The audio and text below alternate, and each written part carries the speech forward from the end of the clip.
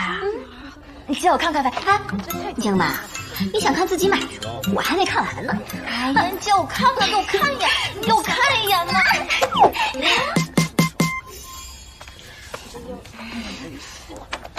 学法医的还信这些？过来跟我练一下。我还要去薛寒宁的粉丝见面会呢。打赢我，还给你。来，薛寒宁呢？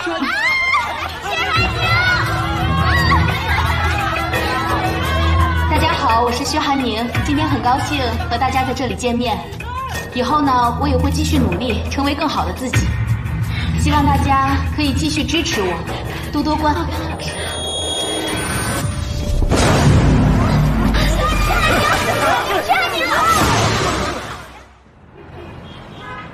新闻快报：薛寒宁在粉丝见面会上突发紧急情况。本台刚刚得到消息，著名演员薛寒宁因抢救无效死亡。口红一定有问题。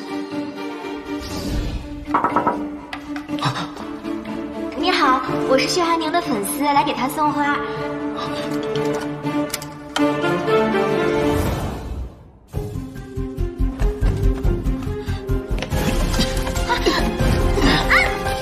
原来是你！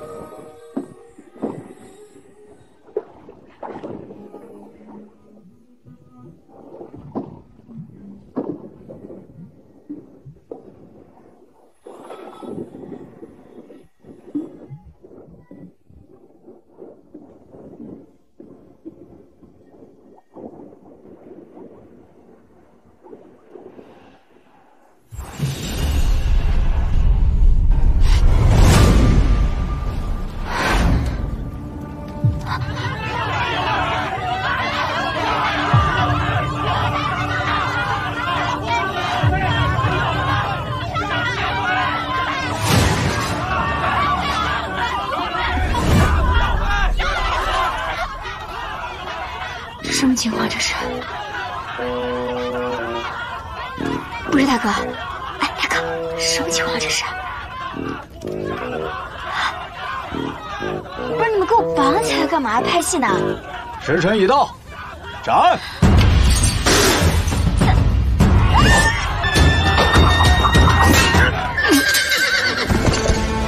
撤！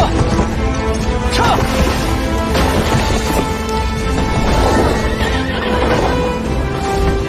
何人敢进法场？陆景川。下官参见太子殿下。关于司徒莲一案，人证物证皆在，且由圣上亲自审定。殿下司徒莲可别为难下官啊！异闻录，满口胡言。此案疑点颇多，若是太子妃真的有罪，本太子定不会徇私。这，若大人还有疑惑，可将今天的事禀告给父皇。怪罪下来，本太子定一力承担。那就依太子所言。放人。走吧。啊！太子妃饶命！曼玉错了，是曼玉走路不长眼睛，大人不计小人过。席小小，席小小，你和陆景川你俩搞什么呢？太子妃，您说的奴婢听不懂啊。你别闹了你啊！薛寒宁的案子我发现了新线索，我现在必须去公安局给他们提供线索。这里不是说话的地方，线索的事情回头再说。啊，不是，你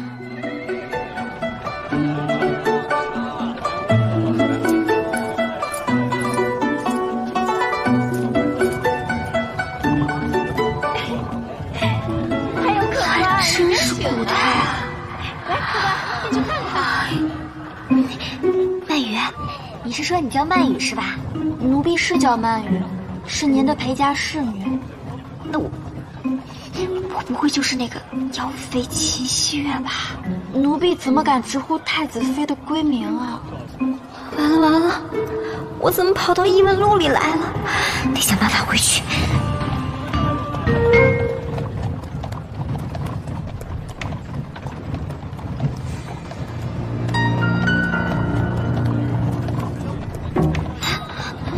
水有了，停车！还让不让我们老百姓活了？去看看。我现在就去衙门告你！走，别在我这摊上，滚！大人，你是不知道啊，老百姓现在都快吃不起饭了。这才第4天，物价就涨了这么多，我们以后还怎么活呀？大人，你可得给我们做主啊！拜拜，你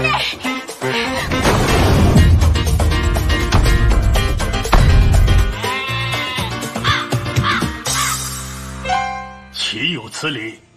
西月自有顽劣，也是老臣教女不善，才让西月铸成大错。虽然很多民众看见司徒莲死亡当日，西月从仙婴房出来，可是当日我与风儿也是真正的看着西月与我们一同吃家宴呐。是啊，这便是疑点所在。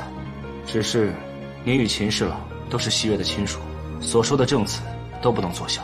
况且西月中途离开了半个时辰，从距离上来说是足够他往返仙婴房一次的。但是以我对西月的了解，他不可能想出如此周密的计划。殿下此言极是啊！太子殿下，那就拜托你为我秦家主持公道。是啊，慌斩杀西月一事，我怎么还在这里？是魏王所致，还请岳丈大人。我懂了，看来必须要查清司徒莲的案子才能离开。君要臣死，臣不对，穿越小说，老臣都是这么写的。该有怨言。我要去看尸体。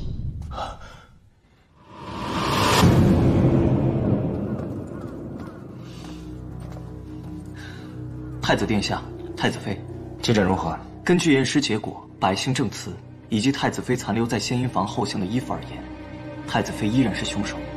我去查过了，司徒莲死亡当晚，太子妃确实在丞相府赴宴。我知道丞相的话没办法作为证词，所以我申请重新验尸。你还会验尸？那当然了，不然我大学4年白上了。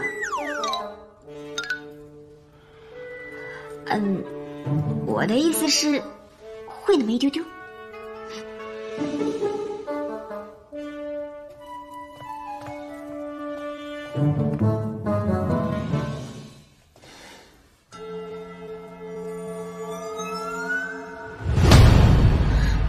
徐寒宁，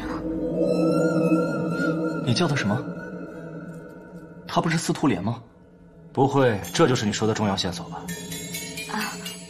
我瞎说的。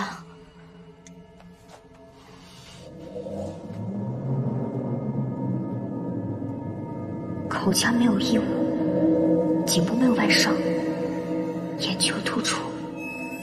死者的死亡时间大概是12个小时到16个小时，跟推理的吻合。何为小时啊？就是你们说的时辰，6到8个时辰。太子妃推理的没错。司徒姑娘死亡时间是昨晚亥时初刻，现在是未正，刚好8个时辰。哎，你们都是怎么推理的呀？这就是所谓的观尸相，并且早有口诀传世：子午卯酉掐中指，辰戌丑未手掌书，寅申巳亥全着手，亡人死去不插齿。司徒姑娘死亡的时候是全着手的，所以时间大概是昨晚的亥时初刻。原来在古代就有这么系统的验尸方法了。你既然不知道口诀，又是如何推断的？死者面目表情狰狞，肌肉僵硬，眼球突出，看着很像是被吓死的。这也很符合司徒莲死于诅咒的传言。太子妃说的都没错，但恕在下直言，说来说去，这最大的嫌疑还是在您的身上。我怎么跟你说不明白呢？凶手不是我，但是有可能是这个太子妃，因为我是我，但我不完全是我。现在的我不是以前的我，总之我不是凶手，明白了吗？你该不会是想装疯卖傻来洗脱嫌疑吧？算了，有解剖刀吗？何谓解剖刀？手术刀一下。何谓手术刀？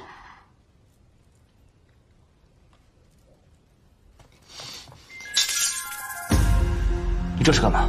解剖。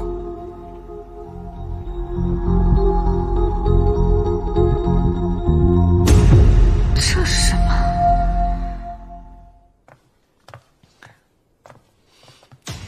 死者的胃里有一小块白色的结晶，肺部也有一些红肿，但是这里没有专业的仪器，需要以后再慢慢调查。咱们先去一趟献阴房。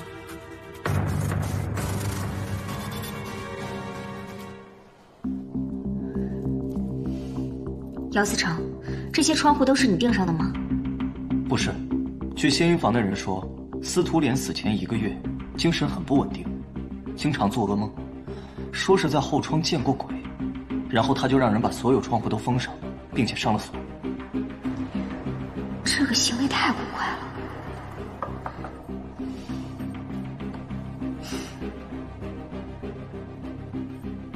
但是现场不可能什么都没留下。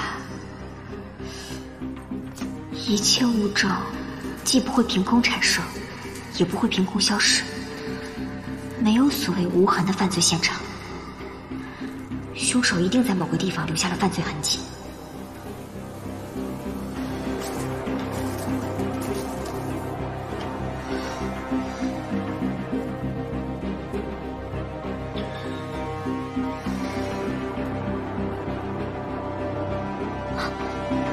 找到了。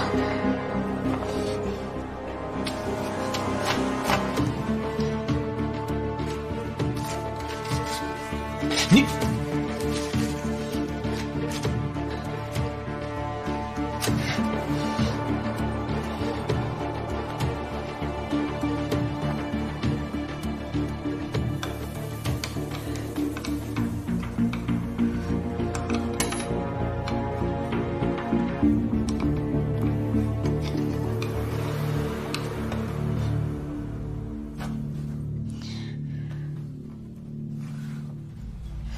这是半截断针。聊天，司徒莲的房间难道只有这一个入口，没有别的入口吗？没有，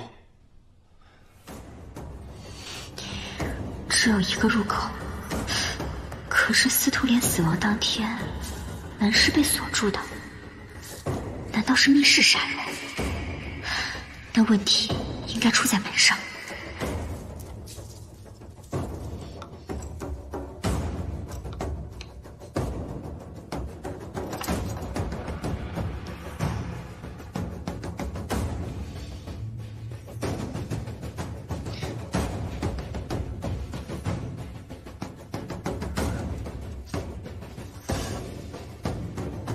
这不是寻常的灰尘，似乎是某种灰烬。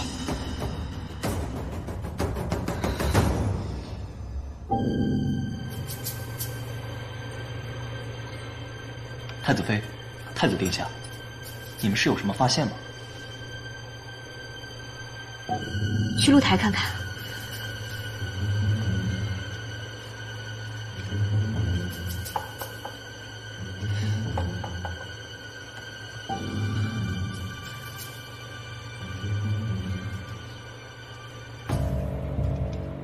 全都封死了。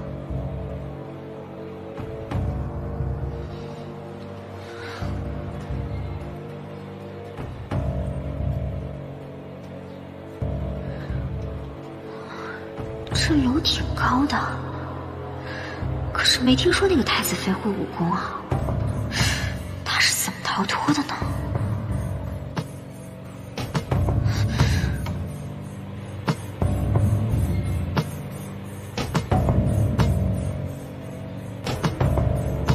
密室杀人，凶手不是齐溪。姚思成，一会儿呢，你把这些证物带回派出所。不是，你那个什么司来着？监察司啊，不重要，反正呢，之后我再进行具体的调查。总之呢，你去找几个跟司徒莲交好的证人。照他说的做吧，他有我看着呢。是。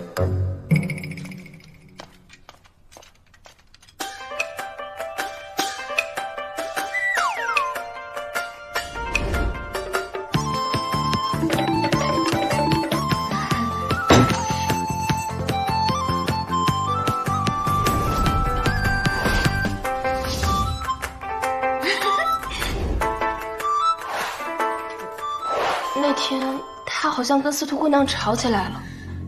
你是说吴三跟司徒莲发生过争执？嗯。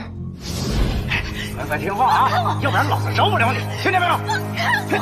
还想跑啊？过来你！还可笑了！那吴三人呢？有段时间没见过他了。有段时间是多久啊？差不多1个月。1个月。行，你下去吧。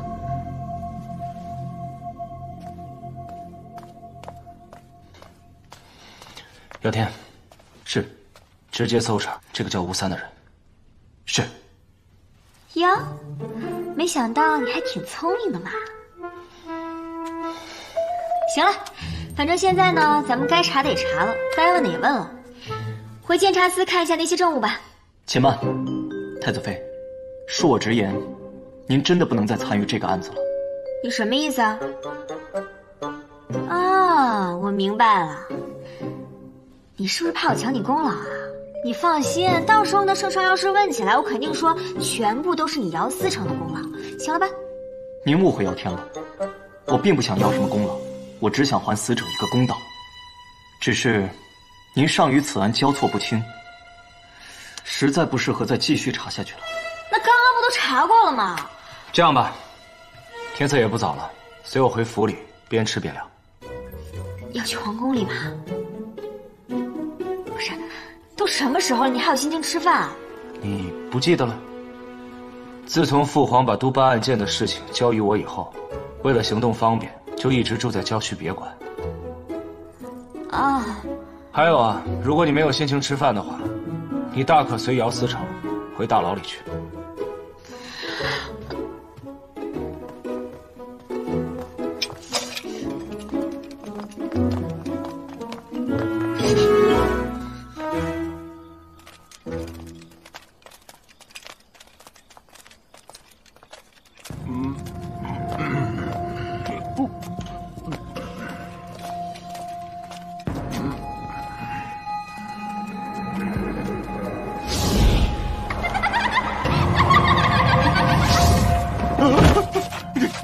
姚妃，你是姚妃！大胆，敢对太子妃无礼！无妨无妨，我以前确实做过不少错事，百姓怕我也是应该的。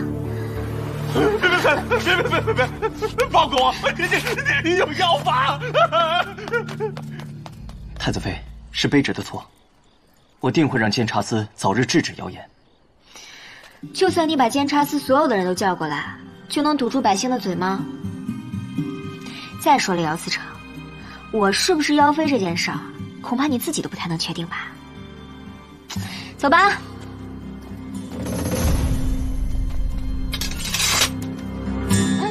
那个，这个，这太子府的饭菜是真香啊！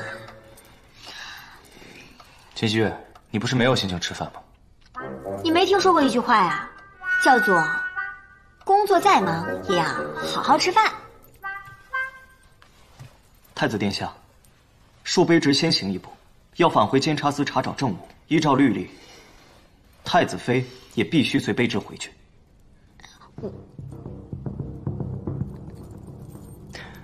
不愧是姚天啊，忠勇刚正。我且问你一句，1个月之前，太子妃可有作案动机？没有，太子妃与司徒莲相识尚不足1个月。所以呀，这个司徒莲他表面上是死于诅咒，但其实呢，他1个月之前就已经找人订好了窗户。这说明什么？说明他1个月之前就已经受到了威胁。不管呢，说这威胁是来自于鬼神，还是来自于某个人，那我的嫌疑无非就是因为当晚有人目击了我在那个犯罪现场，坊间传闻我被妖孽附身，那还不是因为我平时品行不端正，百姓才会相信的吗？没错，行凶者在1个月之前就已经制造好了谣言，正好太子妃10几日前大闹了仙阴坊。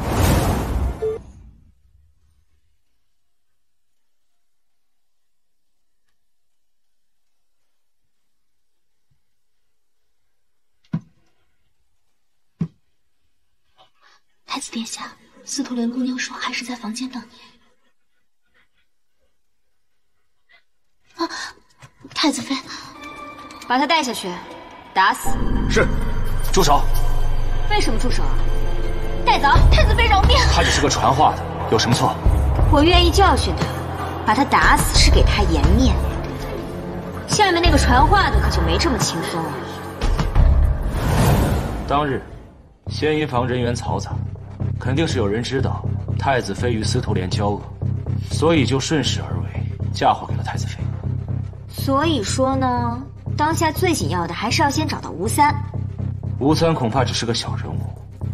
当天司徒莲约我去他的房间，说是有一个极其秘密的信息要告诉我，8成是跟父皇委托我调查市场物价有关。司徒莲应该是被灭口的。卑职明白了，姚天定将全力搜捕吴三。卑职告退。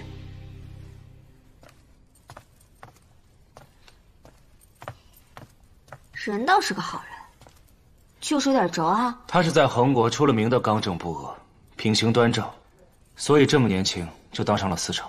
走吧。去哪？回房睡觉。睡觉？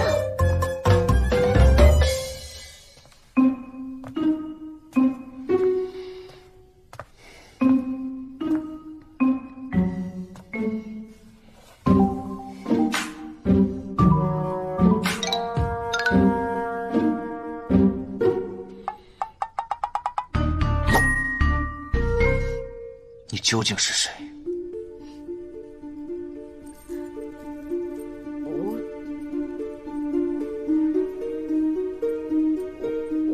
我是秦希月，我是谁啊？我与秦希月自小就认识，成婚也1年有余。验尸破案不说，他就连100以内的算术都不会。况且我与他成婚，从来都是分房睡，他从来都不会进我的房间。若你真的是秦希月，今天在街上的那个百姓，恐怕现在已经是遍体鳞伤了。说，你到底是谁？我就是秦希月，那是以前嘛，以前。我现在我重新改过，悔不当初了我。那人都有犯错的时候，不是吗？秦希月悔过，哼，这恐怕比你会妖法更加让人难以置信。你不信算了，我回去吃。不必了。在我没有相信你之前，你不能离开我的视线。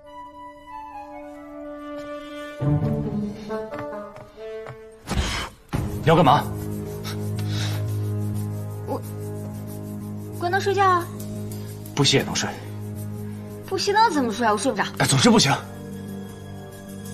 我熄个灯怎么了？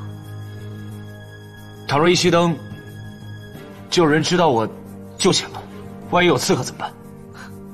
事儿可真多。让我睡觉去，我困了。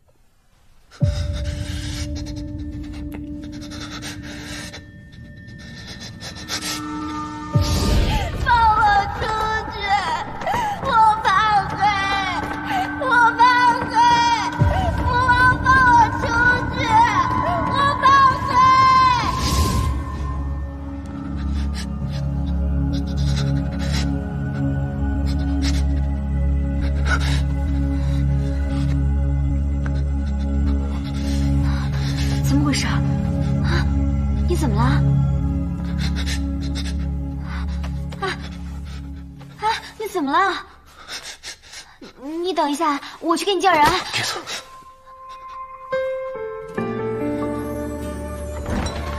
太子殿下，太子妃，蜡烛怎么灭了？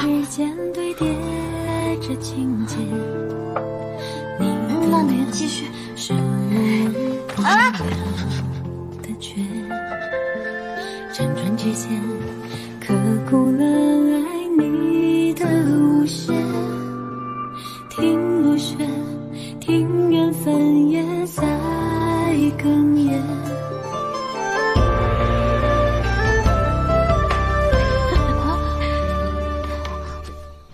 这是什么呀？娘，你看这是什么？哎呦，我来解，我来解。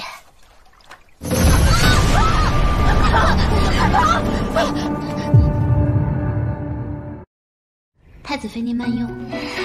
太子妃，这是按照您给的方子做的菜。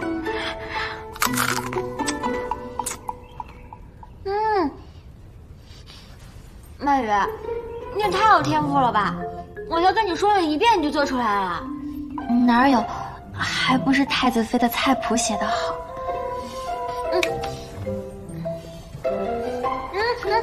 你上哪儿去啊？坐下一起吃呗。啊！太子妃饶命啊！曼玉不敢做，曼玉不敢忘了自己的身份。曼玉，你干嘛呀？赶紧起来，起来，起来！太子妃，你就饶了曼玉吧。不是，曼玉，你看看我，我不是从前那个太子妃，我跟她不一样。你别跪了你，以后咱俩就是好姐妹好不好？曼玉怎么敢？曼玉不敢。不是你起来说话，你下去吧。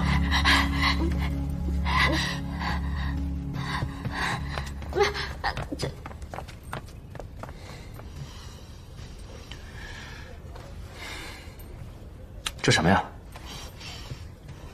这个呢，是我让曼雨做的煎饼果子。太子殿下，太子妃，姚思成派人来报，吴三找到了。姚思成，这就是发现尸体的人，怎么是个小孩？吴三的尸体就是这个小兄弟和他的娘发现的。我且问你，你是何时发现的尸体？卯时。好，多谢小兄弟。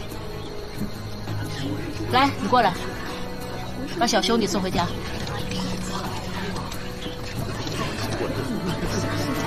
让让。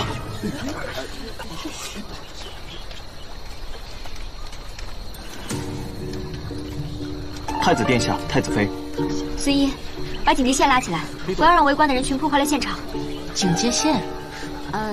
让他们把腰带解下来，系起来围成一个圈，让群众退到圈外去。是。你们3个把腰带解下来，系起来，往后退。是。往后退。你是从哪里学的警戒线？我梦里学的。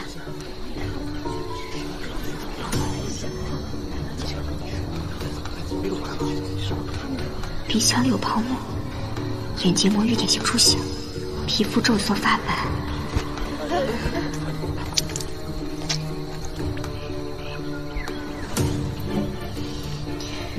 溺亡的。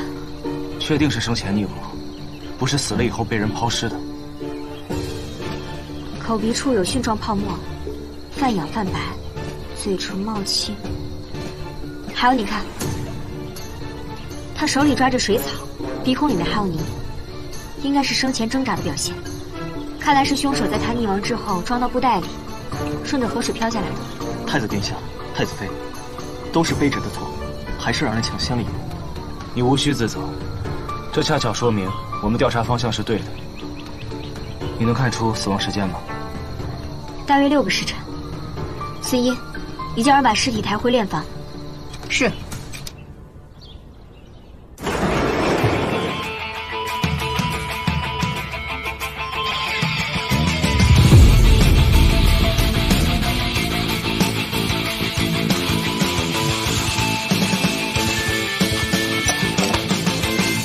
太子妃，您这带的都是什么呀？尸体身上有大量的细菌，为了安全起见，我做了防护措施。来得太匆忙了，就只让曼玉准备了这些。您这都是跟哪儿学的呀？这与我之前所见过的仵作大有不同。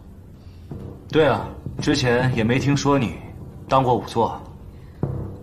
我从小就想当仵作呀，所以我拜了一个老仵作为师。只不过后来被我爹发现了，他觉得我们没出息，所以就不让我学了。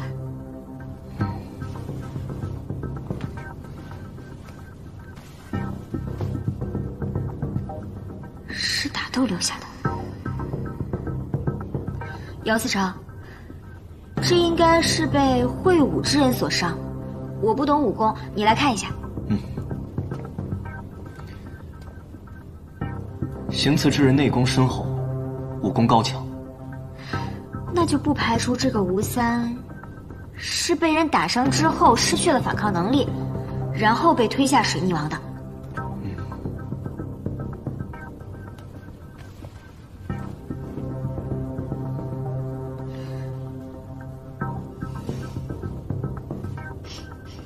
草药的味道。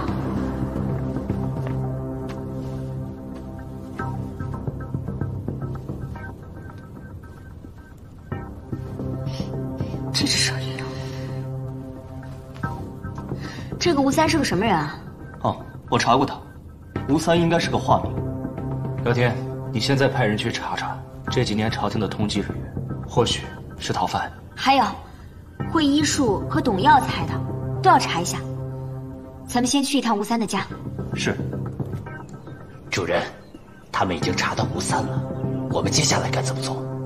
那就让知道这件事的人消失得干干净净。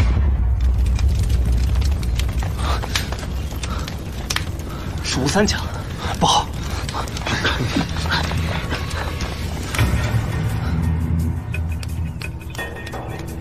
太子殿下，太子妃，卑职探访了一圈，都说没见过纵火之人。既然是毁尸灭迹，自然也不会有线索。下一个可能是县医房。什么？如果说我们的推理成立，这个幕后之人雇佣吴三杀死了司徒莲，那么按照他现在的行为来看，他是要一个一个把知情者全部灭口。这样的话，下一个可能就是县医房的那个丫鬟。快走！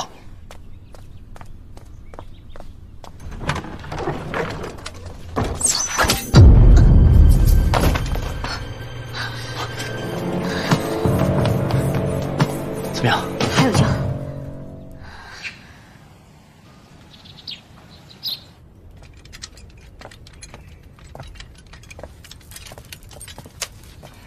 太子殿下，卑职无能。那人似乎很熟悉附近地形，三绕两绕就不见了。你不用自责，等这个丫鬟救醒了，我们自然有办法再见到她。太子殿下，老臣已然尽力，可是此人所中之毒，老臣生平未见，怕是无力回天呐。知道了，下去吧。是。中毒。对呀，我怎么把他给忘了？太子殿下，太子妃，姚思成，午膳已经准备好了。你来的正好，正要去找你呢。你快看看，你对此毒可有了解？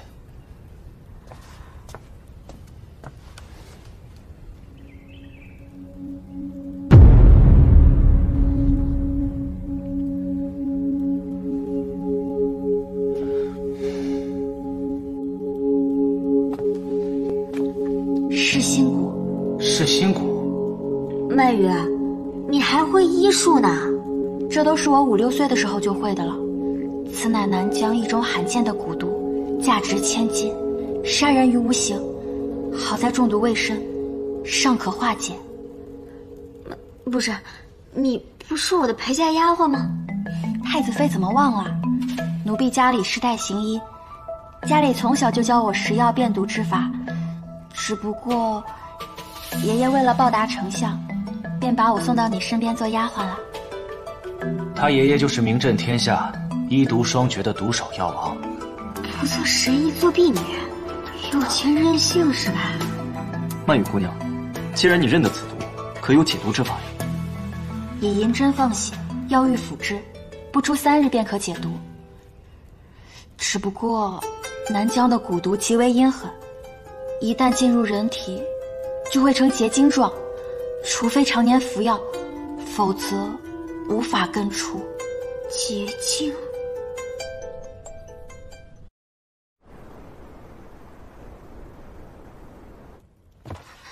多谢太子殿下救命之恩，民女没齿难忘。免礼。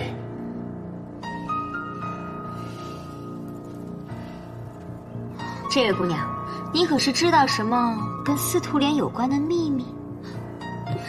各位大人，民女就是个打杂的，我什么都不知道。不知道就不知道，你慌张什么呀？明显就是知道。你还不如实招来。这位官爷，我真的什么都不知道啊。罢了，我看你担惊受怕的样子，想必你是真的不知道吧？回去吧。太子殿下，就这么放他走啊？没事，让他走吧。就这凶手啊，没杀人成功，肯定在嫌疑房等着他。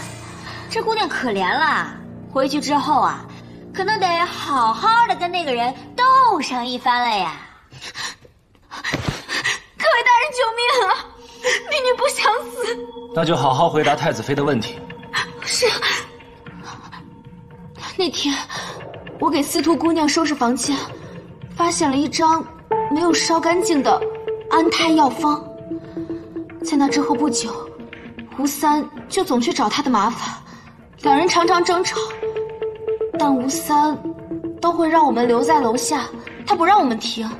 之后司徒姑娘貌似中邪了，有一天她起床后流了好多血。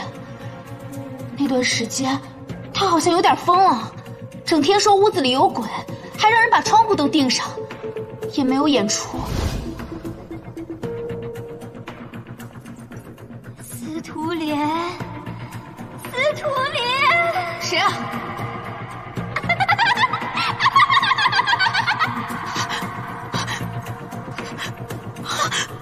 司徒莲！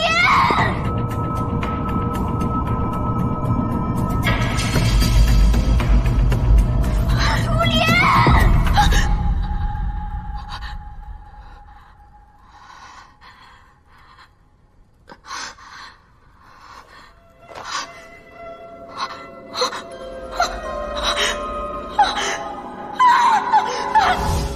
他的身体越来越差，直到太子殿下去的那天，司徒姑娘上台前突然找到我，给了我一些钱，说如果太子来了，就趁着大家都注意他表演的时候，让我借送茶水的机会，给太子爷传句话。你对这个吴三了解多少？吴三他是我们掌柜的，但不常见。他会武功吗？哦，他说过他会。有一次他喝醉了跟我们讲，他年轻的时候可以飞檐走壁呢。还有呢？啊，我想起来了，他还懂医术，会刑针。刑针？重演2具尸体。曼雨，你跟我走。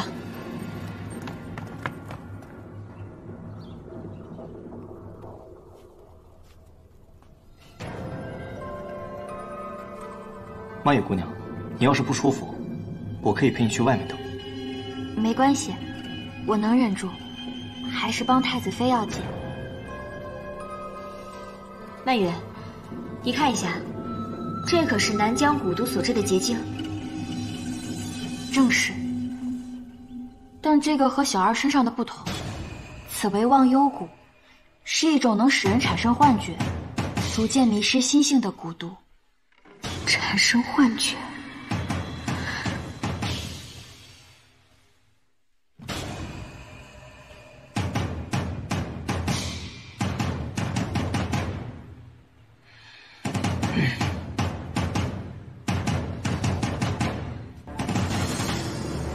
确有落胎的迹象。司徒莲应该是怀孕不久，又受到惊吓所导致的滑胎。只是这幕后之人，如果只是要打掉司徒莲的孩子，那他做的这一切似乎不合理啊。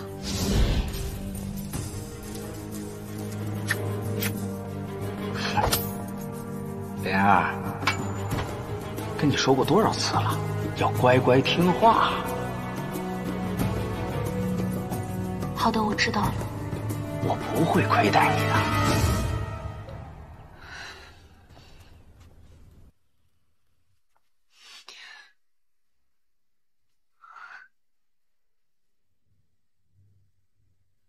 曼雨，你看一下，这是否也是蛊毒所致的伤口？这个应该不是。若不是蛊毒所伤，那这伤口红肿不退，可能是有异物。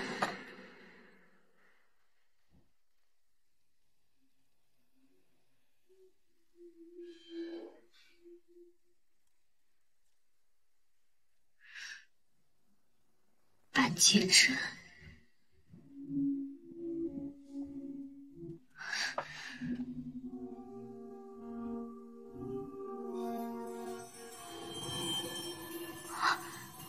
我知道了，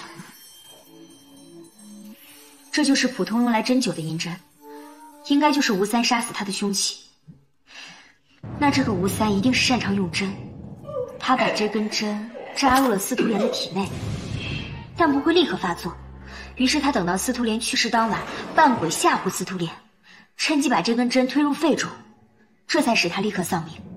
因为是窒息而死，所以死状跟吓死是差不多的。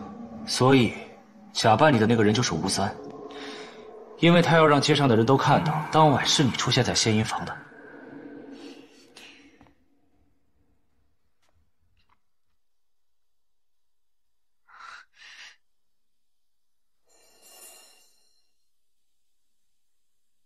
这是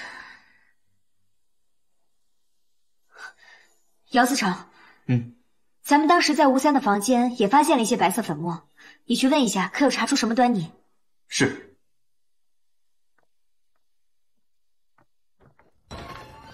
你之前说在吴三的手上闻到药味，加上他会用针的线索，以此推断，他迷惑司徒莲的蛊毒和试图杀害丫鬟的蛊毒，都是出自他的手，对吧？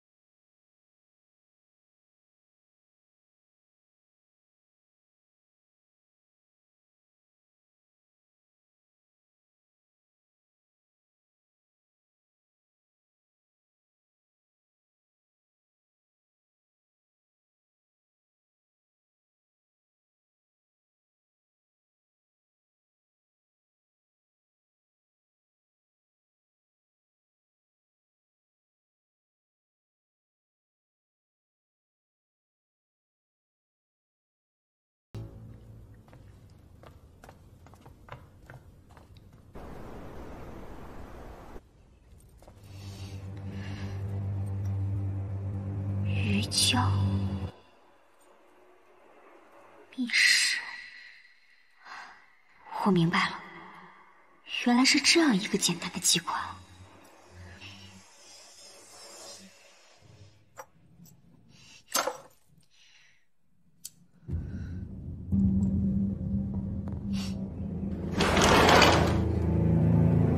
这姚思成，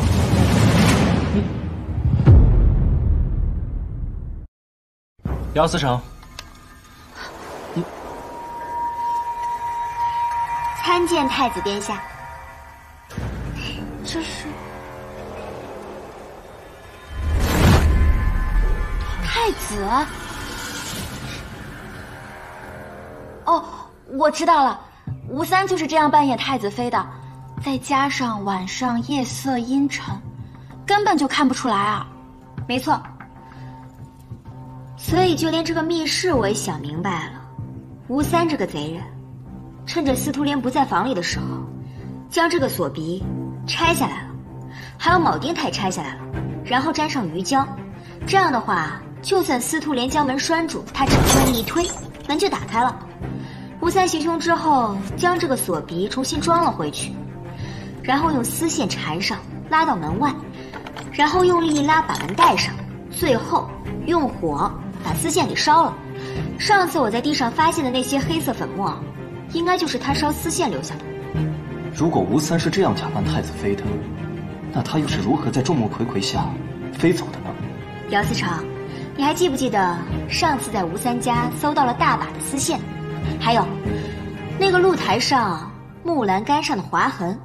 我之前就不明白，这个吴三如果只是用丝线来拽门的话，为什么要留这么多呢？现在看来，他是用天蚕丝拴在木栅栏上，然后将另一头拴在远处，趁着夜色沿着这个丝线一路滑行，给人造成一种他会飞的假象。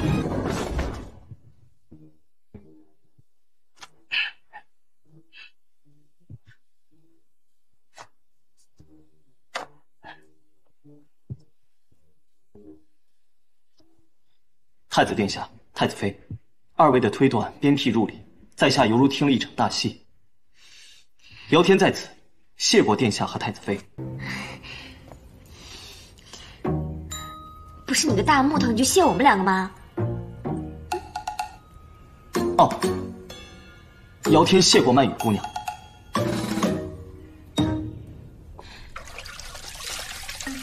太子殿下，最近几日据阿武的调查，恒国境内多个地区物价翻涨的厉害，此事是否要上报给皇上啊？物价上涨之事已经有眉目了，你切记了，要秘密调查，不可打草惊蛇。背后之人来头肯定不小。是，属下明白。阿武，下来泡吧。啊，属下不敢。没关系的，都是自己人，下来吧。嗯，是。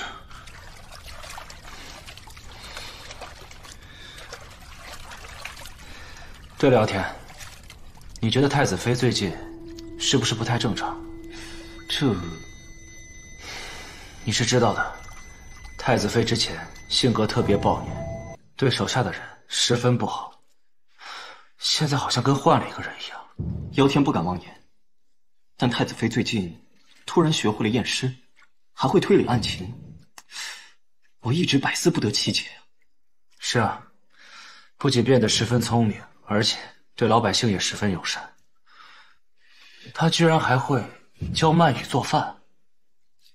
太子妃能够及时改过自新，是百姓之幸，也是恒国之幸啊。只怕是没有那么简单呢。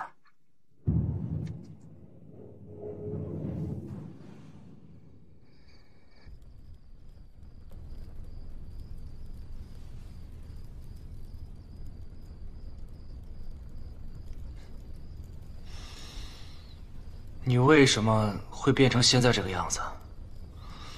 别说你改过自新，我可不信。我是从另一个世界来的。你戴的这是什么东西啊？眼罩啊！你不是说你怕黑吗？开灯我也睡不着，只能自制一个眼罩啦。谁说我怕黑了？对对对，你不怕黑，你呢就是怕刺客而已。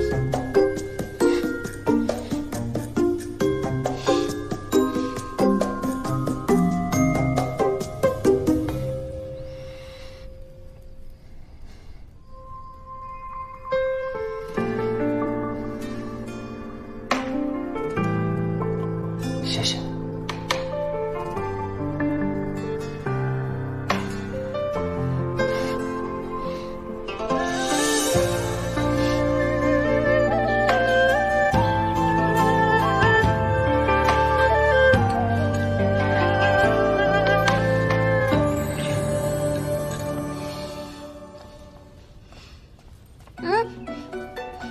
你一大早干嘛去？怎么一大早发现我不在，担心我呀？少臭美了你！我是担心你无福享受我新研制的早餐。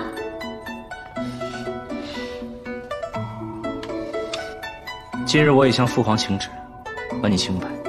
谢谢你。太子殿下，姚思成，你来了，没吃饭的吗？一起吃。哦，谢过太子妃。太子殿下，这是今早有人交给监察司的。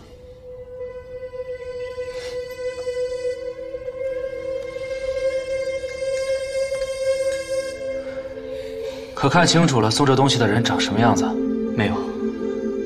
看来送这个东西的人不想暴露信息。姻缘符，司徒莲的。司徒莲，该不会是他给那个男人求的吧？哎，姚思成，你可知道这姻缘符出自哪个佛寺或是道观吗？这个我还真不知道。但若是说求姻缘，还是那姻缘树最为灵验。姻缘树，这么清楚？去过？我可没去过。姚思成好，今天来的有点晚啊。姚思成好。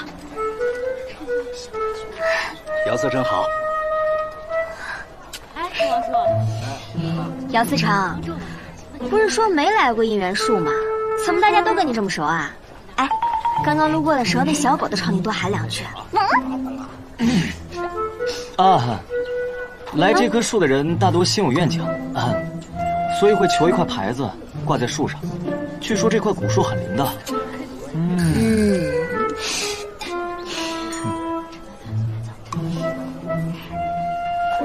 太子凌轩，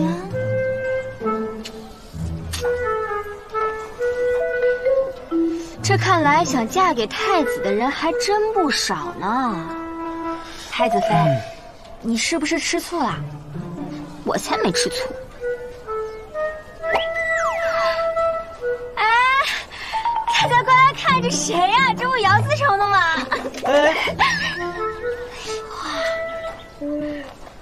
姚天，你大可放心，以后本太子一定给你找一个好姑娘。谢过太子，但耀天相信，缘分天定。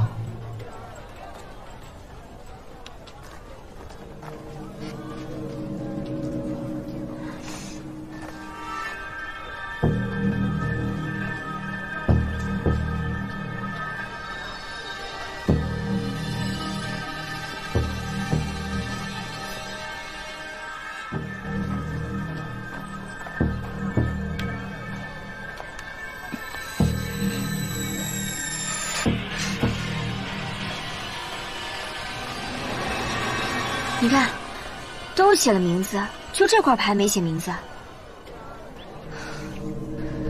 连窗向月明，儿女心相惜，情缘忆往事，风雨来世情。藏头诗，莲儿，秦风。秦风？不会吧？秦风谁啊？你们这么惊讶干嘛？你连你兄长都不认识了？当今丞相之子，从小对你最好的秦风。我哥？怪不得呢，怪不得他要司徒莲把孩子打掉，原来是怕污了自己的名声啊！这个渣男，我回家找他去。等等，此事尚未定论，稍安勿躁。这还不能说明啊？他堂堂一个丞相之子，怎么可能让一个青楼女子给他怀孩子呢？又不是什么顶流，还不敢说出来，算什么男人？可秦侍郎和司徒姑娘有私情，也不能说明秦侍郎和他的死有关啊。我去问问他不就知道了？他堂堂一个丞相之子。小声一点，这里人多，我们去旁边说。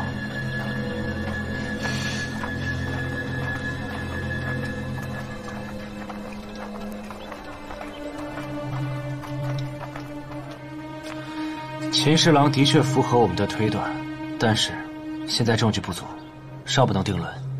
你不敢问，我去问。没有说不问，要讲究方法，怎么问？我就问他呀，你为什么要始乱终弃？你有没有想过，倘若我们推断的不对，错怪了秦侍郎，惊动了丞相，到时候该如何收场？太子殿下言之有理，秦侍郎现在是有嫌疑，但不足以下定论。那更要去问了。现在这块牌子就是唯一的线索，秦风又是唯一的嫌疑人。这样，自从你出事以后就没回过娘家，我们打着探亲的名义侧面打听。好，有道理。等等，又干嘛？记住了，不能鲁莽行事。明白了。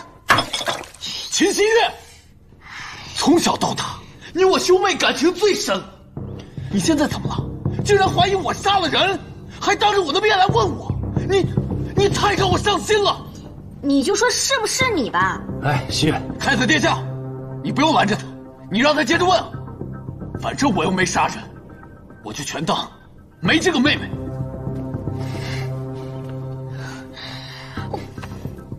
不是说让我来问吗？现在搞成这个样子。那个秦侍郎，你消消火。希月呢，也是破案心切，所以说的话有点冲，你就别跟他计较了。查案子是你太子妃该做的事情吗？你从小就为非作歹，本以为你嫁给太子，兴许能收敛一些，没想到还变本加厉，还胡乱冤枉到兄长头上来了。你想想，前几日你被人冤枉要砍头的时候啊，是什么滋味？好了，秦侍郎，我们也是看到司徒莲的姻缘牌上的确有你的名字，过来也是想找你问线索的。如果真的是怀疑你，那过来的就不是我们俩了，而是姚司成。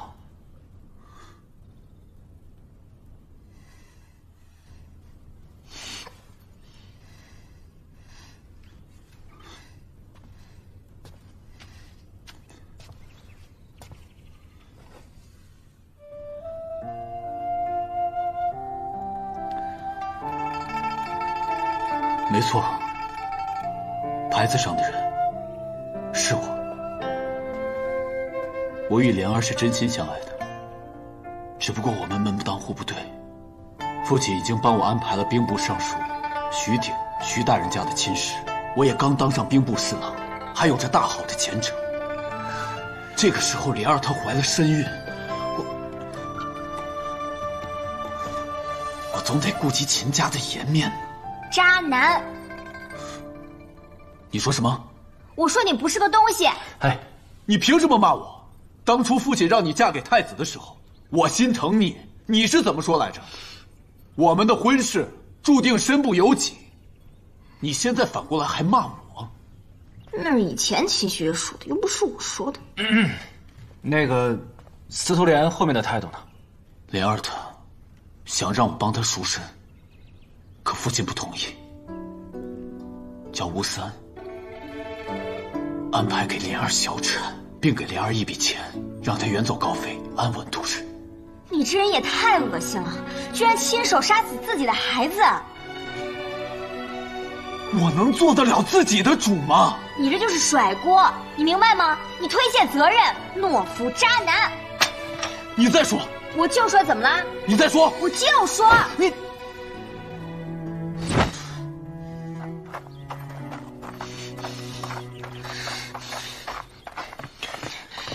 希月，你还想不想查案了？查呀，当然要查了。好，那你就别生气了。你又不是不知道你父亲什么性格，古板又爱面子，让一个青楼女子进家门，断然是不可能。不过，如果是因为这个事情杀一个弱女子，我倒是觉得他不至于。没错。所以呢，从一开始我们的方向就错了，让司徒莲堕胎和要杀死司徒莲根本就是两码事。想必是想杀他这个人，不想让他给我报信。他要举报的话，他不去监察司找你做什么？那如果这个人监察司管不了呢？难怪呢，我从这一开始我就觉得，如果只是怀孕的事情的话，不至于这么大动干戈吧？要把所有知情人士都灭口。还是得把给姚天送信的那个人找出来，他是唯一的线索。既然他不想露面的话，我们主动找他。你说的容易，上哪儿找去？你有没有想过，他既然知道司徒莲这么私密的事情，想必关系不一般。今天晚上是司徒莲的头七，你说他会不会去祭拜司徒莲呢？聪明，来红国这么久还没好好逛逛呢。哎，刚才那个你看到了吗？好漂亮啊！你看，好漂亮啊！那宇，有糖葫芦啊！你吃吗？不用不用。几位是来买布的？我是刚好新到的绫罗绸缎。哎，老板啊，你这里有没有黑布啊？黑布？嗯，越黑越好。越黑越好。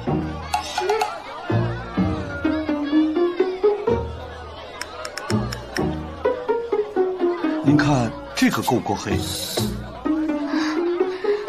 这可以，就这个。老板，这个，还有那个，这几匹包起来吧。不用这么多，这多浪费啊！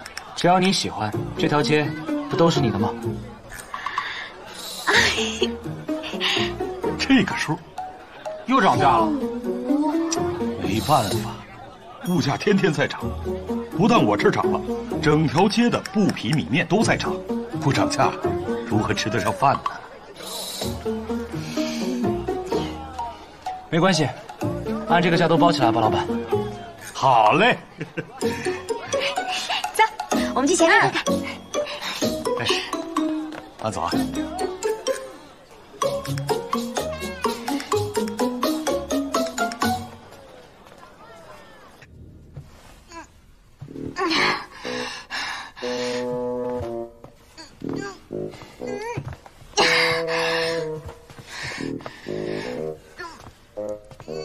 你这是在做什么？不是，曼野做的东西太好吃了，我的小肚子都出来了。你都这么瘦了，也不用减。不行，我起不来，你帮我把腿按一下吧。你按在这儿，那这样按住这里，对，按紧了啊。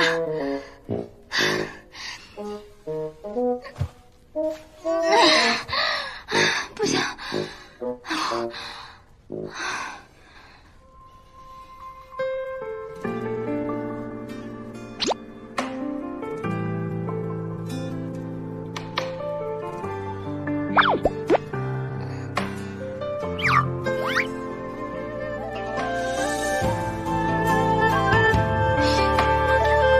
不是，我还要接着运动呢，我这。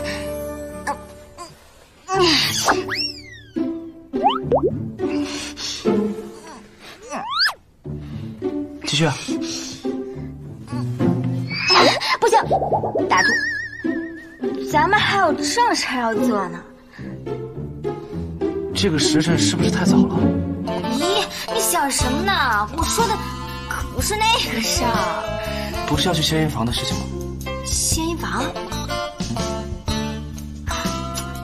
哎，是，我说的就是这个事儿。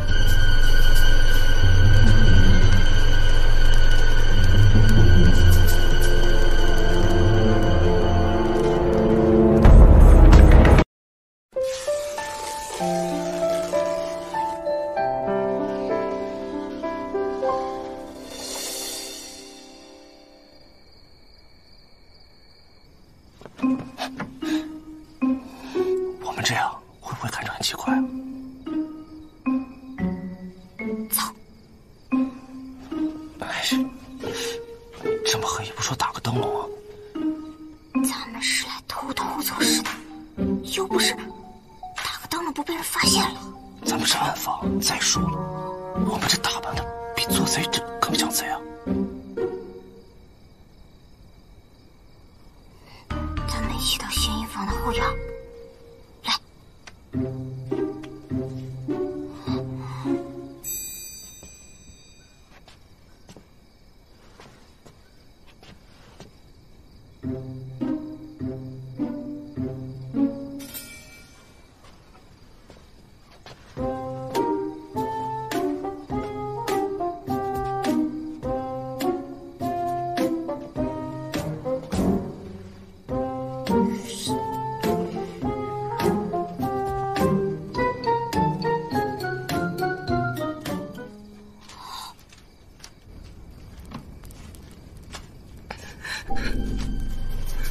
莲儿，对不起，我也帮不了你。莲儿，对不起，吴三他死了，也算是替你报仇了。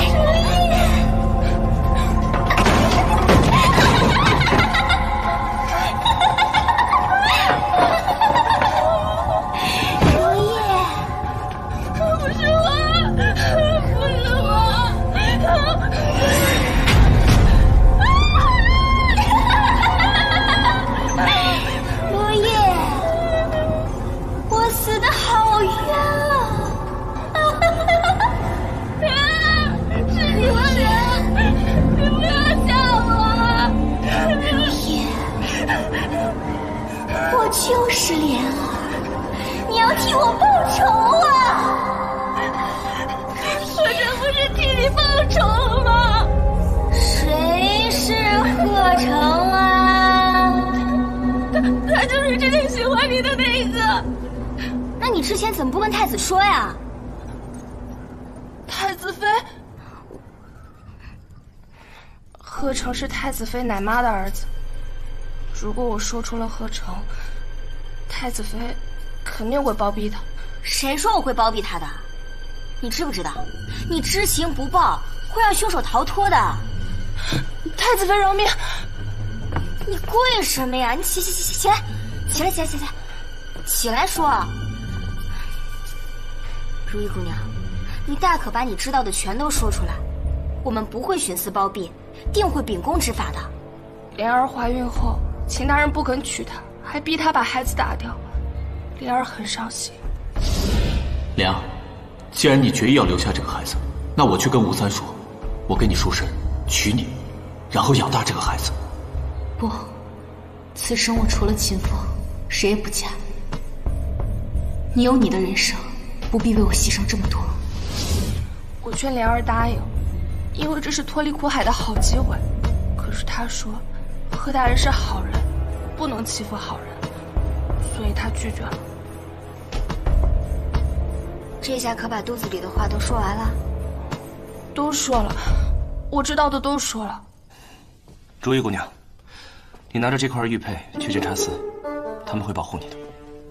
嗯。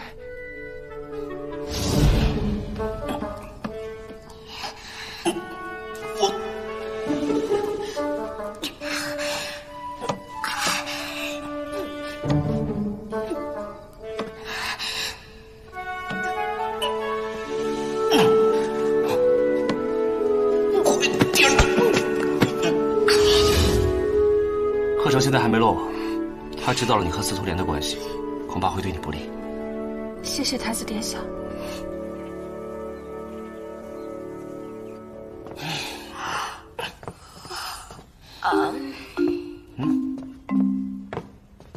曼云，这是什么？太子殿下，这是一早惠妃娘娘给您送的生辰贺礼。那为何不叫醒我？惠妃娘娘特别交代，太子忙于国事就不必谢恩了，说是3日后，陛下为太子准备了生辰宴，到时候再谢恩也不迟。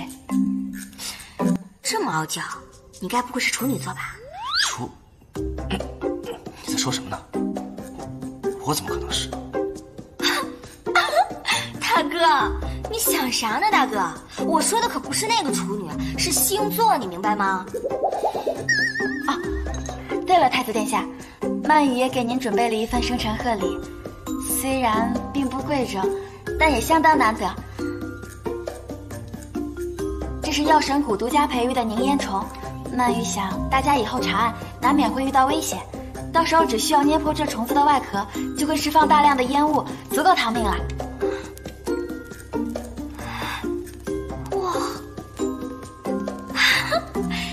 真的会冒烟！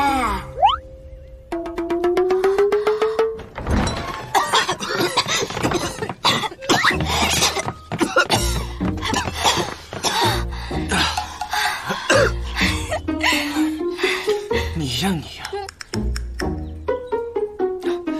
多谢曼玉了。这药神谷的东西果然是神奇，本太子自保还是有余的。这东西留给你吧。少嘚瑟了你！本太子妃可是有功夫在身上。不跟他说了，大爷，我带你去个地方。哎，不是，你们去哪儿啊？这是。卖糖葫芦喽！卖扇子，上好的折扇啊！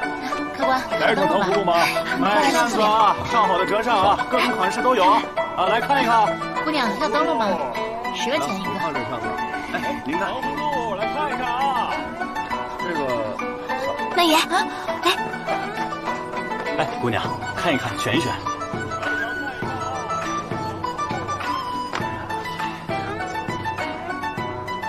原来是要给他买扇子啊！我看他平时老拿一把扇子在手里，再加上呢，这个用来做生日礼物挺好的。我上次把他扇子给撕坏了，怪不好意思的。哎，我看这个就不错，赋以《诗经》，尊笔汝焚，讲述的是妻子对丈夫的思念之情。不行，这也太恶心了，这一看就不是我说的话。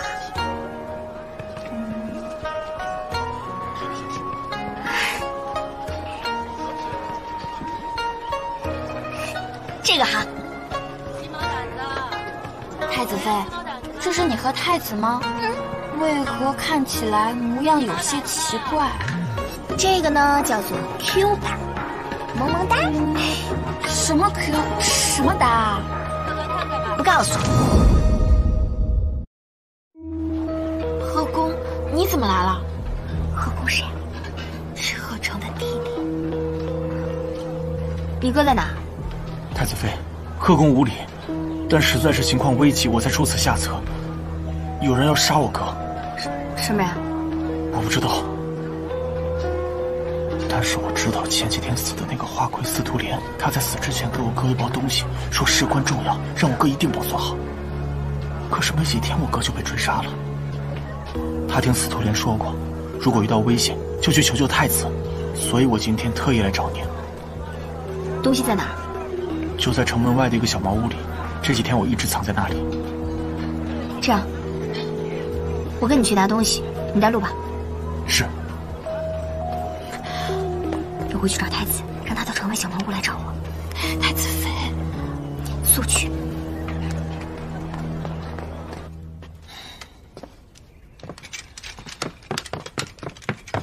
有贺成的下落吗？城里城外都搜过了，贺成家很久没有住过人。有消息传他已经出城了。出城了？再多派人。贺成现在是唯一的线索，不能让坏人抢先一步。遵命。太子殿下，姚思成，你怎么一个人回来了？太子妃呢？我们在路上遇到了贺成的弟弟贺公，他说贺成现在很危险，要请太子妃见面详谈，有重要线索呈上，就在城外的茅屋。太子妃随他先过去了，让我回来叫你一起去。城外茅屋一带，我们早就搜过，根本没有贺成的线索。不好！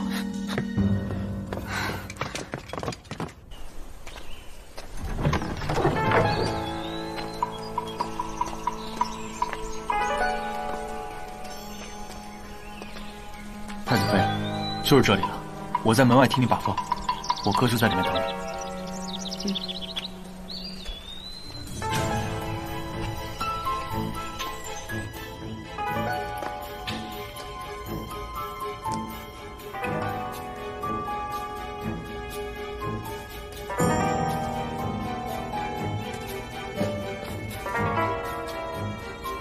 贺成，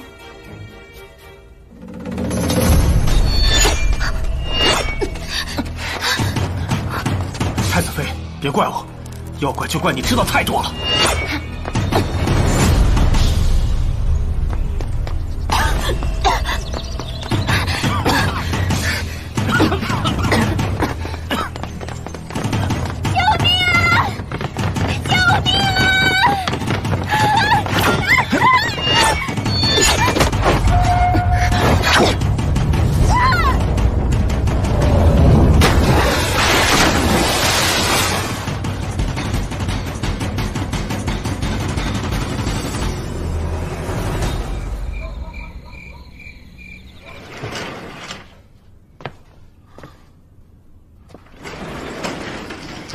贺成，谁在哪？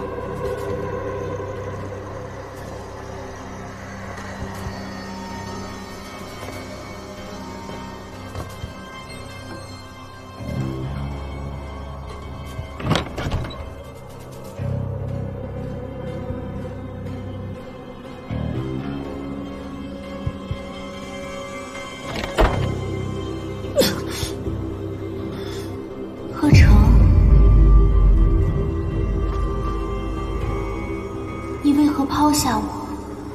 莲儿，53已死，我已经替你报仇了。可是我在下面好孤单呀，要不你下来陪我呀？过来陪我，过来，来嘛，来嘛。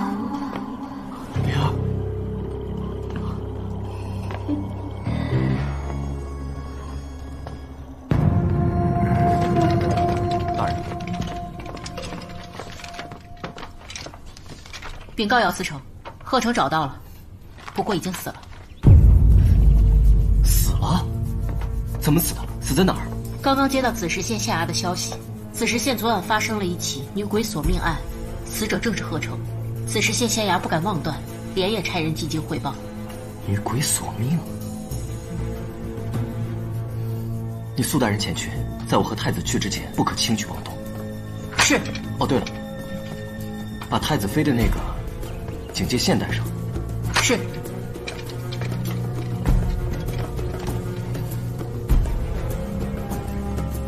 女鬼索命。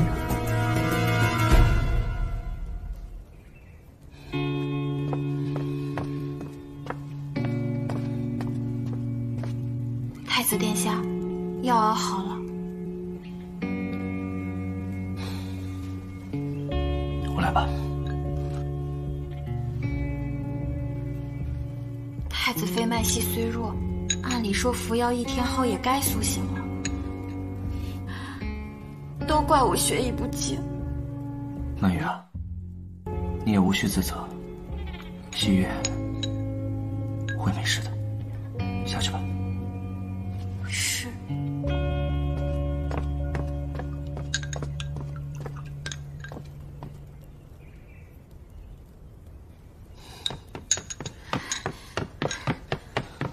太子殿下，姚大人来了，说有要事。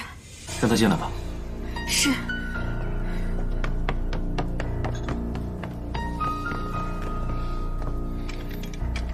太子殿下，太子妃情况如何？还是老样子。说吧。回殿下，贺成死了，死在子时县，县衙来报说是女鬼索命。看来还是让他们抢先一步了。您的意思是，女鬼索命只是个幌子？鬼神乃虚妄之说，怎可相信？想必是那幕后主使为了杀人灭口做的弄虚作假的把戏而已。老天，你先去，这边西月还需要我照顾。是。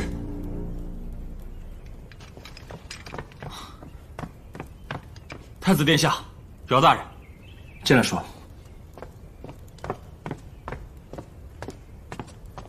太子，最近几日米价涨了3倍，盐价跌了1半，布匹和柴炭也都翻了1倍。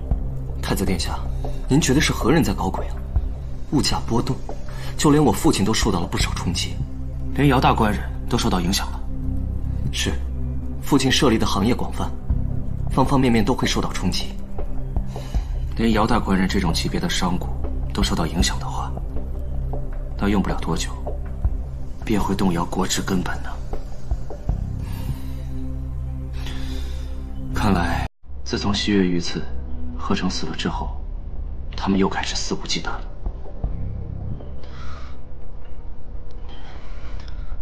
还有什么要说的？属下找人打听了一番，好像牵扯到朝廷里的人。那是自然，要扰乱民心，必然会里应外合。你继续查，不管牵扯到谁，给我一查到底。是。乐天，你记住我说的。等西岳好一些了，我就立刻前往子时县。是。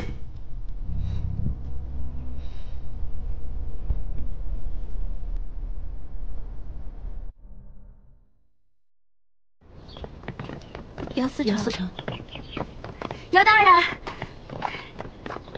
曼玉姑娘。姚大人，曼玉有事相求。曼玉姑娘，请说。我想跟你学武功。学武功？嗯。这是为何呀？我要是会武功，这次就能保护太子妃了。曼玉姑娘，习武乃是男子该做之事，况且曼玉姑娘精通药理、毒物，姚天望尘莫及。此次之事乃是意外，今后姚天必定派遣3、5好手保护太子妃的安全。姚大人此言差矣，女子怎就不能习武？这分明是瞧不起女子。再者，太子妃千金贵体，若是身边有3、5好汉，这成何体统啊？曼玉姑娘教训的是姚天思虑太少了，只是一来习武辛苦，二来，在下尚有要事在身。没事，我不怕辛苦。我等你回来。哦，那便依曼与姑娘所言。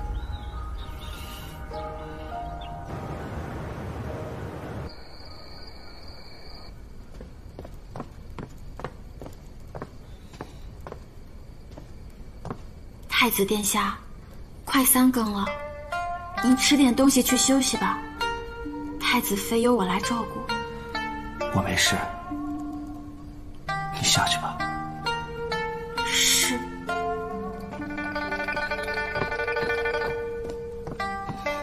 西域，你何时才能醒来？本太子命令你醒过了。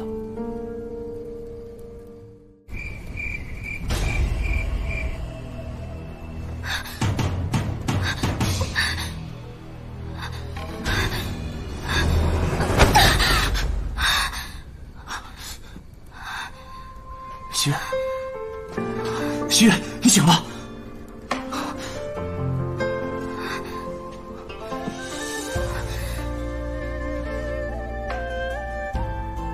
你怎么流血了？谁打的？没事，不重要。你现在感觉怎么样？我以为我再也见不到你了。已经没事了，以后你也不会有危险。只是你要答应我，以后不准一个人到处乱跑。那我还不是……你又不舒服了？曼玉，我没事，没事。我昏睡几天了呀？7天了。7天？那你生日已经过了，我给你，我礼物哪了？我扇子呢？哦，是这个吗？是这个，是这个。曼玉在河里面捡起来的。怎么都糊了呀？这可是我花了好大精力才画的。你那天跑出去，就是为了给我买这个？不都说了吗？夫妻之间也是需要小惊喜的。你刚才说什么之间？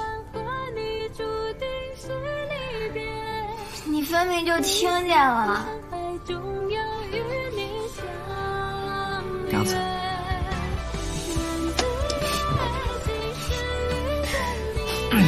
来，叫一句官人听听。不，那你就别怪我，我可要掀被子喽。那我就来了。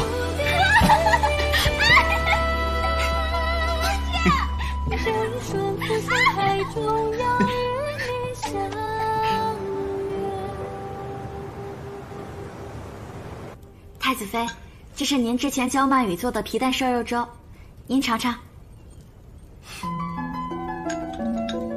哎，小心烫。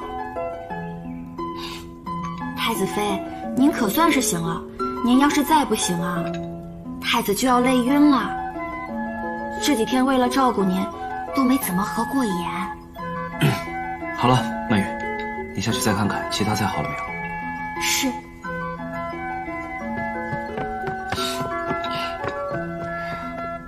对了，你有看清楚那几个人长什么样子吗？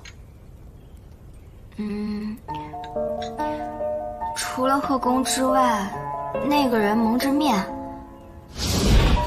我想起来了，那个人的右肩上有一块淡青色的胎记。只可惜还是让他们给跑了。不过，从市场上这几天物价变化来看，应该跟他们是脱不了干系的。走，咱们去紫石县。去可以，但是你得保证，不准离开我的视线。我知道了，我保证不再这样了。从我醒来到现在，你都让我保证多少遍了？我保证，太子妃，曼羽要跟您一起去。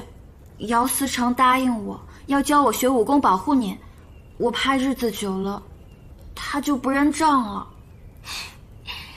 好，咱们一起去啊。嗯。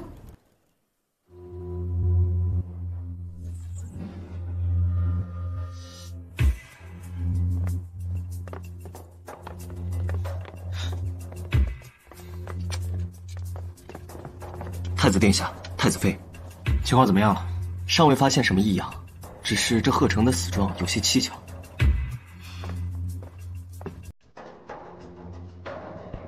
曼羽，工具箱拿来。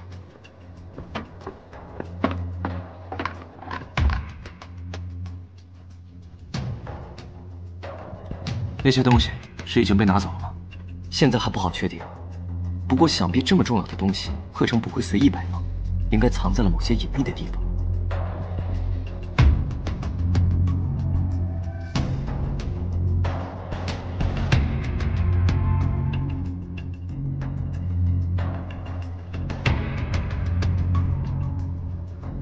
把证人叫过来，我有话要问。是。孙毅，去传证人。是。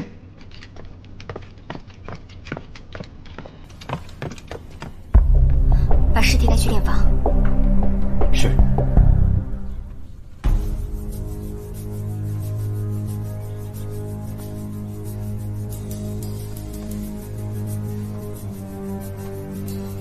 没有明显的外伤，死亡时间大概是昨夜。距现在4到6个时辰。曼羽，打更人是什么时候发现的？子时。那应该差不多。细小的地方我也检查过了，没有类似于针孔这样的小伤。具体的结果，恐怕要等到解剖之后才能知道。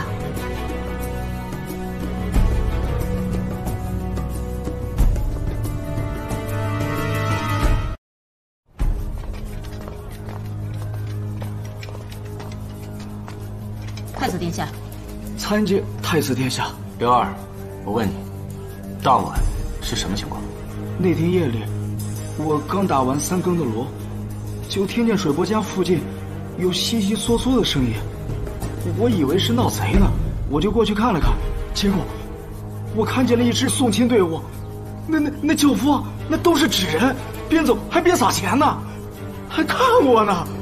虽然说我们打更人经常碰见一些怪事，可这么怪的，还真是头一回。你放心，我既来此，便代表的是天家威严。还请您替我们做主啊，太子殿下。本太子小时候，曾得一人教授仙法，什么鬼怪都能除掉。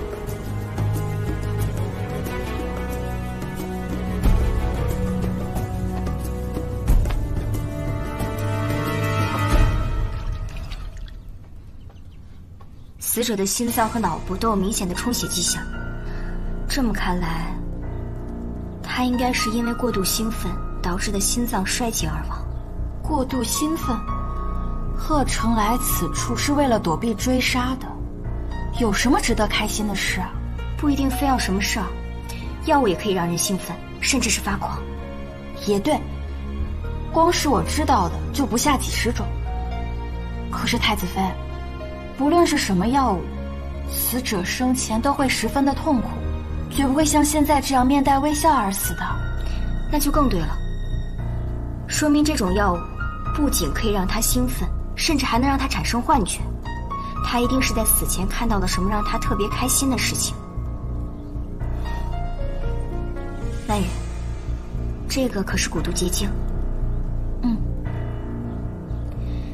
这是从他鼻腔和肺部里面取出来的，那说明他就是吸入了这种蛊毒而死的。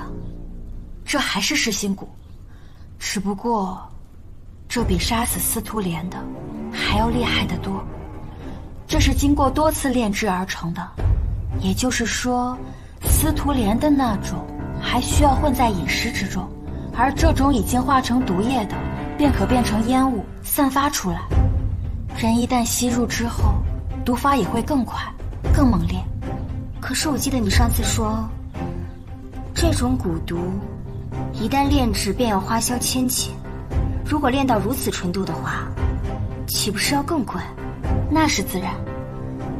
只不过，想不到世上居然有人能如此精通炼蛊之术。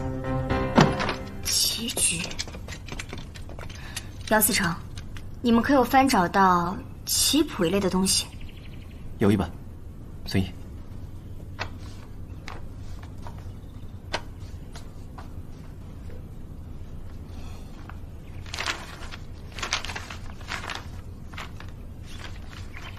没错，这就是破解棋局的密码本。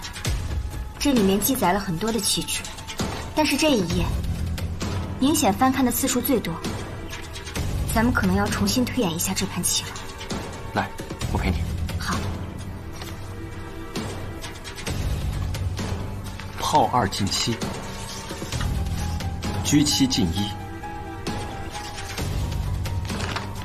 炮4平3。车7进3，车2进8，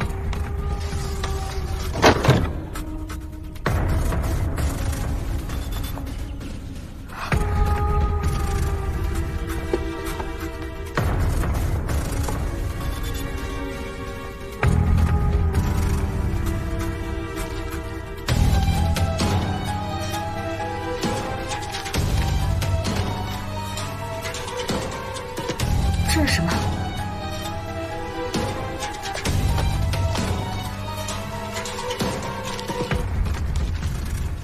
这是官盐的进货清单。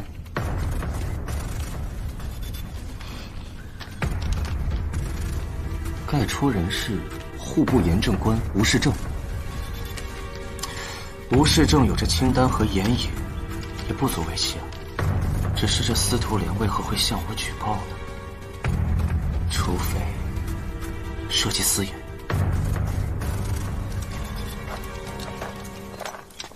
参见太子殿下，参见姚司成。吴世正吴大人呢？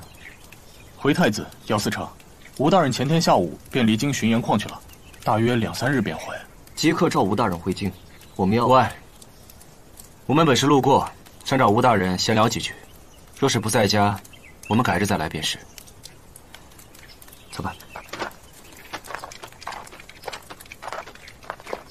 太子殿下，我们刚刚要问吴世正私盐的事，您为何那样说呀？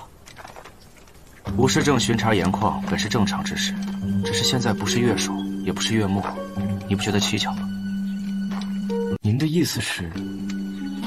你刚刚严厉的语气，恐怕已经打草惊蛇了。那我是否要去盐矿拿他回来问罪啊？不必了，现在证据还不足，以后再说吧。是。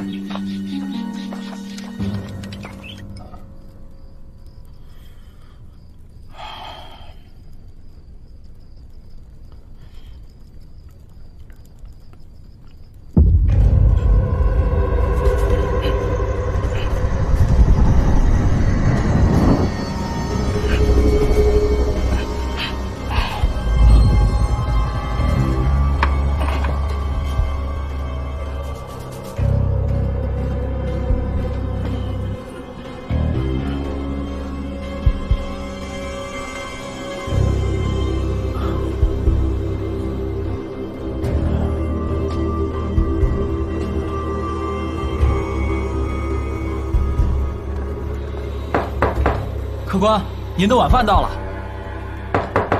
客官，我进来了。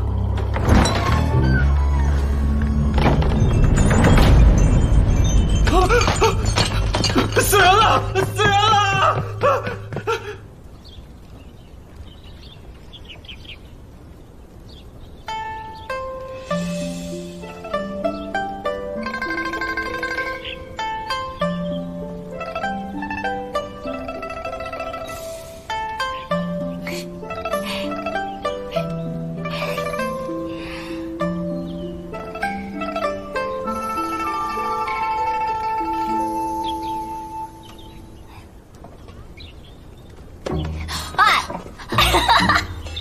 太子妃，您吓着曼云了？不是，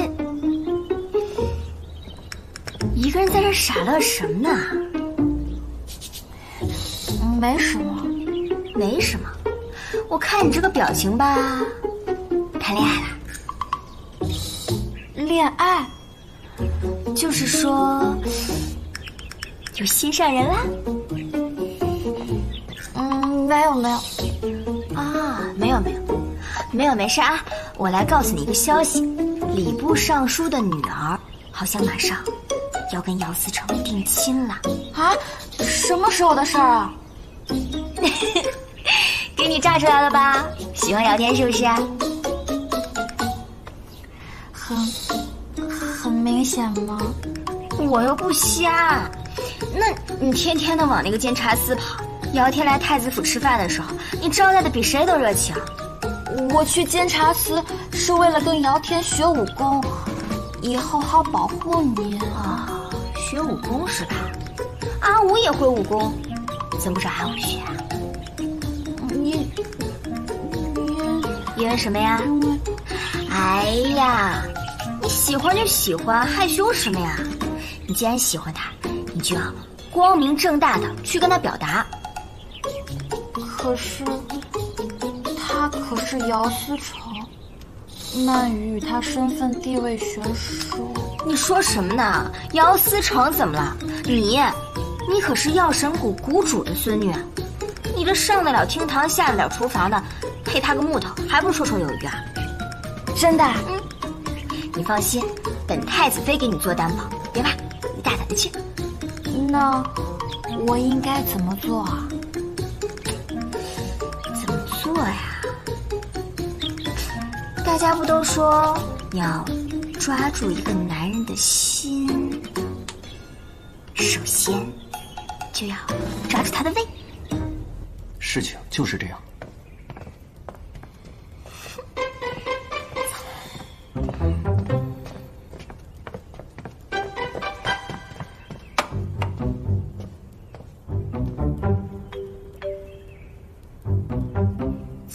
怎么都闷闷不乐的？发生什么事了？市场的情况比想象中的更糟糕。不错，百姓在围攻衙门，商户们也已经很久没有开市了。啊！而且还有人私自把官爷的盐引售卖给商户。吴世正干的吧？应该跟他脱不了干系。若光靠他一个人，他做不到。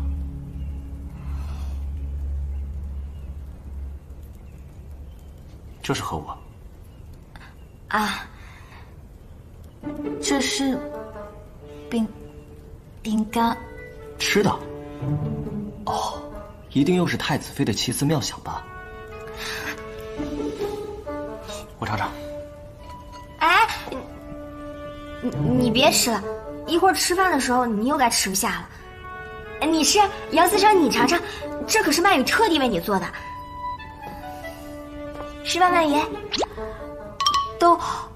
都是太子妃做的，我。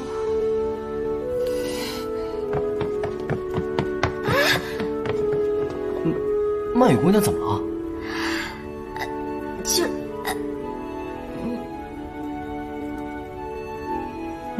味道还可以啊。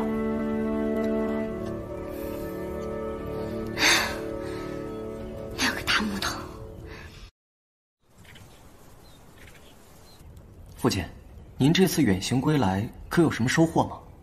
收获不敢说，只是在下这次游历了各国的集市，倒是想出了一个救市的方法。哦，姚大官人，但说无妨。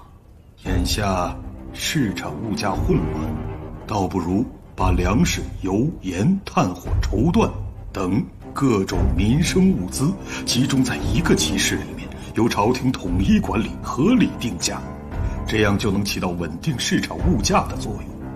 短时间内就能平抑物价，从长远看，还能给朝廷增加税收。只是这计划听起来过于庞大，不是一蹴而就的事。不破不立嘛，在下纵横商场多年，恕在下直言了，眼下横国的经济已经烂到了根，朝廷虽有雷霆手段，却腰不对正。那是自然，管理经济还是得多请教姚大官人才是。这样，依我看，咱们找个地方作为试点，若是失败了，就地解散；若是成了，咱们就将此办法推广到横国各地。只是这试点应该放在何处？姚大官人，可有建议？不妨设在横国和安西国的边境。如今两国交好，即使建成，也能促进两国的贸易往来。这安西国与横国的边境太过遥远，朝廷不好管理啊。是啊，父亲，边境离京城日夜兼程赶路，也要2天1夜呢。管理并非难事，可派一名户部理事驻守，边境大将军亦负责集市的安全。在下之所以想把试点设在边境，就是因为集市会远离京城，如果试点不成功，也不影响朝廷的核心。言之有理啊！不愧是横国的第一商国。此事重大，明日早朝后，我便向父皇禀报此事。那就等着太子的好消息了。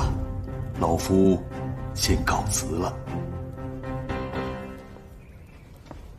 太子殿下，我先送父亲回府。去吧。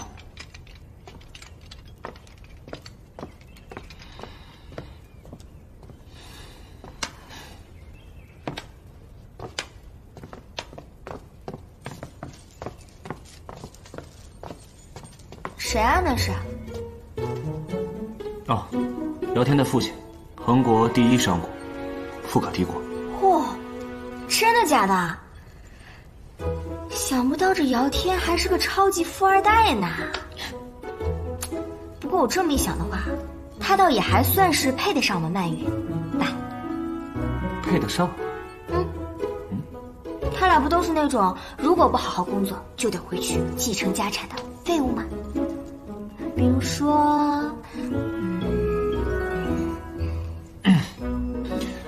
为什么说继承家产的都是废物？因为我怎么跟你说呢？我说的是一些网络用语，我说了你听不懂，别问了啊。太子殿下，出什么事了吗？吴世正死了。啊？我不是让你看好他吗？太子殿下恕罪。起来说。我先是去了盐矿，可吴世正并不在矿上。后来我一路打听，才知道他投诉了一家客栈。可我到那儿之后，吴世正就已经死了。据报案的小二说，那家客栈不干净。他说吴世正死亡当晚，他看见了鬼。但当地的仵作说，吴世正确实是自杀的。又是鬼魅杀人，可为什么是自杀呀？哦，我知道了，定是他被鬼魅迷惑了心智，自杀而亡。我看根本就不是自杀，就是单纯的杀人。吴世正的客栈离京城那么远，我们前脚刚拿到线索，消息不可能传得这么快。再说了，他就算要自杀，干嘛跑到荒郊野岭去啊？他一走了之，岂不是来得更容易？事不宜迟，我们立即出发。阿武，你通知当地的府衙，我们没到之前保护好现场。我现在就进宫，向父皇禀报急事之事。你们都各自准备好吧。保护现场，学的倒是挺快。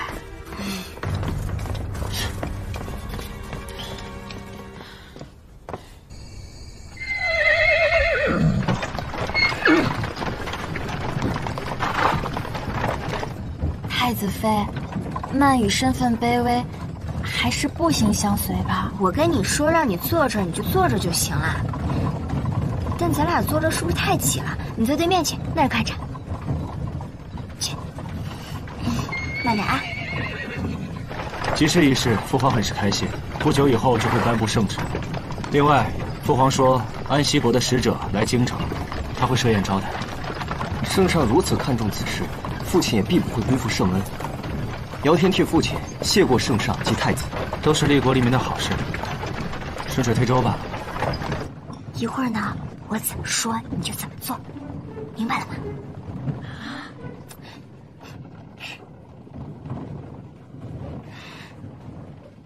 车夫，等一下咱们行车的时候慢一点啊。太子，聊天。你们俩骑马也怪累的，正好呢，我跟曼雨在里边特别无聊，你们要不一起进来坐呗？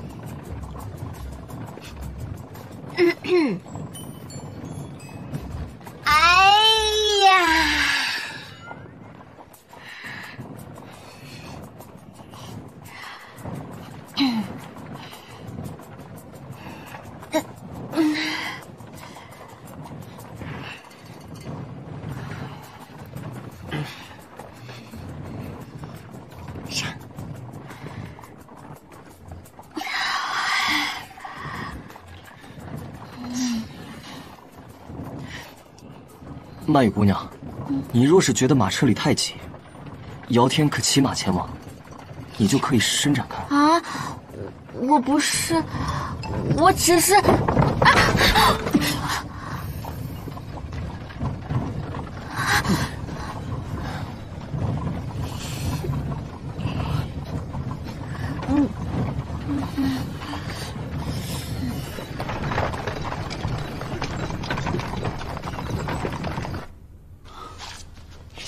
下官参见太子殿下，太子妃。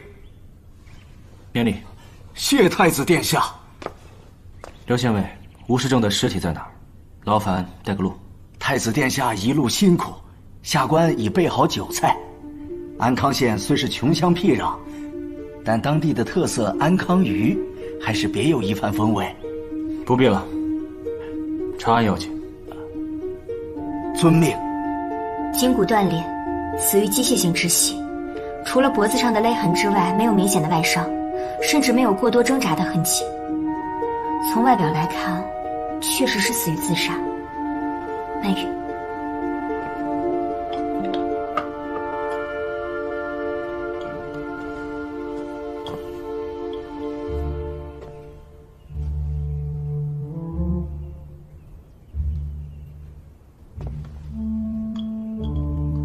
你看一下是否有制毒的成分。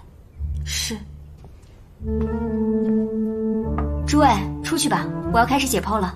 解剖？解剖是啥？就是把死者开膛破肚，查验内脏。开膛？破肚？刘县尉，借一步说话。是太子殿下。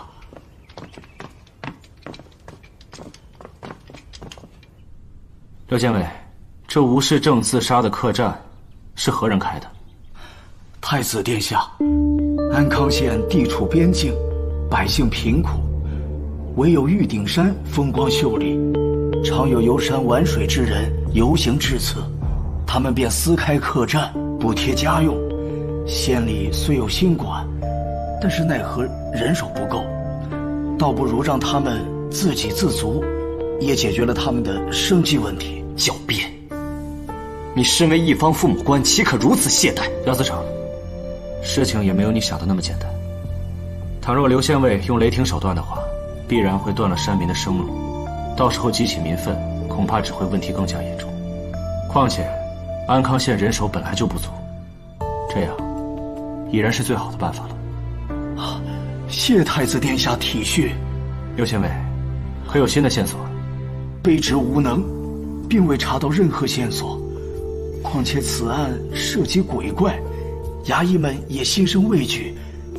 看管客栈的衙役多有怨言，自然就……既然如此，那便不必查了，把衙役全部撤回来吧。是。太子殿下，这是为何呀？此案真相未明啊！刘县尉，你叫人给我画张地图。本太子要亲自探探这客栈。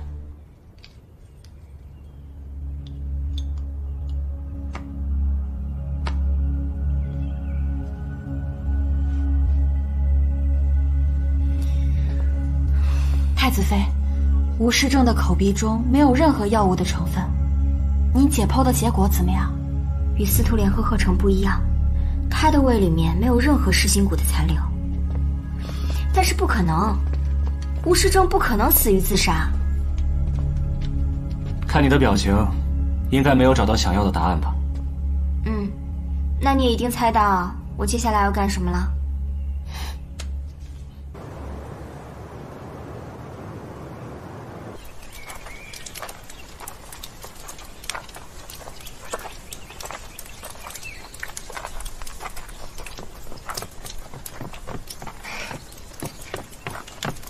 哟，四位客官，是打尖呢还是住店呀？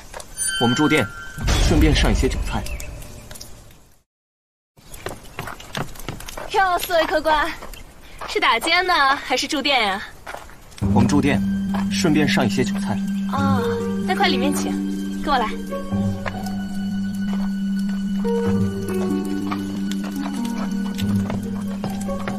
来，快，里面请。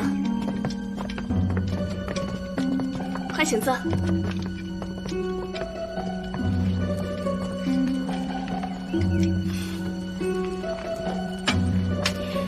我们赶了一天的路，都累死了。你赶紧给我们上一些你们特色小菜什么的。嗨，我们这山野客栈的哪有什么特色菜，无非就是一些农家小吃而已。无碍，先来点酒吧。小二，上酒。哎，来了。这么点够谁喝的？换坛大的。小二，上坛大的。好嘞。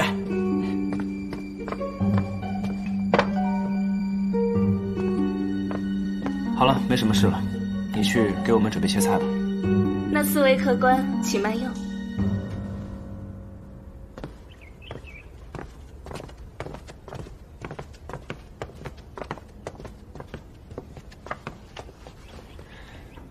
曼雨，你看一下这酒里面是否有毒。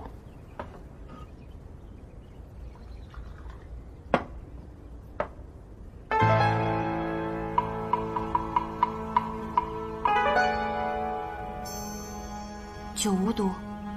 太子殿下，您是怀疑？他不是怀疑，那帮人根本就不是开客栈的。作为老板，我们进来之后竟然不向我们介绍他的特色菜，而且连当地有名的安康鱼都不知道，分明就是不熟悉。而且那几个杂役步履沉重，一个那么精瘦的人扛一大坛酒毫不气喘，似乎是有功夫在身。这莫不会是一家黑店吧？刚刚那个老板娘我好像见过，但是我想不起来了。今晚大家都先别睡，以免会有事情发生。以防万一，我这儿有防毒的丹药，大家可以提前服下，可保一夜无虞。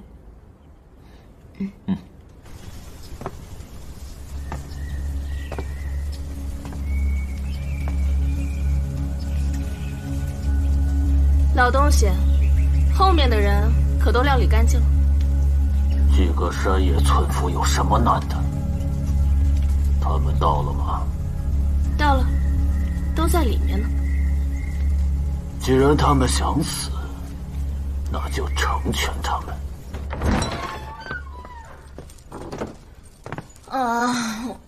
今天赶了一天的路，我都累死了。那你就先休息一下，我在门口帮你看着，有事情叫你。好，哎，你一定要注意安全啊！放心吧。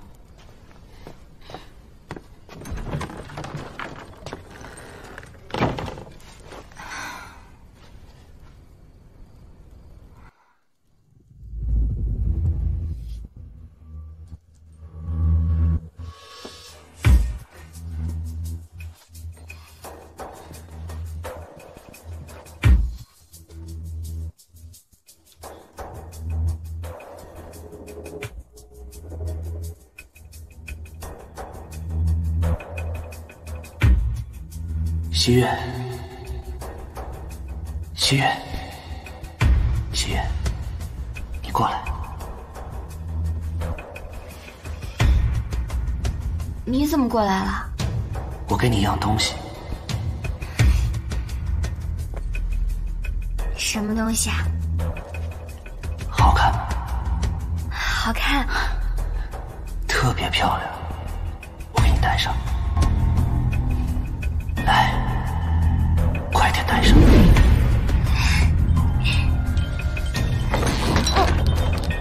去。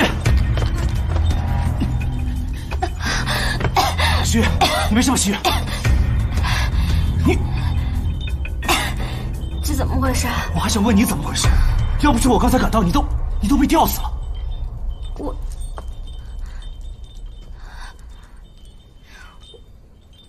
咱们的晚饭没有毒啊，而且你也一直在门口巡逻，怎么会？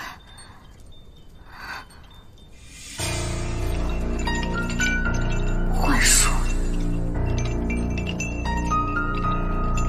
我好像知道了，吴世正到底是怎么死的？吴世正。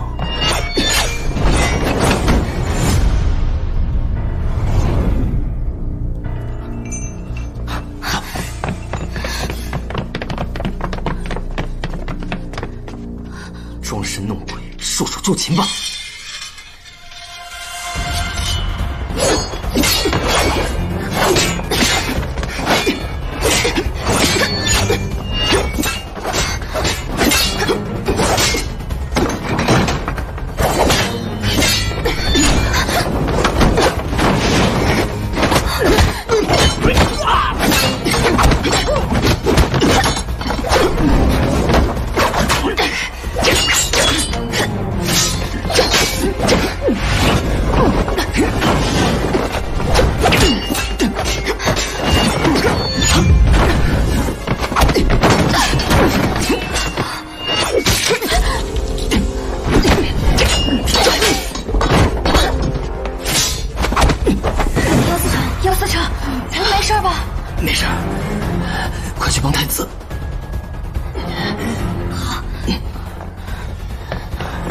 说吧，你们究竟是谁？你就是那天刺杀我的那个刺客。我刚在客栈门口看到你就觉得眼熟，说，到底在为谁做事情？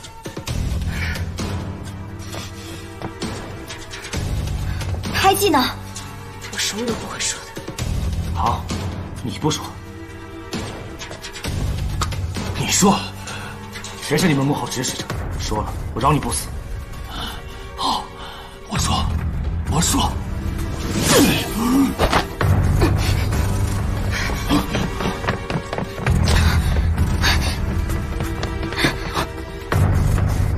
通天锁。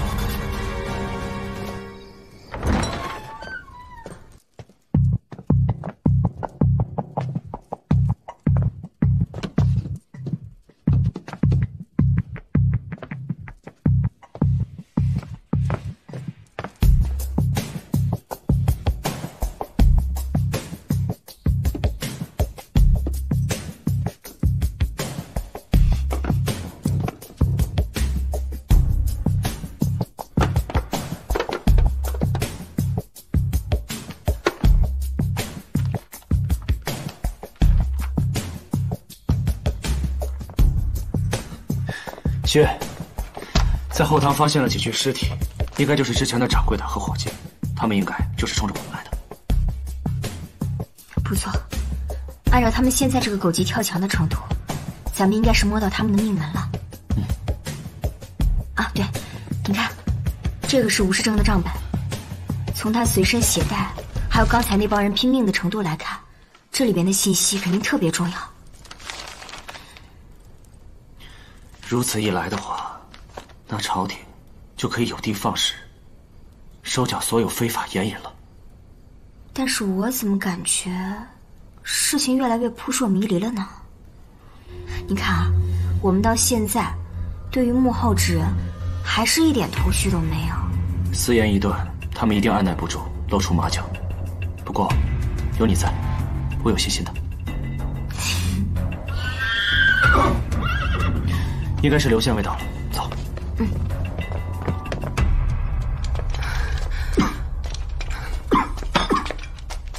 主人呢？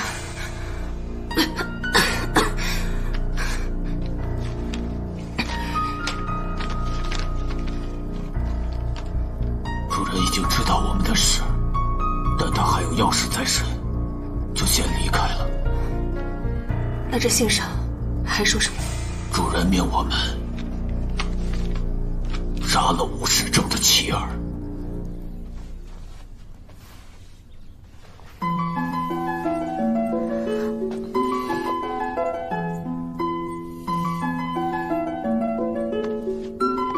曼雨姑娘的丹药果然神奇啊！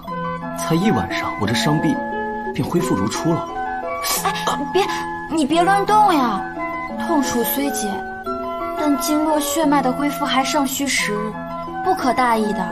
此处药草稀缺，等回到京城，还需要重新用药才行。曼雨姑娘多虑了，姚天乃一介武夫，受伤是寻常之事，抹点金疮药也就好了。那怎么行？怎么说你这次受伤，也是为了保护我。曼雨无以为报，只能尽力帮你医治好伤了。别放在心上，姚天身为男子，保护女子乃是分内之事。你脸为什么那么红？我没有。真的很红。刘县尉，你命画师按照我说的造像，下发海捕文书。这2个人武功的确高强，我回到京城后会让朝廷加派人手协助你。谢太子殿下。下去吧。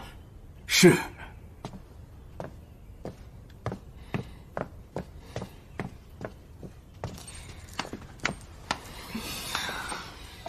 阿武那边怎么样了？阿武说，吴世正离开的最后几天坐立不安，逃走之前还捎信送给他的妻儿。捎信人说是送到京城的郊外小屋。郊外小屋？不对劲，这吴世正像是突然听到了什么消息，然后紧急逃跑似的。你说他一个堂堂严正官，妻儿放着这京城府邸不住，跑到郊外小屋去做什么？你跟我想的是一样的。这吴世正养尊处优惯了，就算是逃跑，也不可能是去住郊外的客栈。想必是那个人故意诱骗他过去的。没错，而且那个人还知道，如果说吴世正被杀了，我们一定会去追查。所以呢，在这个什么乡下客栈下手，可比在京城下手方便多了。这样看来，这个人对我们是了如指掌，而且对吴世正也是清清楚楚。如果我是他的话，定不会放过他的妻儿。那现在怎么办？我们要赶回京城的话，少说也得3日呢。放心吧，我已经让姚天快马加鞭将书信送回监察司了。好。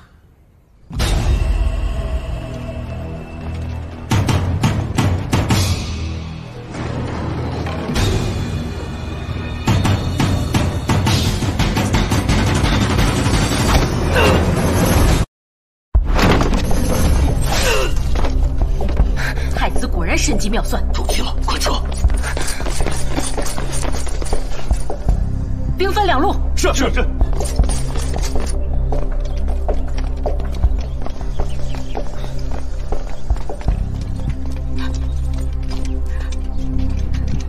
太子殿下，姚思成，孙毅将吴世正的妻儿平安带到，只是让那2个恶徒给跑了。无碍，辛苦孙不快了。这2个人武功的确极为高强，就算是我跟姚思成也没有十足把握把他们活捉回来。还好能带回他们，也算是10分圆满了。太子殿下，求你保护我女儿的安全。夫人大可放心，本太子定会保你平安。只是夫人也要知无不言，言无不尽才行。好。请你过目。娘，这里是哪里呀？爹爹什么时候回来呀？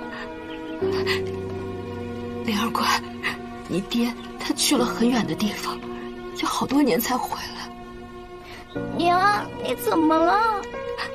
娘没事，没事，没事。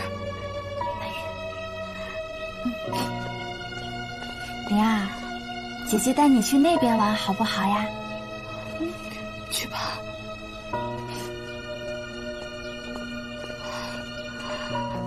夫人，屋里请。好。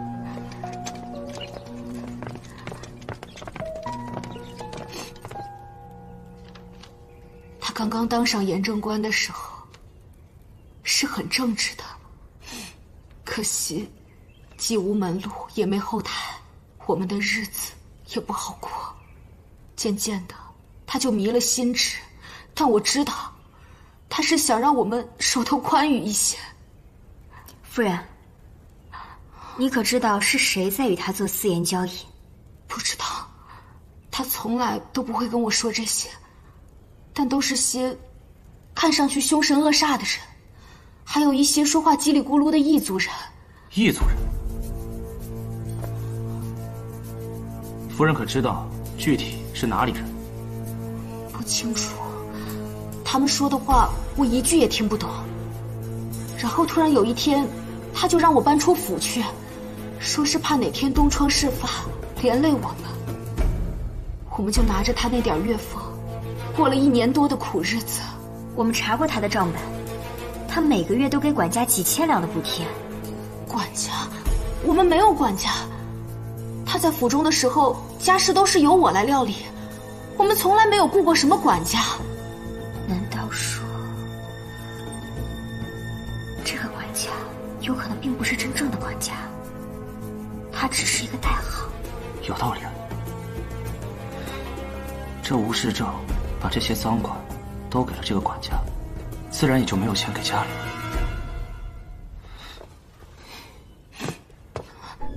夫人，人死不能复生，但也不能让吴大人白死。您刚才说那笔钱款，他为什么之前不提？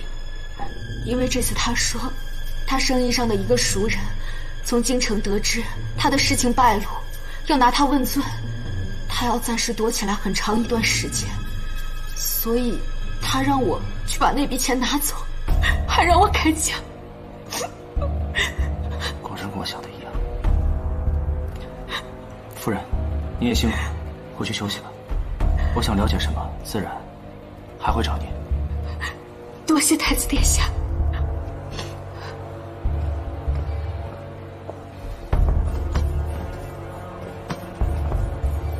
接下来你打算怎么办？收复民心。副盐正官吴世正竟然让人杀了！大家都看清楚了，吴世正贩卖私盐，已经东窗事发。太子掌握了确凿的证据，已经禀报了圣上。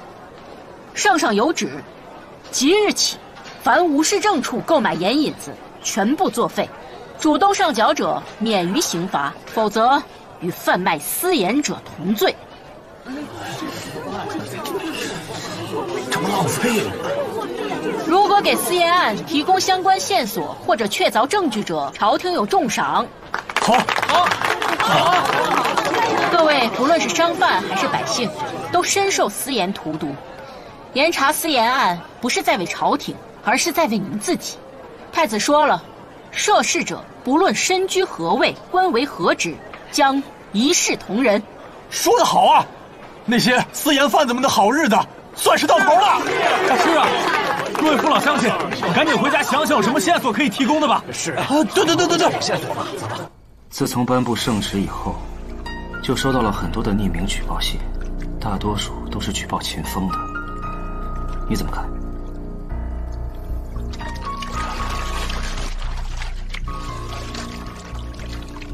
我觉得不是没有可能。据我所知，秦侍郎在京城有很多产业，而他的吃穿用度大大超出了他的月俸。在京城，这件事是人尽皆知的，可是大家好像因为他的身份，都习以为常。我觉得他没有这个脑子，就算是他，他也是一枚棋子罢了。朝廷6部都归丞相掌管，您的意思是，丞相？也不是，丞相位高权重，扰乱国家对于秦家来说没有任何好处。那这么多人举报秦侍郎，会不会是因为他私下背着丞相与他人勾结？秦侍郎虽然鲁莽，但是在大是大非上还是拿得准的。明日是丞相的生辰，太子妃会回去，我让他找机会把秦侍郎带过来，我侧面问一下。哎，你轻点儿。嗯。你弄疼我，这儿。啊。哎，这边。啊！哎，你轻点嘛。你再往上一点。谁？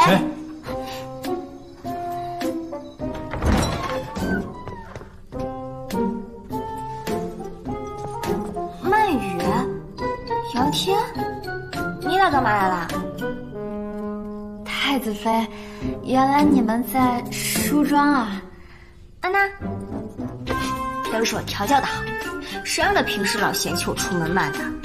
我呢，就让他好好明白一下，一个女人出门到底有多不容易，尤其是古代的女人。自己的女人嘛，再困难也要宠着。是。想不到太子殿下还蛮有天赋的。那当然了，我出门啦。哦，对了，记住我跟你说的。OK。闪开！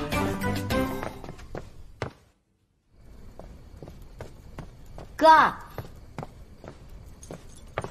喜悦，这么晚还没回去啊？回去好好休息，有时间多回来看看爹，他可是很想你的。没问题，你跟我一起回去呗。刚才人太多了，咱都没说上话。就像你平时多喜欢跟我说话一样。说吧，又想干嘛？没事儿，我就是，我真就是找你唠唠家常。太子他太久没看见你了，再说了，你看着外面天这么黑，你就放心让我一个人回去啊？好，送你回去。哥最好了，坐。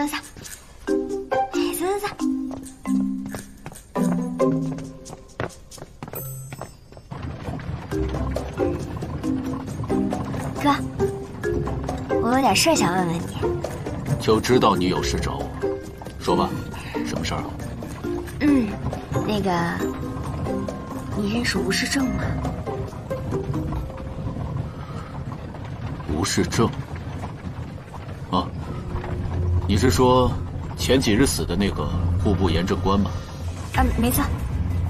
我知道他，之前朝堂上见过，但不熟。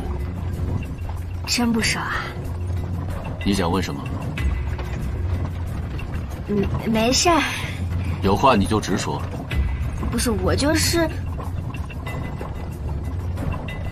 担心你嘛，担心你。我有什么好担心的？我说了没事儿。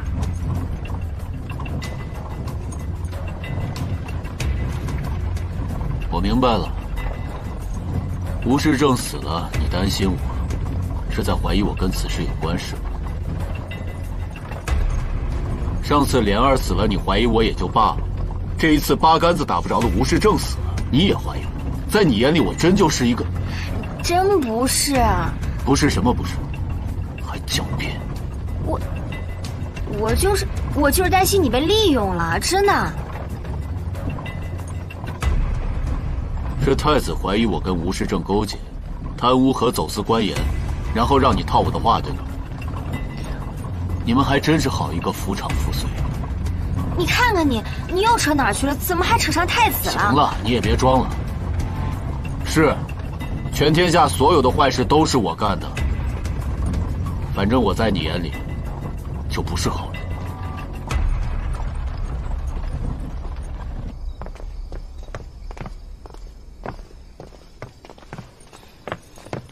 回来了。我们进屋坐。太子殿下不必了，有什么事的话，就在这儿说吧。去，过来。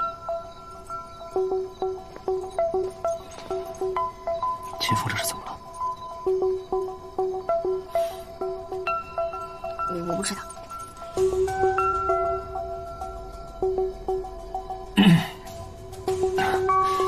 秦侍郎，好久不见，越发精神了。太子殿下召臣来，臣不敢不来。但臣与私盐之事毫无瓜葛。太子殿下既然怀疑臣，那就一查便知。秦侍郎这话是何意啊？今日因为本太子得到了2坛好酒，邀请你共饮一杯而已。太子殿下，这我可担待不起啊。你要有什么事情想问的话，臣定当知无不言。想必是西月说错了什么话，惹恼了秦侍郎。也罢，若是秦侍郎今晚没有雅兴，本太子也不强人所难。来人，送客。不必了，臣告退。哥，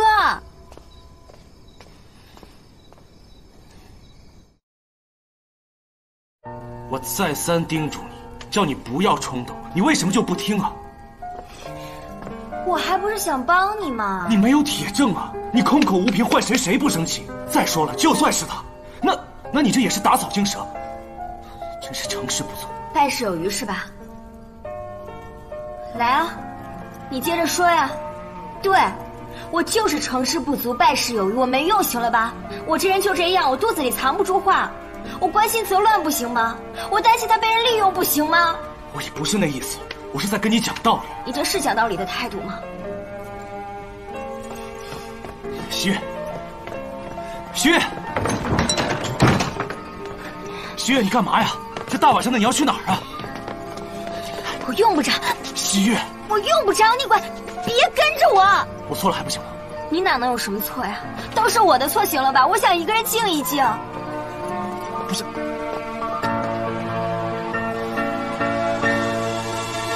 西月。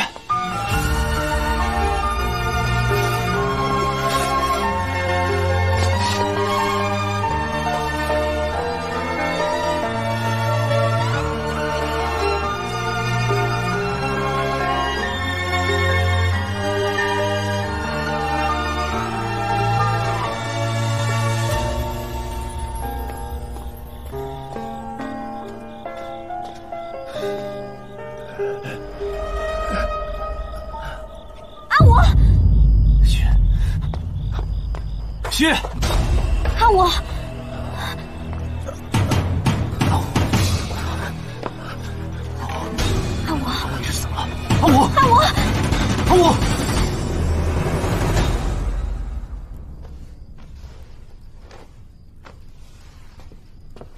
太子妃，阿武伤势虽然重，但好在未伤及要害。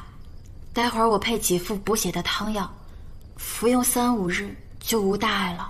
好。也不知道是谁下手这么狠，他这件伤要是不好好处理的话，会得破伤风的。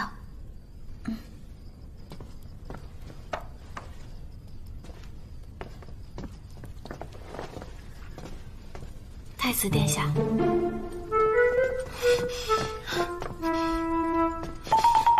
你故意的吧？太子妃，别叫我太子妃，我不是你的太子妃，我叫唐冰儿。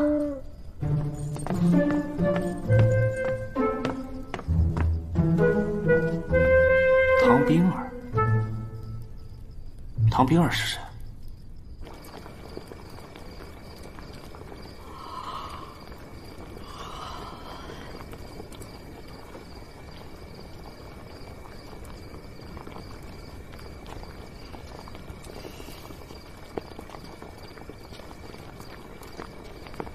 曼玉姑娘，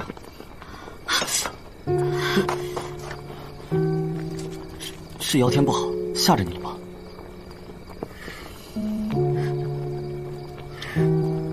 怎么样，还疼吗？哦，曼玉姑娘，刚刚一时情急，多有冒犯。不会不会。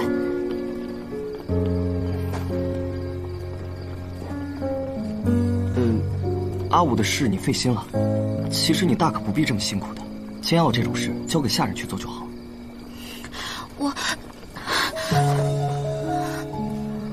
身体还有哪里不舒服吗？没事没事。最近发生这么多事，我想为你，为太子殿下、太子妃分忧。比起你们，我也只能做这些了。那怎么会啊？要不是你的灵丹妙药，上次在那荒郊野岭，我这条胳膊怕是早就废了。你是不可或缺的。你真这么想？嗯。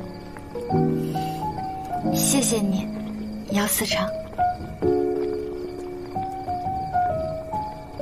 哦，我去看一下阿武。哦。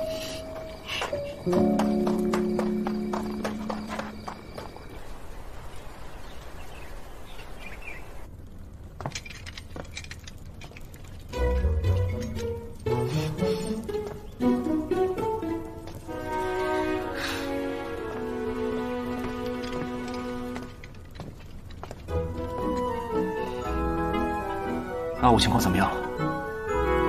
你帮我转告他，就说呢，阿武的伤口没有感染的风险，已经比之前好多了，就等着他醒来。啊？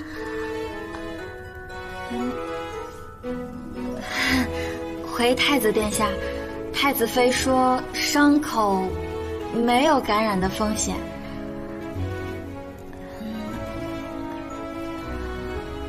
后半句是什么来着？哦。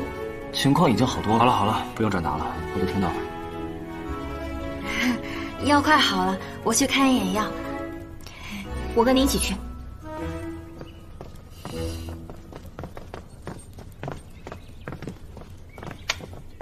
太子殿下，您跟太子妃这事，之前说了些严重的话，惹她不开心了。哦。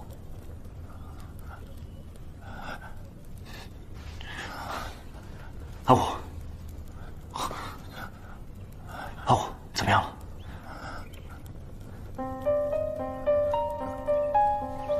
阿武，太子殿下，能况严家子，不着急，你慢慢说，慢慢说。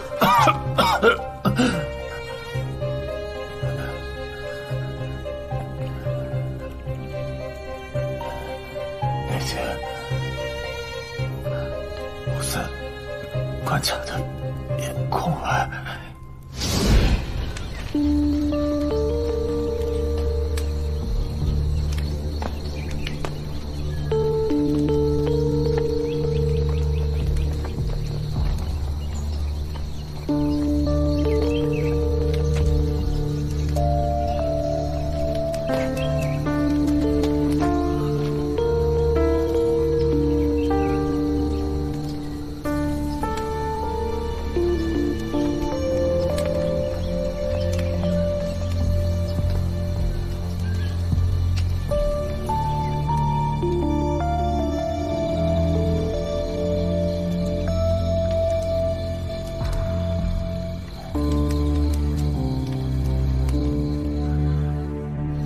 哎，等会儿。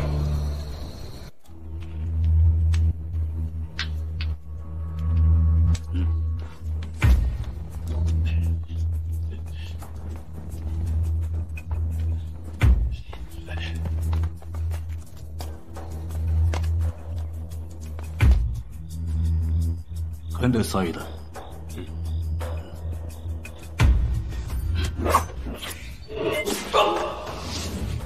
那句话是，那句话是，跟他撒一来，对，跟他撒一来，这是哪国语言啊？姚天听着耳熟，可一时想不起来。手势，对，有个手势，手势，手势。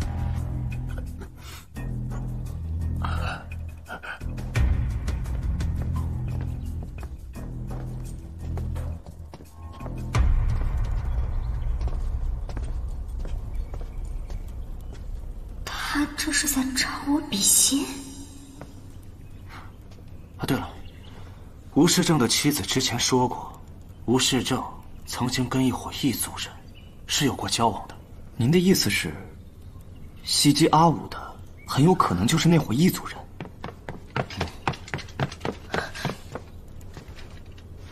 禀告太子，出大事了！安西国的使臣被杀了，皇上震怒，让太子您亲自督查此案，3日之内必须找到凶手。什么？什么？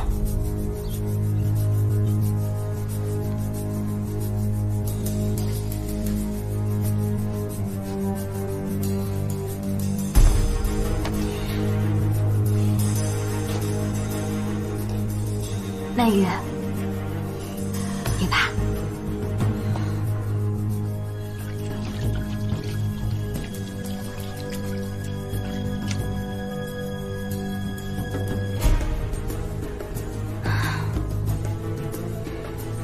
死者死于斩首，但是死前却并没有过多的挣扎痕迹。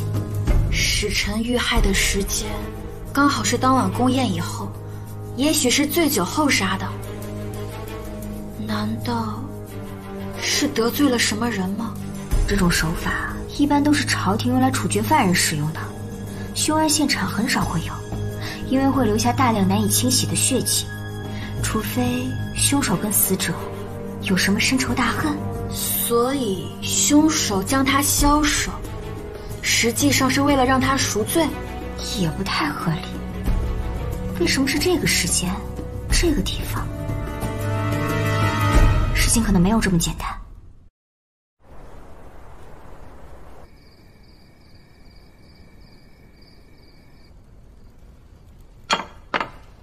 今日的晚膳，酱烧黄鱼、香辣猪蹄、红烧狮子头。哟，都是硬菜啊！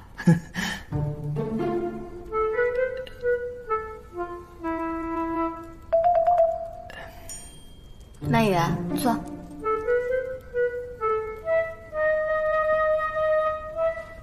是啊，大家查案这么辛苦，自然要好好补一补。太子殿下，这个红烧狮子头可是太子妃最喜欢吃的。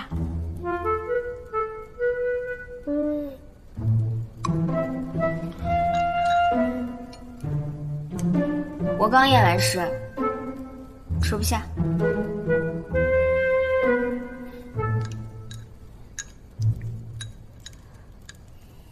那查怎么样？不知道。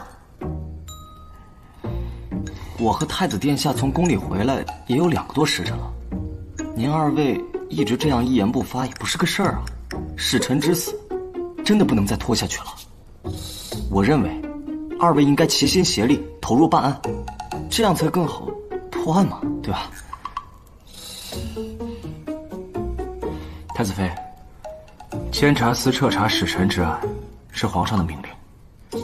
你之前协助破案有功，所以皇上特意让你参与案件。太子妃，用点心才是。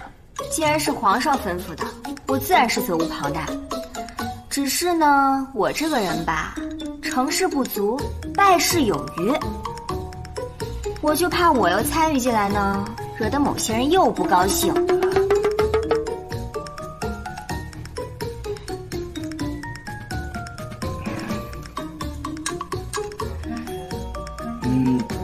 大家不如早点歇息吧，养精蓄锐。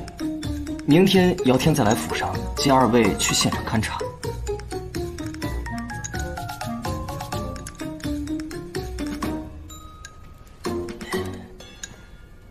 姚思成慢走。姚天告辞。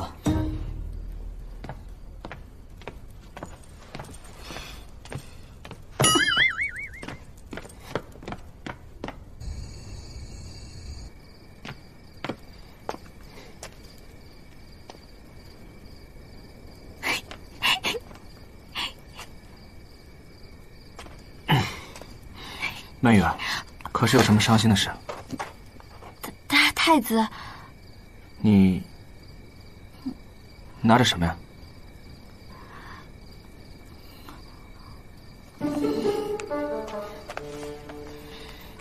这什么东西啊？这是太子妃写的，和集市上卖的画本大不相同，很有气。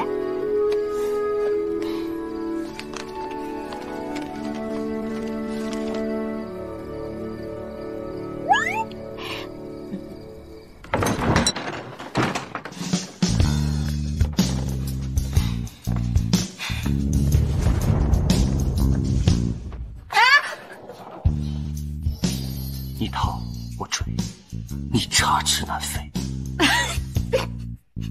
眼神不对，女人，你这是在玩我。你这什么霸总语录呀？啊！这不是你要的爱情吗？你从哪儿学的呀？不对，你不会也是从现代穿越过来的吧？什么？你书里面不是这么写的吗？书？你看了我给曼玉写的那本书？对啊。啊！这也太丢人了。我倒是觉得挺有趣的。那，你原谅我了吗？原谅你啊，想得美。今天晚上，你继续睡地上。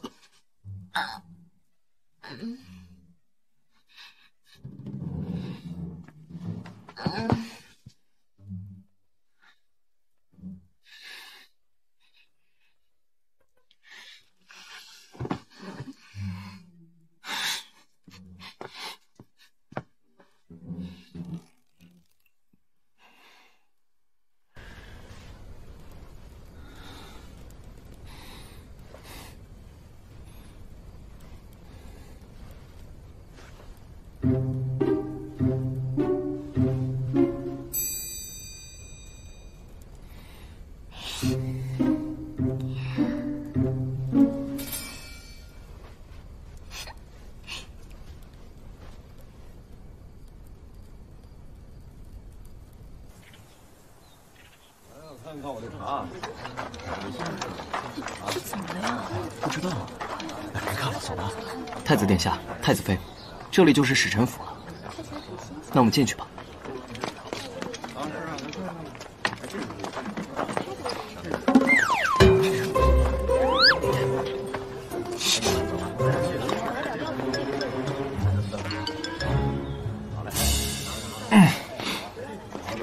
客官看看这个。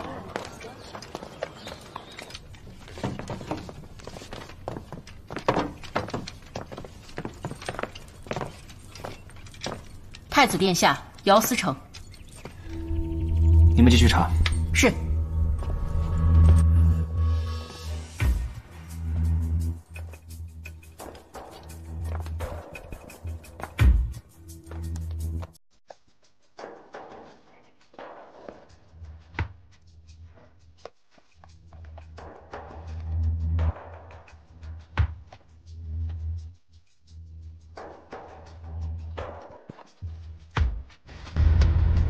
那边还有很多。不对劲。可是发现什么了？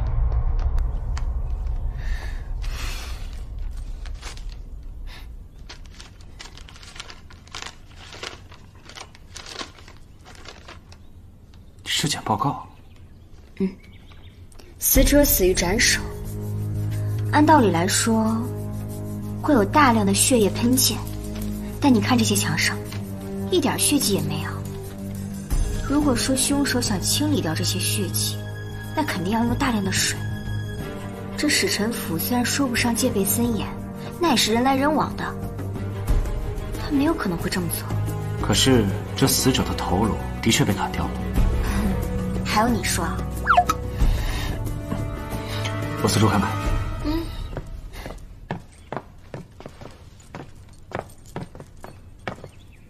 孙一，你们这边查的怎么样？我们在现场发现了凶器，是一把军用的坡刀。这个房间是使臣用来存放贡品的地方，有很多翻找的痕迹。丢失的除了黄金以外，都是一些名贵的珠宝。丢失的都是一些便携又贵重的东西，有没有可能是谋财害命啊？谋财害命。还有一个值得怀疑的地方，我查了一下那个使臣，他是我们恒国人。20年前随父亲到达了安西国经商。后来因为精通两国语言，又深谙商道，被安息国国王选为使者。恒国人叫什么？吕岩。立刻派人去查卷宗，查出这人的底细。另外，把剩下的使节带过来。是。吕岩。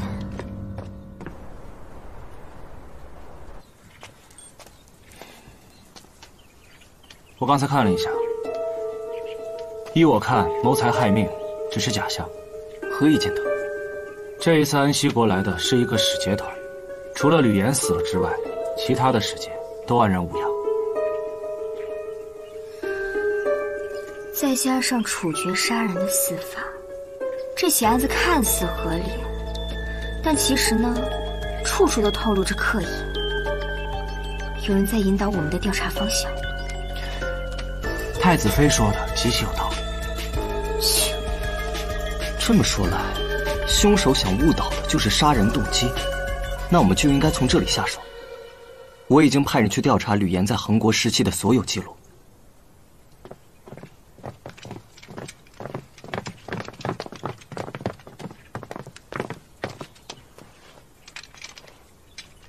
太子殿下，姚思成，这些剩下的使节已经排除嫌疑，他们说这里已经不安全，希望给他们重新安排住处。那是自然，这次务必重兵把守。是。谢太子殿下。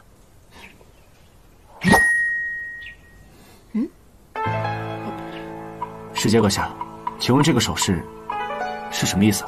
哦，这个手势是我们安息国的，用于表达谢意、尊重以及认可的意思。还有一句话想请教你，肯他撒一来。太子妃说谁是内奸，已经被你干掉了。所以这句话的意思是，我干掉了内奸。太子妃说谁是内奸，已经被你干掉了。所以这句话的意思是，我干掉了内奸。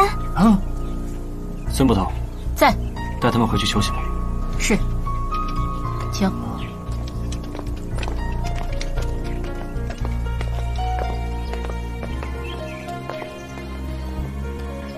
盐矿上刚出现安息国人，偏偏在这个时候，安息使臣死在京城。太子殿下，可算找到您了。刚刚丞相大人去了府里，说有十分紧急的事情找你商议。知道了。姚司长，务必尽快把吕岩的底细查清楚。是。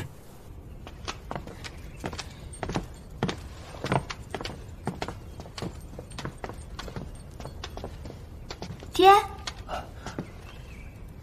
太子殿下，边关急报。安息国得知使臣被杀，斥责我朝傲慢无礼，已经派兵进犯边境。边境守将岳信快马加鞭进京报信，说是情况10万火急，要求朝廷派遣援兵啊！老臣刚刚进宫觐见了陛下，陛下让我与你商议此事。怎么会这么快？像是事先安排好了一样。是啊，使臣被杀一案，老臣也略有耳闻，其中确有不少蹊跷。可是无论如何，边关不可失守啊！我恒国地处4战之地，四周边关都需要驻守，再加上这几年经济凋敝，税赋减少，兵力十分不足，恐怕暂无良将可用。是啊，我意将朝廷今年刚招募的新兵派往前线，再选一位将军前去领军。这样的话可以鼓舞士气。我再亲自修书一封，送给岳信。老臣的想法与殿下不谋而合。老臣想推荐犬子秦风领兵驰援。我哥，他上过战场吗？他能行吗？朝中大事岂有你说话的份儿？殿下，犬子虽缺乏实战经验，但正如殿下所说，朝廷遣将多为督战，提振将士士气之用。前线指挥仍应以岳信为主。秦风身份尊贵，倒是符合条件，而且他又在兵部任职，也需要一个实战的机会。我认为甚妥。如此，老臣谢过太子殿下。不必多礼。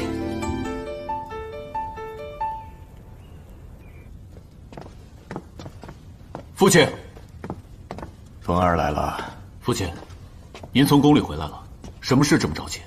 好事，皇上要派一名主帅领兵驰援边境前线，我推荐了你，皇上答应了。边境前线？我们和安息国打起来了，怎么这么突然？是啊，安息国和恒国虽然在皇上的治理下维持着和平稳定的状态，可是安息国一直不满于成为我们的附属国。现如今安息国的使臣无缘无故在恒国被杀，安息国怎能轻易放过这样的机会？虽说儿子身为兵部侍郎，领兵前往前线是分内之事，只是儿子资历尚浅，恐怕难以担任主帅大任呢。岳信将军有勇有谋，你去了只要当好这个三军主帅就好，其他的放心交给他。再说了，为父岂能不知打仗有危险呢？但是朝中关于你当上侍郎颇有争议啊。现如今正好利用这个机会，好好在皇上面前证明一下你自己。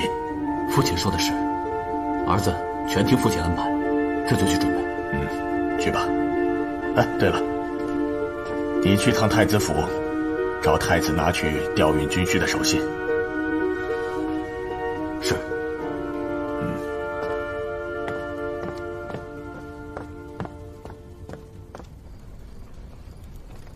太子殿下，秦侍郎来了。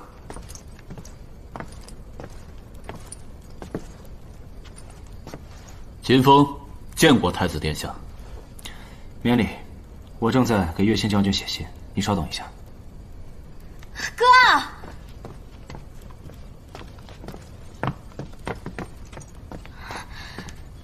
我听说你要上战场了，你准备好了吗？就差太子殿下调运军需的手信了。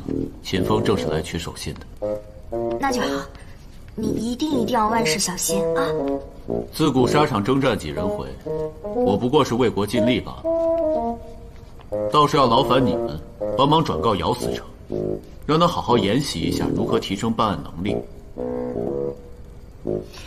使臣被杀，我们迟迟抓不到凶手，这才引起了边境的战火。但凡他办案尽点力，也不至于由我去边境帮他收拾残局了。行了行了，你别说了，就一个案子没破而已，你至于这么阴阳怪气的吗？太子督察办案，你在这指责太子办案不力啊？再说了，你刚刚都说了，你是兵部侍郎，为国效力的，怎么又变成给我们收拾什么烂摊子了呀？啊，你平时不务正业也就算了，是不是该做点正经事了呀？我上次就问了你两句，你至于这么小心眼吗？记到现在啊！好了，秦侍郎为国出征，责任重大。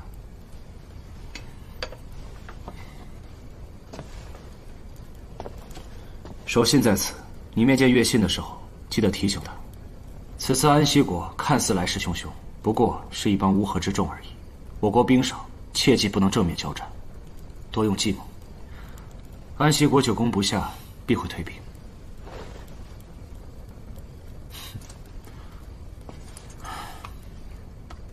太子殿下运筹帷幄，秦风拜谢。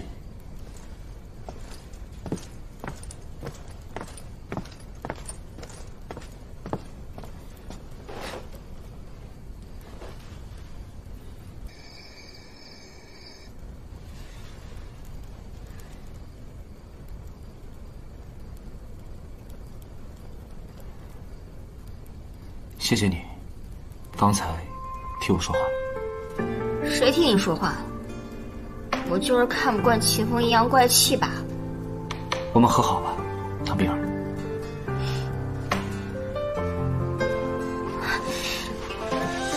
你叫什么？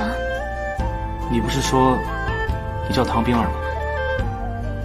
的确，你跟之前的太子妃是截然不同的两个人。虽然不知道为什么，但是没关系，我更喜欢现在的唐冰儿。睡吧。哎，那个地上有点凉，我能……不行。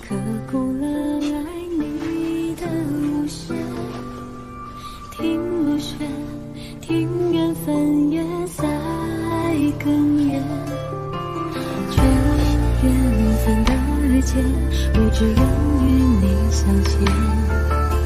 时光也蝴蝶会为他热烈，你和我若能相识无的渊源，只圈住今夜。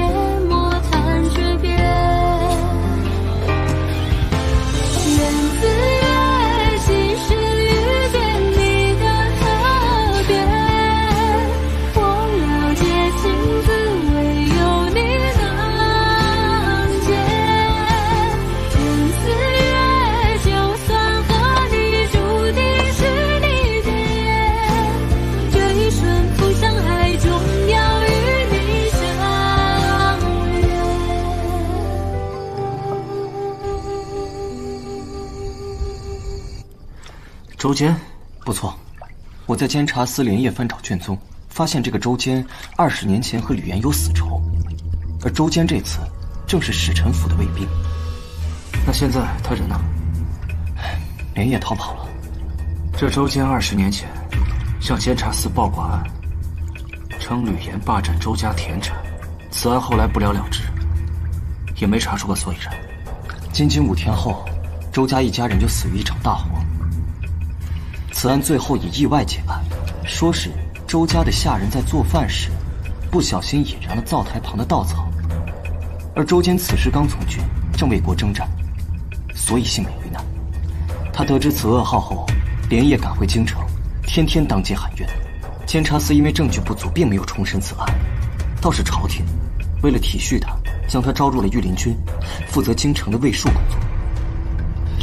后来吕岩就以做生意的名义改头换姓，现在以使臣的身份出现。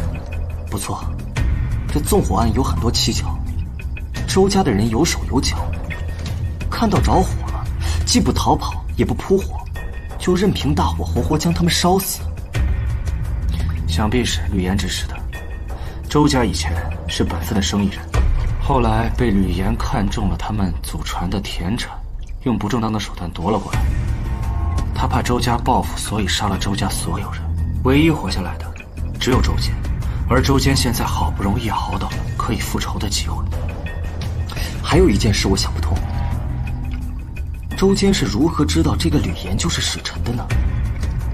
我去查过当天卫兵的当值记录，周坚早就换好了班，说明他早有计划。那或许是有人通风报信。周坚是如何知道这个吕岩就是使臣的呢？我去查过当天卫兵的当值记录，周坚早就换好了班，说明他早有计划。那或许是有人通风报信。卑职明白了，我这就返回监察司，调查周坚最近接触了什么人。去吧。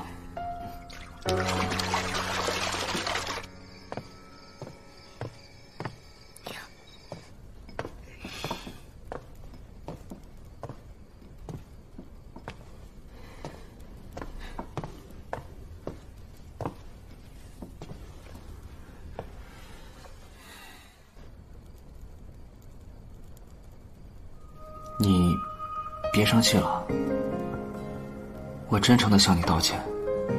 之前是我说话说得太重了，你对我来说很重要。有多重要？就是帮我破案，还有帮我……哦，我明白了，我就是个工具人呗。不是，我不是那个意思，不是工具人。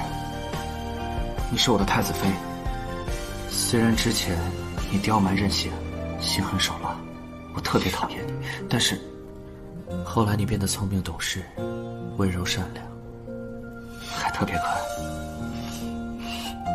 还特别行了，别夸了。原谅你呢，也不是不可以，但是你得答应我一个条件。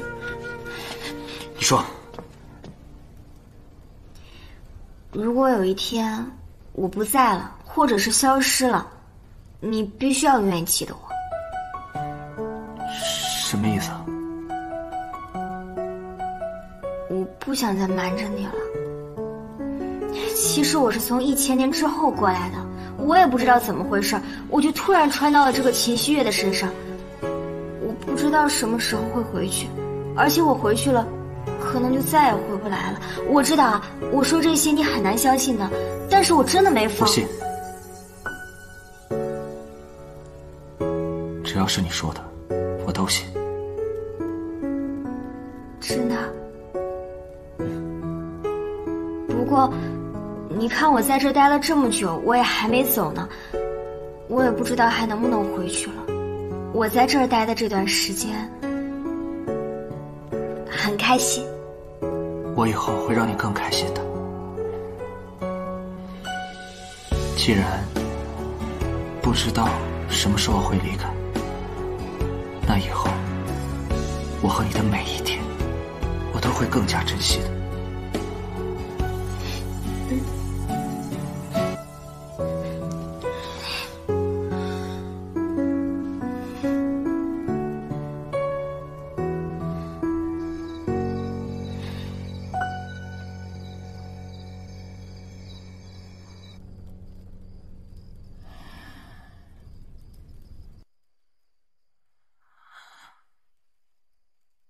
如今你大仇已报，可想好如何报答我吗？周间存居20余载，愿以全部家资相报。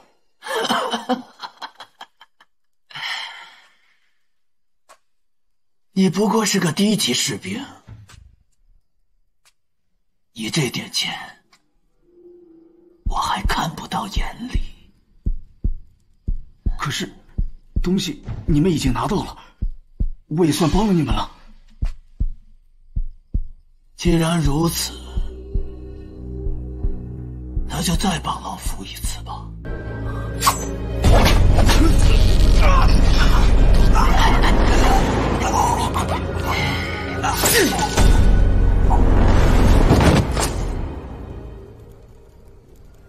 不对，我要跟您一起去周家祖坟。我越想越觉得不对劲，吕岩的那个刀口上血迹那么少，现场血迹也很少，怎么看都不像是斩首的现场。还有周坚，他大仇得报之后，肯定会去周家祖坟祭拜一番，然后再亡命天涯，说不定那儿会留下什么线索呢。事不宜迟，我们一起出发。好。怎么了，曼元？太子殿下，太子妃，那几个使臣深夜造访，似乎也有很着急的事情。丢了东西？不错，案发当晚，库房也遭到了盗窃。因为当场混乱，我们也没来得及细细盘点，以为只是丢了一些金银器物。可是第二天安顿下来，却发现有一只玲珑宝盒不见了。丢了这么多金银，为何丢个宝盒如此惊慌？太子殿下有所不知，那宝盒并非这次的进贡之物，里面装了我们商会的一些机密账务。这次穆斯大人打算借朝贡的机会，顺便和京城里的其他商人做些生意。穆斯，就是那个死去的吕岩。是。你可知道与他做交易的是什么人？这我可不知，这种事情都是由穆斯大人亲自安排的。不过，老骆驼曾经帮穆斯大人送过几封信。那老骆驼何在？上次穆斯大人被杀的时候受了重伤，圣上派了太医医治，不过还未醒过来。使臣无需惊慌，本太子定会帮你们找回宝盒的。那便谢过太子。所以这个凶手看似在乱翻一通，其实是在找宝盒。我们必须马上找到周坚。看来他不光是报仇这么简单。走吧。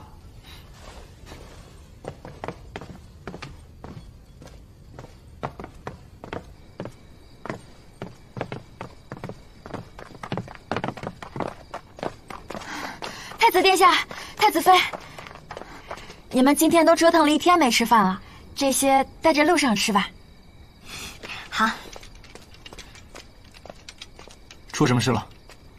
太子殿下，太子妃，周坚死了，就吊死在祖坟之上。尸体何在？还在现场。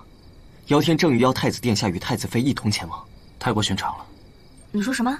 周坚大仇得报，自知死罪难逃，于祖坟自尽告慰先人，落叶归根。寻常的也太过蹊跷了吧？正好我们也准备去周家祖坟，咱们赶紧出发吧。太子妃，也让曼雨去吧。若是死者有什么中毒或者服药的经历，我也帮得上忙。不错，若论这药理，全京城似乎都找不出比曼雨姑娘还厉害的人物了。姚司长，我没说不带曼雨去，这么紧张干嘛？你马车已经备好了，出发吧。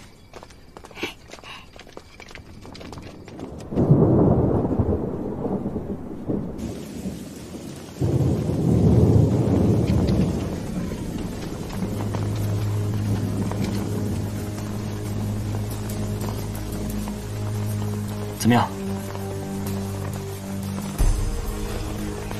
是上吊自杀，脖子上的勒痕很深，有特别严重的内出血。但是我还是觉得很奇怪，这个周坚他拿了宝盒，但是什么都没做他就走了，难不成他就觉得宝盒好看？即便如此，那宝盒去哪儿了呢？况且，这宝盒里面藏的是吕岩的机密。这周坚哪里没有任何作用啊？太子殿下，太子妃，这个是在下游的河滩上发现的。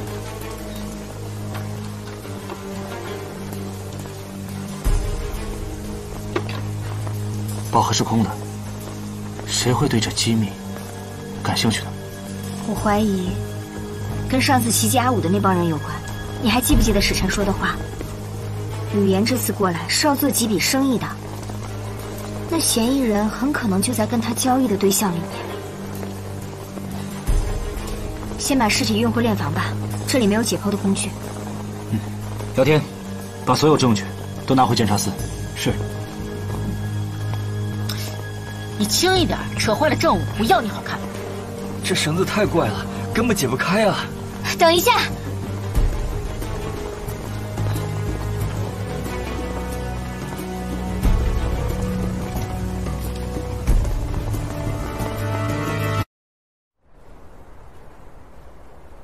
这种绳结很特殊，姚司长，这可是你们监察司或者军队常用的绳结。不是，监察司和军队用的都是最简单的手扣结，这样怪异的结，我还是第一次见。你的意思是，周坚从军多年，就算是自杀，也是用自己最熟悉的手法。你以此推断，他是先被勒死的，然后被人伪装成上吊自杀。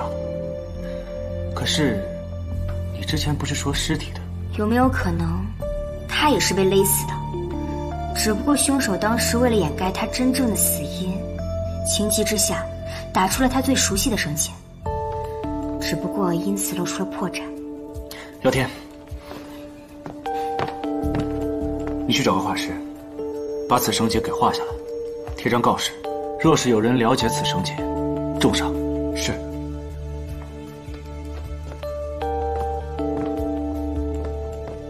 你觉得会是谁啊？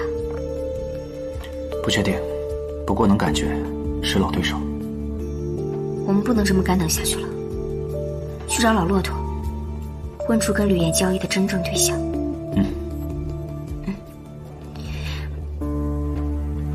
冰儿，来人！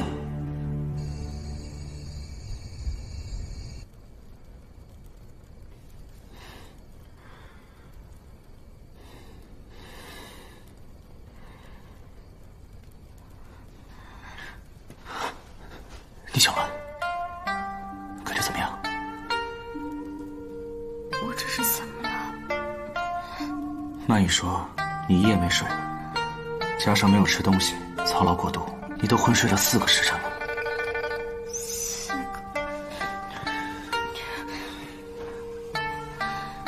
不要勉强，破案的事情有我在呢，你不用担心。你一直都在这儿陪着我呢。我担心你回那个世界就不回来了。你放心吧，我或许就再也不会回去那个世界了呢。你若想回去，本太子定会帮你想办法。若是不回去，我便一直在你身边。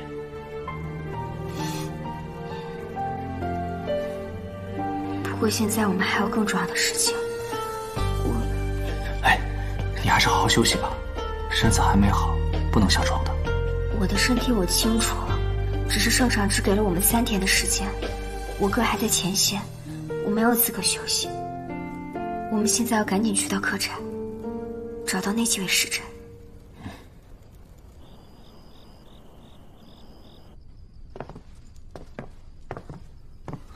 怎么这么安静？不对啊，现在才刚过酉时，一点声音都没有。门口的侍卫都不在。不好，老骆驼有危险，走。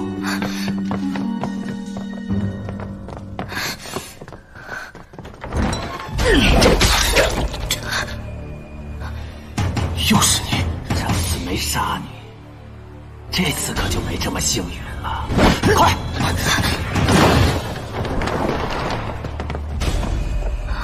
走！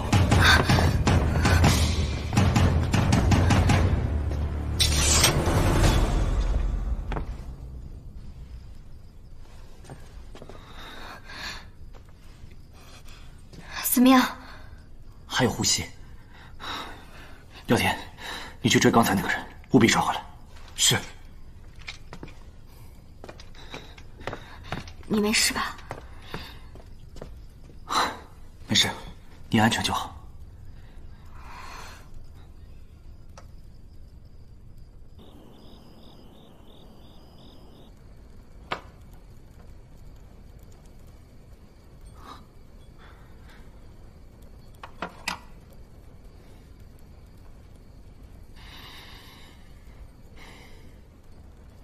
廖天，你在想什么呢？你为什么会出现在客栈呢？因为我在京城遇到了那个客栈的女杀手，我便料定他们必定会出手。进来坐会儿吧。不用了。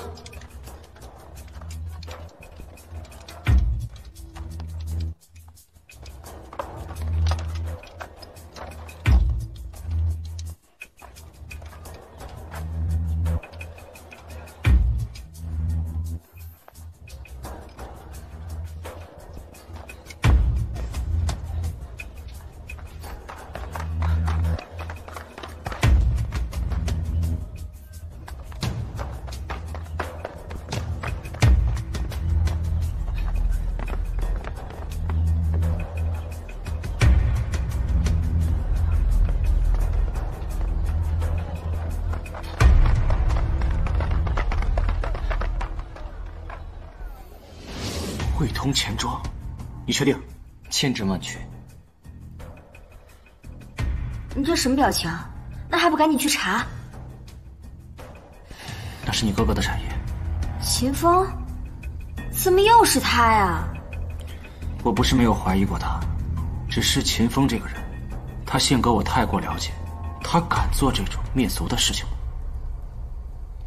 仅凭杀手出现在汇通钱庄，确实不足以指认秦侍郎。况且他正在前线为国征战，万一错怪了他，岂不是动摇军心吗？这样吧，你派人盯紧汇通钱庄，另外也留意一下他的其他产业。只是这时间也太过巧合了吧？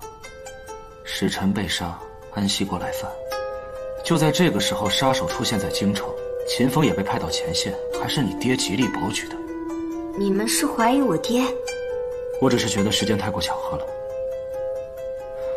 老骆驼那边怎么样了？曼宇正在医治，有府兵把守着。圣杰那边有线索了吗？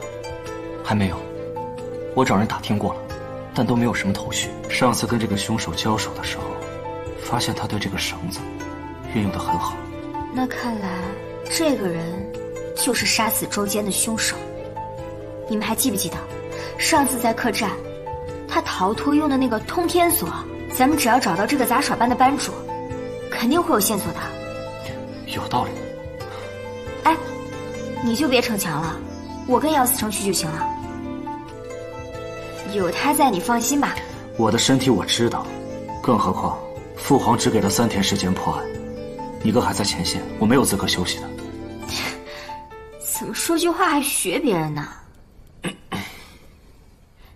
主人，属下无能，没能杀死老骆驼。你无能，并不是因为你没杀了老骆驼，而是因为你被人撞破了踪迹。主人，老东西差点就要成功了，可没想到太子却突然降临了，老东西还差点杀了太子呢。您就饶恕他吧。你还有脸说？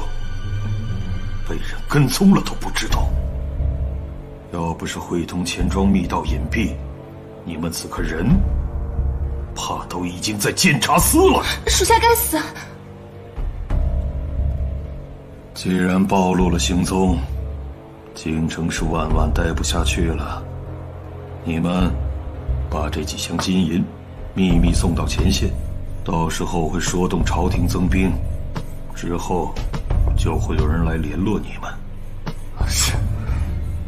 这件事如果办砸了，你们都不用活着回来了。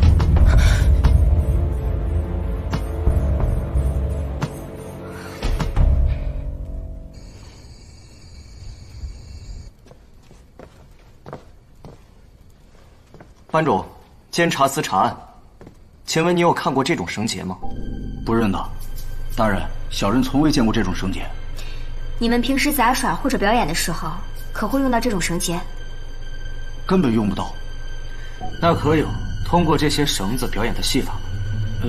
我想想，安西国有一种绳子戏法叫绳术，不过早就失传了。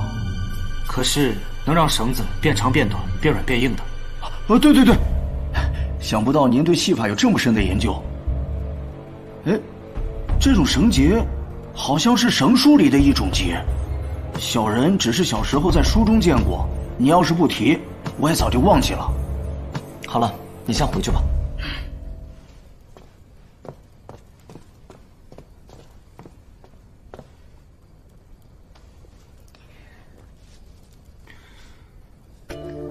看来那个鬼魅杀手用的就是这种绳结，吕岩也是被他杀掉的。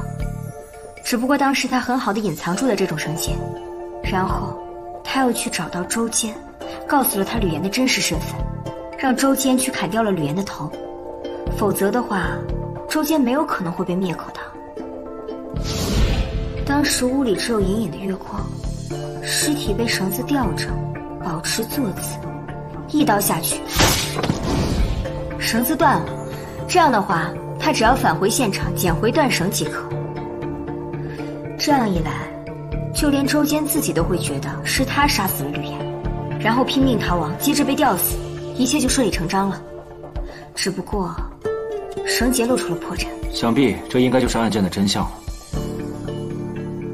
还好，我们3天之内把案件给破了，总算是没给横国丢脸。我这就进宫向父皇禀报。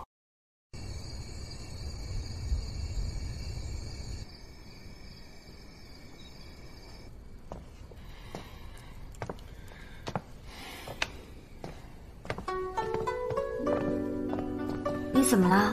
怎么那么不乐的？父皇说，没想到你还会破案，他很高兴。就因为你父皇夸我了，你就不高兴啦？小气鬼！我又不是小孩子。从今天起，父皇封你为密使，秘密督办扰乱横国之人。那你是不是也听我的？怎么可能？我可是太子。啊？以后你会很忙的，我担心我们就没有时间好好相处了。自从和你相见以后，案子一个一个的发生，我怕案子一破完你就……哎，你放心吧，我都说了，我这说不定就永远都回不去了。放心。了？我是不是碰到你伤口了？我看看。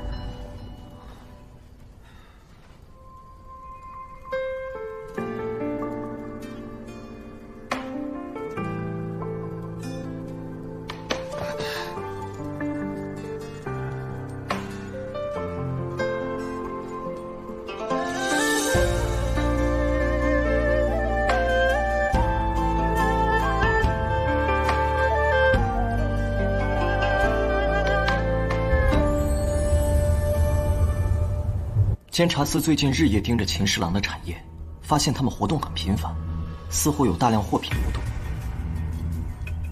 这很稀奇吗？蹊跷的地方有2个：第一，他们很少在白天运货；第二，他们只走北城门，且都是每隔1天运一次。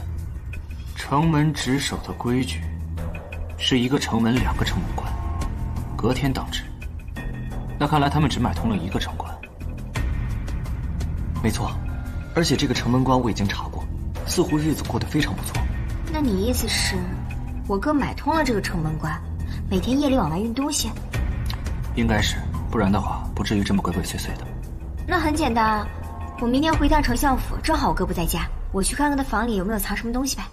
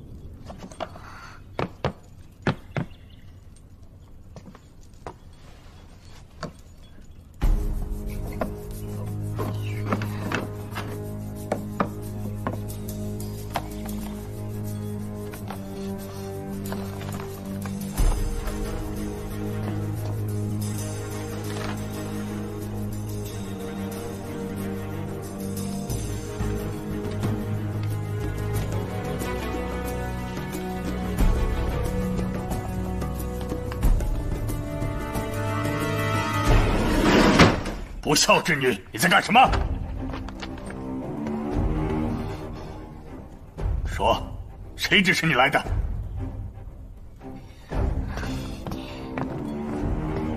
没有人派我来。爹，你怎么是非不分呢？我哥他现在很有可能跟一帮叛国的人混在一起，您不管管他呀？就算他是被冤枉的，那他是不是应该站出来说清楚？说清楚？你哥他在前线打败仗了，你知道吗？啊！我军将士一溃千里，连失3座城池，圣上大怒，要抓你哥回来问罪。战败失地，那是死罪呀！我本想让他出去锻炼锻炼，没想到是我害了他呀！爹，你先别难过，这个安西国不都是一帮乌合之众吗？怎么会突然变得这么厉害啊？安西国不知哪里冒出了许多先进火器，你哥他们是一点准备都没有啊！那这么说来就不是我哥的错了。我去跟太子说清楚，让他去禀告圣上啊！但是你看，这账本的事情总要解决吧？就算打败仗说得过去，这个也躲不掉了呀。你是不是查案查疯魔了？你干脆连你爹也送去监察司审审好不好？不是爹，你别激动，你听我说嘛。你别说了，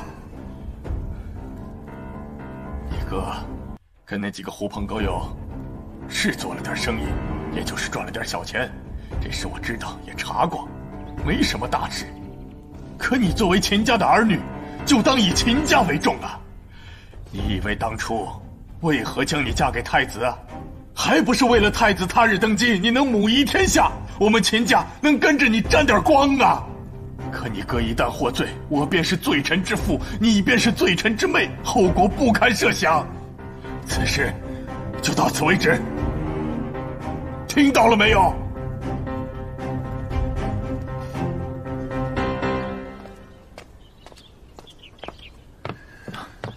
太子妃，您来了，怎么样了？我找到了秦风的账本，上面有他和管家的交易记录，跟吴世正那本差不多。不过那些都是晚上他进行运货的商家。这些都是重要的线索，你为何看起来不开心的样子？是吧？我爹他不让我查呀，我就不明白了。这有什么不明白？第一，你又没有直接证据可以证明秦侍郎与范思言的那帮人有勾结。第二，你哥现在遇到了大问题，这一点你应该知道的。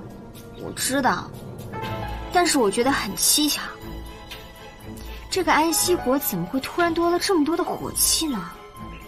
我调查过，这火药极其贵重，我衡过也没有多少。从一开始的物价上涨到私盐，再加上你哥的产业，形成了一张巨大的网，其目的就是收敛巨大的财富。你的意思是说，有人赚钱给安息国打仗？没错，钱赚够了，就差一个开战的理由，于是便有了吕岩被杀案。那就更不可能是秦风了。他怎么会明知道安息国多了这么多火器，非要赶上去送死啊？所以我们得知道，这背后操纵店铺的人是谁。那只有老骆驼知道。走。走。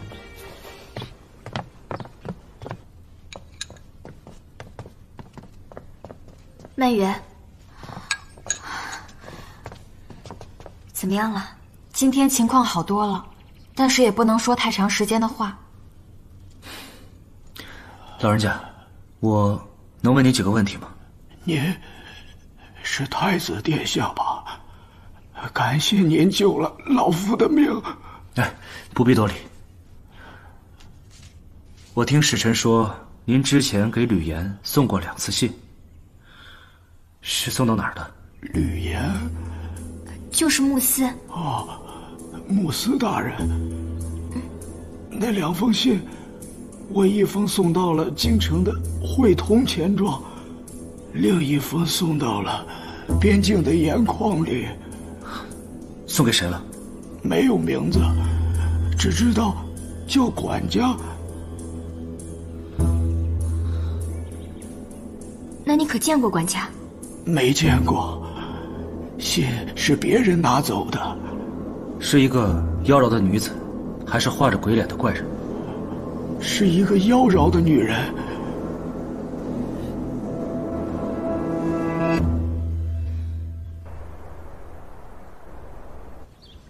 看来这一切果然是管家操控的。我现在就命人去把你哥召回来。他若是清白的，就应该把事情说清楚。如果供出了重要的人，也可以将功补过吧。谢谢你啊，为了我那个不争气的哥哥。我这也是怕你难做。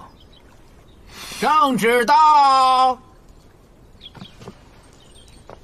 诏太子凌轩携监察司丞姚天、太子妃秦希月共赴安息国前线，调查主将秦风叛逃一事，务必将罪臣秦风押送回京。太子妃若有偏私，按叛国罪一并论处。凌轩接旨。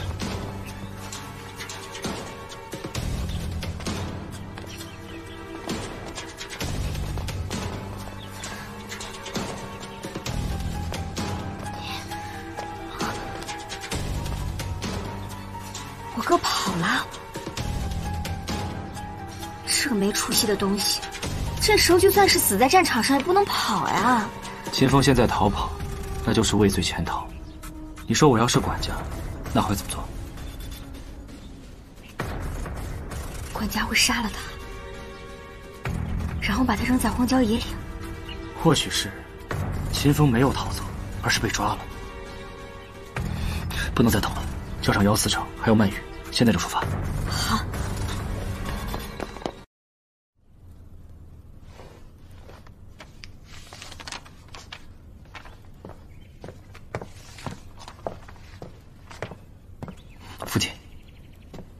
这是刚刚炖好的参茶，你快趁热喝了吧。好。哎，我说天儿，你可是难得回来一趟啊！啊！父亲这亲自看账本的习惯，这么多年都没变啊。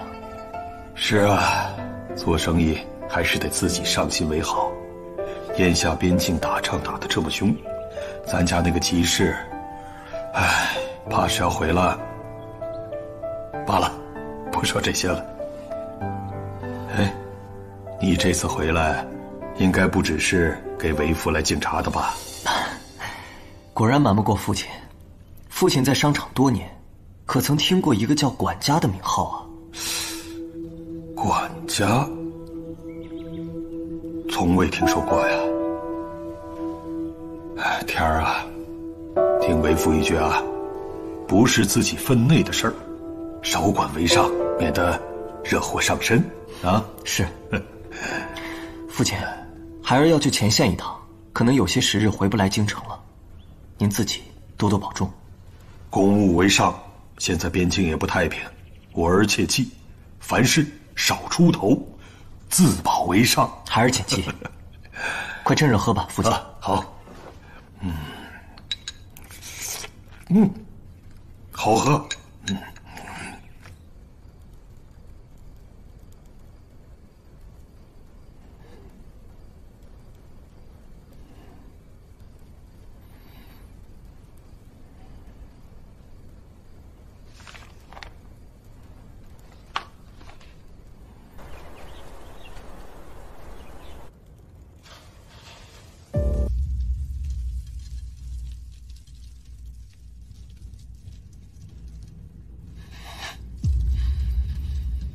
你都生虫了。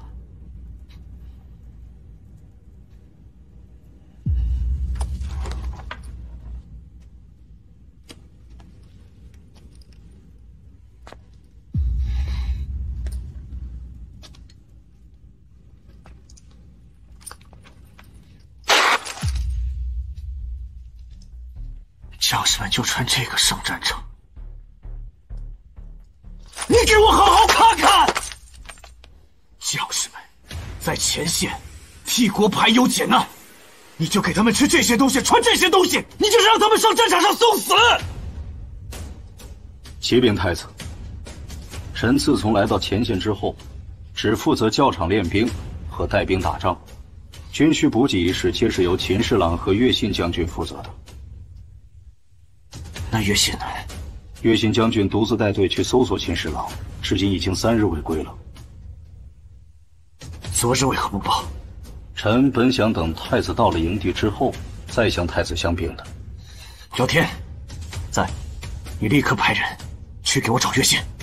是，太子殿下，此地地势险峻，恐姚司城不熟悉地形，倒不如让末将亲自带兵去找。不必了，军营不可一日无主，你还是做好你自己的本职吧。是。第二，随我出来一趟。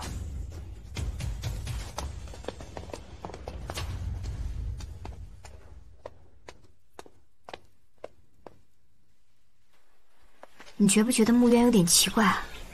是啊，他口口声声说这些劣质装备是乐信和秦风提供的，可这2个人现在都不在，全凭他一面之词。秦风叛逃是众所周知的事情，现在什么脏水往他身上泼不都可以吗？可是乐信这个人我是了解的，他不可能做出伤害士兵的事情，而且他也不可能跟任何人同流合污。乐信肯定是被冤枉的，你看他失踪3天了，他们一点都不着急。我也这样觉得。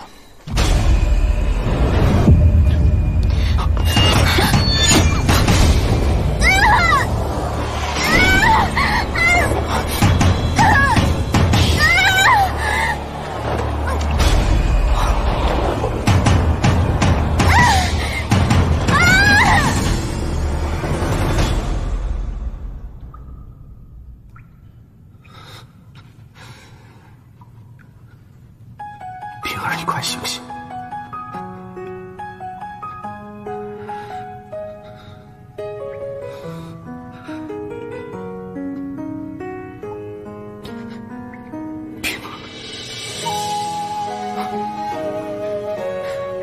心没忍心，把我一个人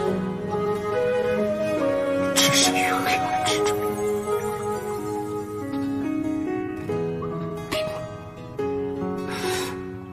你快醒醒！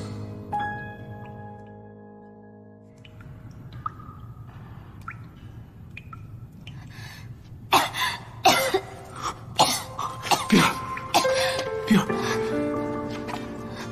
你没事吧？我没事。冰儿，我们都还活着。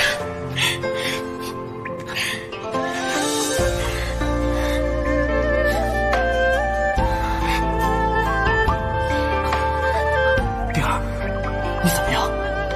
我没事。没事就好，没事就好。你有没有受伤？我没事的。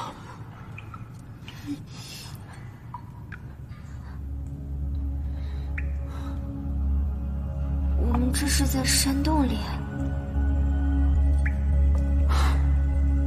是啊，不过还好的是，这儿的空气是流通的，应该是有出口。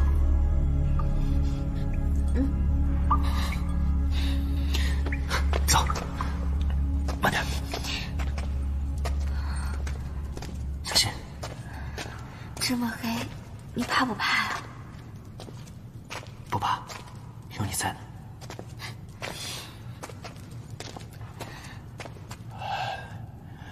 谁？谁？于信。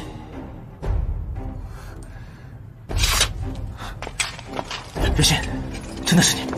太子殿下，太子妃，你们怎么会在这里？说来话长，倒是你，军营的人不是说你，说我失踪了吗？对，还有我哥。穆远当然希望我活不见人，死不见尸。至于秦大人，我怀疑他是被抓走的。看来是我们的突然到来，打乱了穆渊的计划，所以他才迫不得已要将我们灭口的。看来还有别的势力。穆渊得到军营之后，获利最大的是谁？安息国。没错，但是我想说的是，真正获利的，应该是给安息国提供军费的人。太子，你看。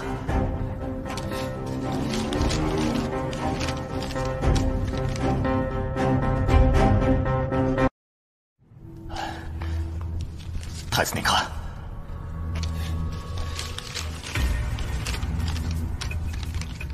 管家知悉、越信已对军需兵器供应起疑，此人是大患，留不得。想不到管家的手已经伸到了军队里。越信将军，此信你是如何得到的？禀告太子殿下，末将来到军营之后，军需都是由我来调配，但随着安息国的大举进攻，我军应对不及，吃了几场败仗。穆渊奉朝廷旨意来到军营主持军事，军需供应来源就由穆渊一手把控。当我发现战备军需都是劣质后，向穆渊追问来源，穆渊跟我说都是朝廷调拨，我不相信。暗中查到，他伙同外人在路上，偷偷将朝廷调拨的军需调包换掉。我拦截了他发往京城的密信，才知道，此人是管家。管家。据我所知，穆渊是丞相一直向父皇报去的。从上次我回到丞相府，发现那个账本开始，我就觉得他的态度非常让人怀疑。此处就有一个他们的秘密场所，我正欲前往探知，说不定会有新的线索。秘密场所？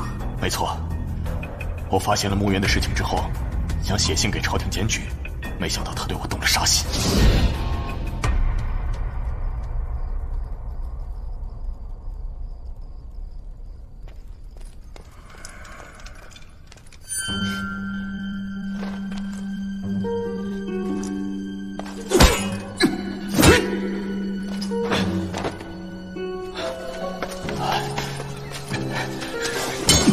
快，这边！跟上，快！追！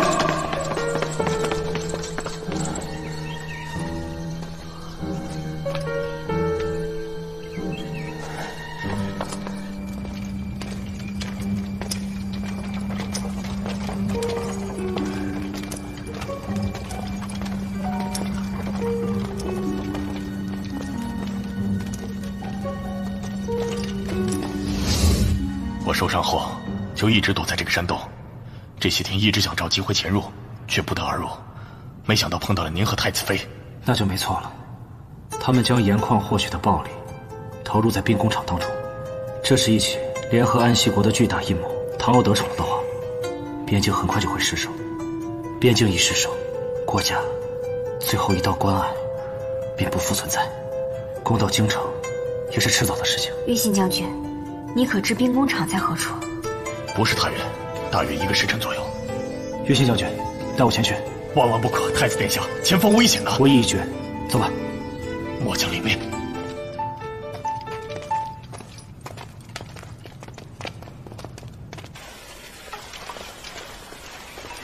那边看看。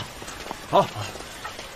姚司城，咱们已经搜索1天1夜了，这山崖上下也都搜遍了。恕老夫直言，这附近多有野兽出没，恐怕这……可附近没有野兽噬人的痕迹。这边也没有。总之，我绝不相信太子殿下会遭遇不测。姚司城，像您这样的青年才俊，可谓是100年难得一遇。但是您为何要投入宫门，不继承姚大官人的财产呢？据我所知，他就您这么一个儿子，他对您是寄予厚望啊。我与父亲早有约定，他的生意与我毫不相干。我的毕生所愿便是惩奸除恶。穆将军，似乎您对我的家世很了解。哈哈，这姚大官人乃我横国首富，这坊间传闻自然也不会少。老夫也就是道听途说罢了。穆将军，这里有2条路，咱们分头去找，谁先找到发个信号，如果没找到，2个时辰后在这里汇合。姚司长，您初来乍到，对这附近不大熟悉，这深山路途崎岖，我看还是让我带兵去山路搜吧。不必了，还是我走山路吧。想必太子殿下定是被困在了深山里。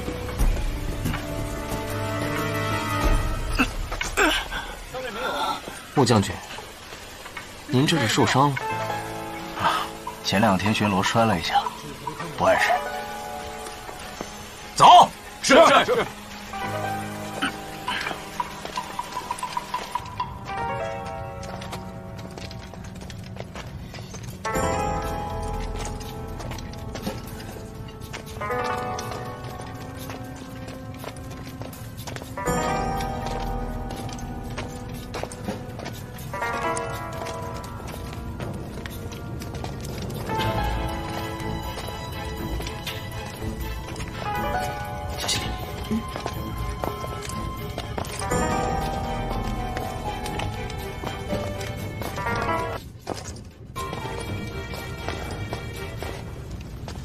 太子殿下，就是这里。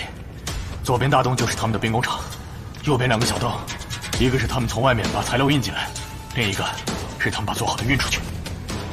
看来，他们把军需物品藏在离渡口不远的地方，等朝廷的军需一到，便在前往军营的路上将其调换。没想到，他们居然利用这里的地形，达到了走私的效果。岳信将军，军营的士兵已经不能再相信了，你赶紧出去找到姚天，去调离这儿最近的猎鹰军，我们来个出其不意，一并捣毁这儿。他们看到这个玉佩，自然会相信你。末将领命。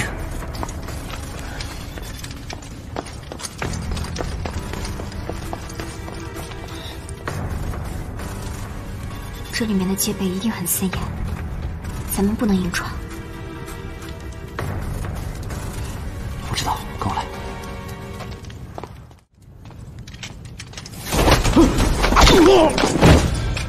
走。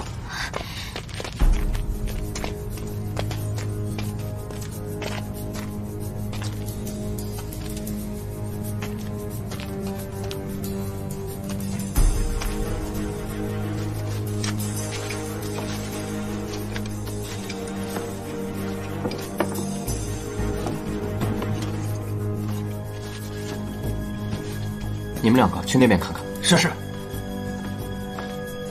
这山神庙为何如此破败？你有所不知，我们这里处于深山，所以本就多灾多难。直到有人捐了钱，建了这座山神庙，说是要保一方平安。可是谁知道这庙建成之后，灾难反而越来越多，慢慢的上香的也就少了。捐献的人是谁？大概什么时候？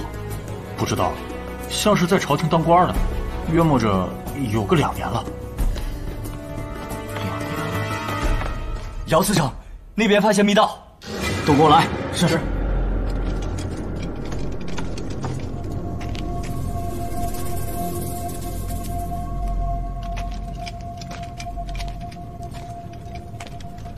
太子殿下，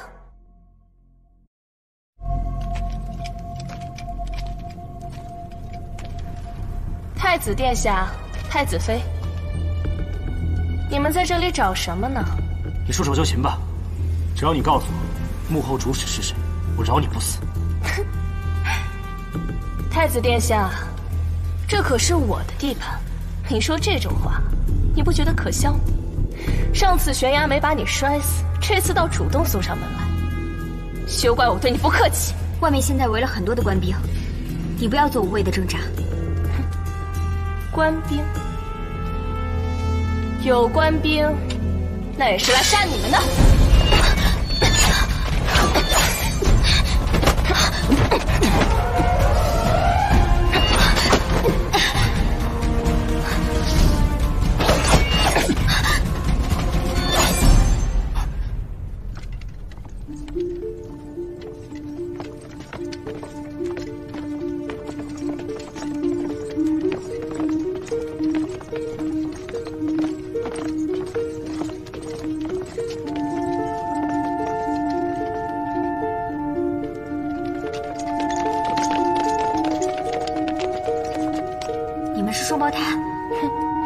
太子妃果然聪明，可你明白的太晚了点吧？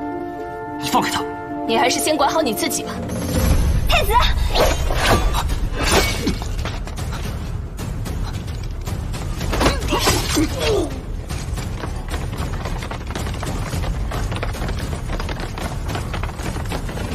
妹妹，快杀了他！主人必定重重有赏。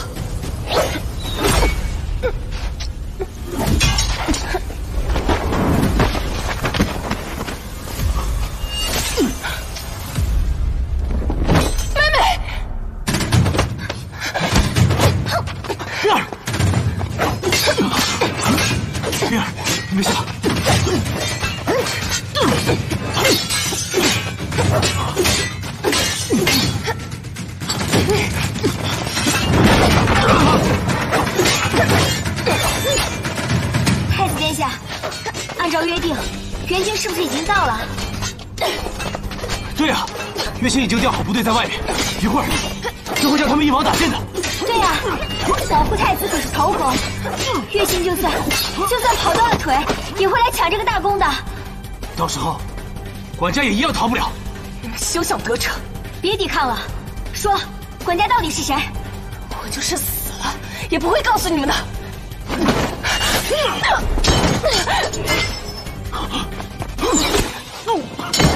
哥！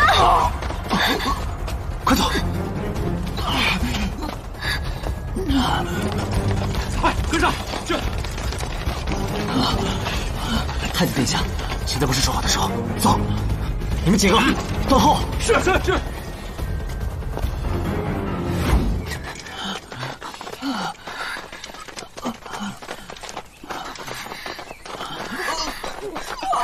哥，季风，哥，季风，怎么样？你怎么样？姐，我知道你一定有很多问题想问我，但我没有机会跟你一一作答了。但你要相信我，我从未叛国。你先别说话。姐，你答应我，不管爹做过什么，你都要原谅他，行吗？爹，你是说这些事情都是爹做的？太子殿下，朕恳求你，能否对我爹宽大处理？志峰，哥，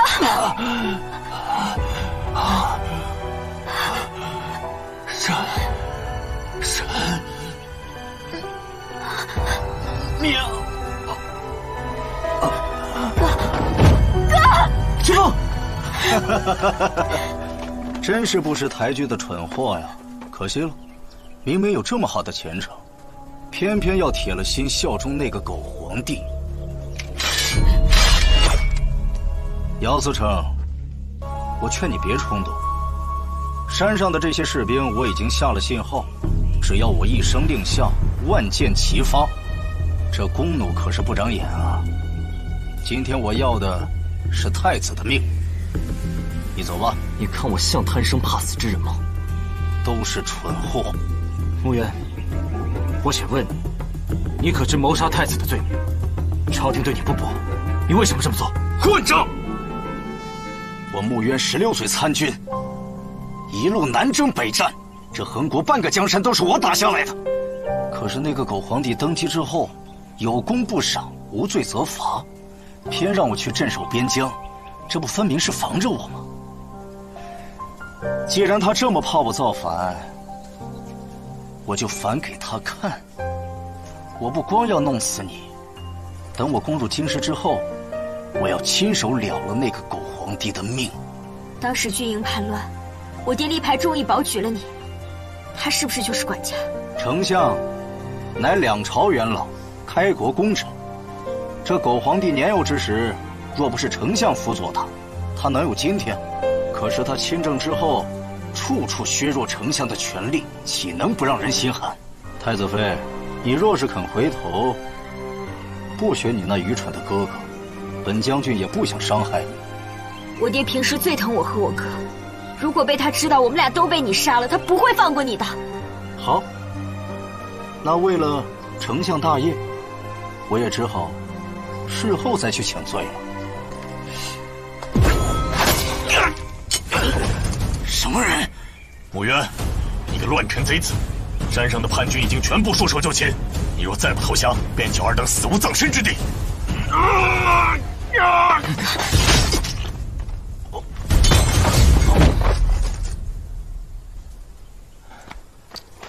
末将来迟，请太子殿下恕罪。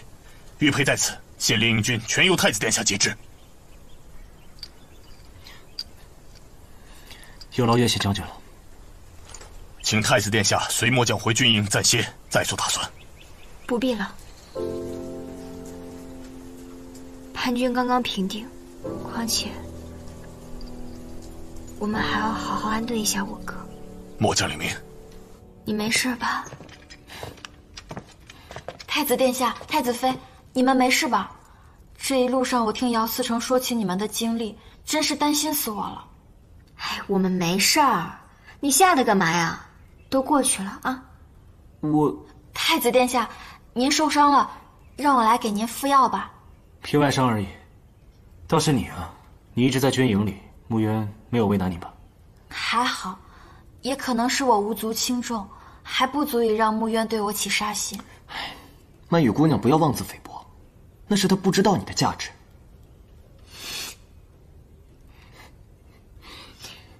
对了，你说这一切真的是我爹干的吗？我也一直有在想，但是现在证据的确还不足，不能下定论。对了，你哥在死之前说了什么山神庙？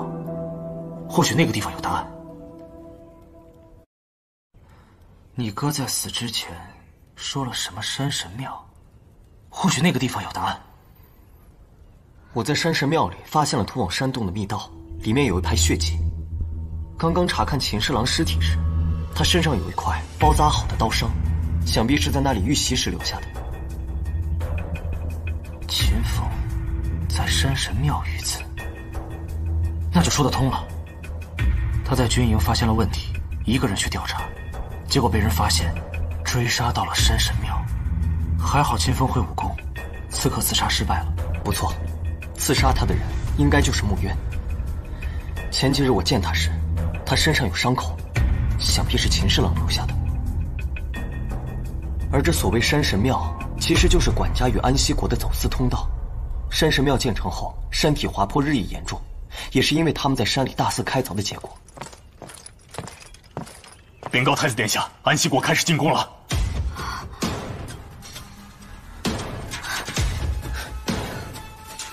敌军此时进攻，无非是想让我军分身乏术，借此机会从兵工厂撤离。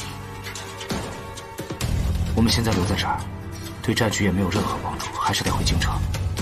月信，现在眼下我们能够相信的人不多，但我相信你可以不负众望，守住这里。另外，把这儿全部封锁起来，不要打草惊蛇。定不如命。热天，把秦风还有穆渊的尸体带回京城，如何处理，还需要父皇亲自定夺。是。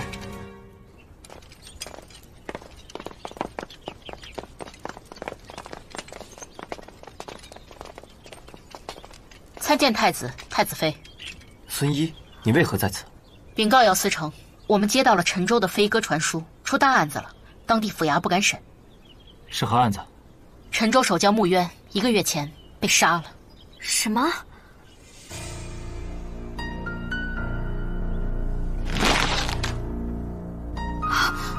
是他？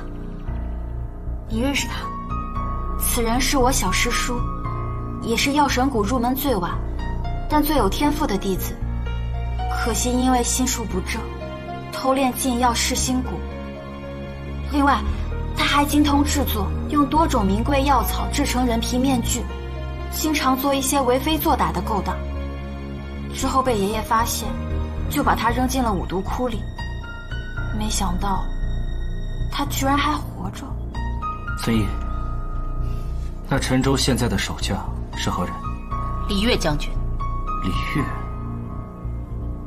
在父皇登基之前，李岳一直是丞相的护卫，直到父皇登基之后，丞相一直保举他，这才当上将军。又是我爹的人，想不到他已经掌握了两边边境的军队。不是，他想造反？不想。若是造反的话，没有必要与安西国开战，定是秦风知道什么不可告人的秘密，又不想跟丞相同流合污，所以穆渊才会放出消息，说秦风叛逃，置他于死地。可是这不像他说的话啊！秦侍郎为国捐躯，冰儿，你随我去趟丞相府，安抚一下丞相。行啊，但你这是想……姚天，你带些……姚天呢？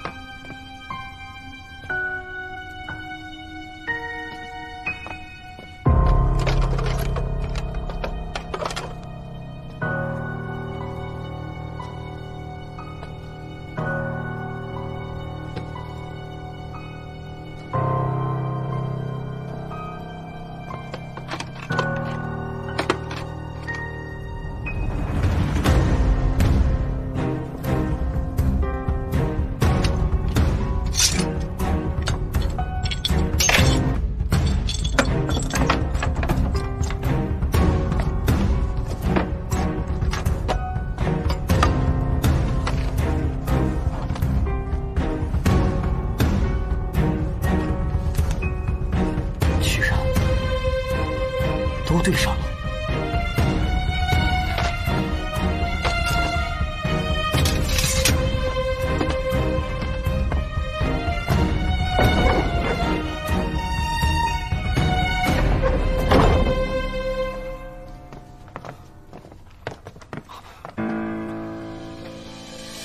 父亲，您就是管家。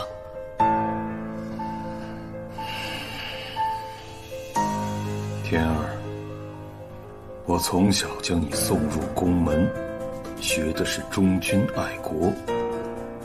你倒好，学会了偷鸡摸狗了。你别再掩饰了。自从穆渊不愿杀我那一刻起，我就已经有答案了。爹只是个商人，虽比平常百姓过得好一些，但终将是受制于人。你是说，你是被人胁迫的？那您可以跟我讲，只要您跟我去指认他，我可以保证您的安全。你保证？啊？你拿什么保证？我从一个街边小贩一步步成为了横国的首富，我付出了多少心血？我就是告诉你那个幕后之人，你又如何？你敢抓他吗？现在四方边境的守军都掌握在他的手里，他只要令其一挥，就有1000颗人头落地。为父只是一个商人，我又有什么办法？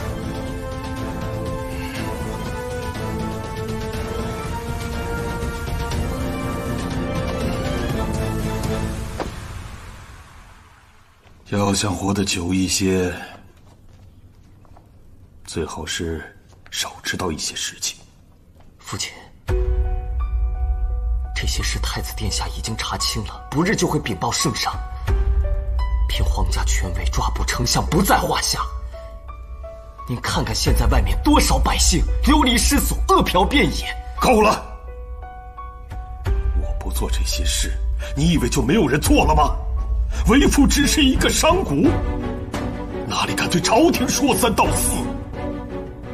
我只是不忍心看着百姓们流离失所，还想替你挣个好前程，所以才急急忙忙见吉事，开棚布粥。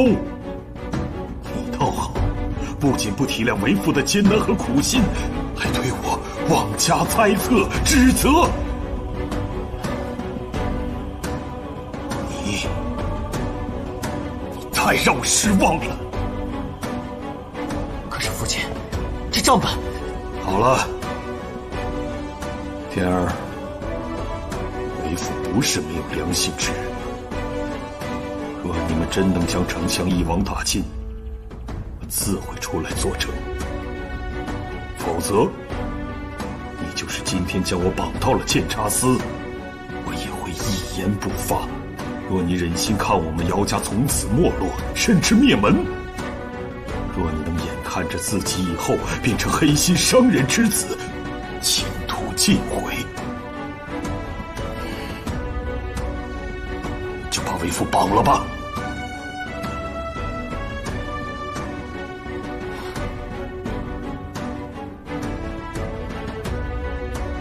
父亲，孩儿劝你好自为之。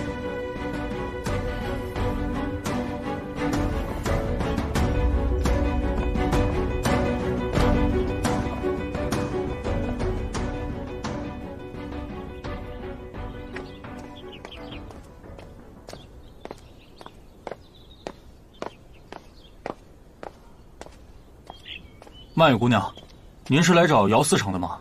是啊，我就不打扰他的公务了。您能帮我通报他一声吗？我把东西给他，我就走。真是不凑巧，姚司城已经回府了。啊？今天这么早就回去了？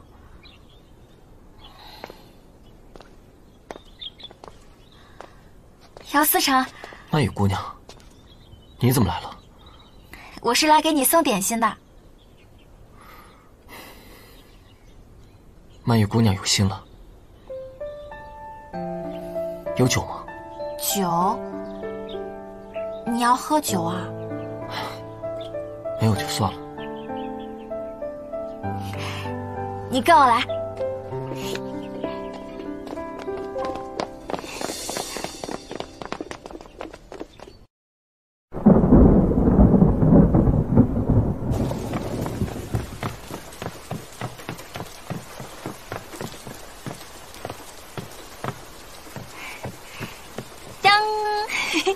给你，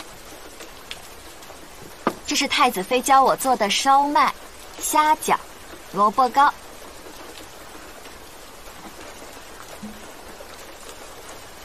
哇，好香啊！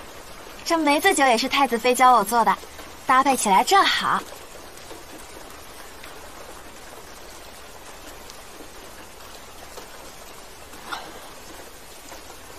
确实是味道独特。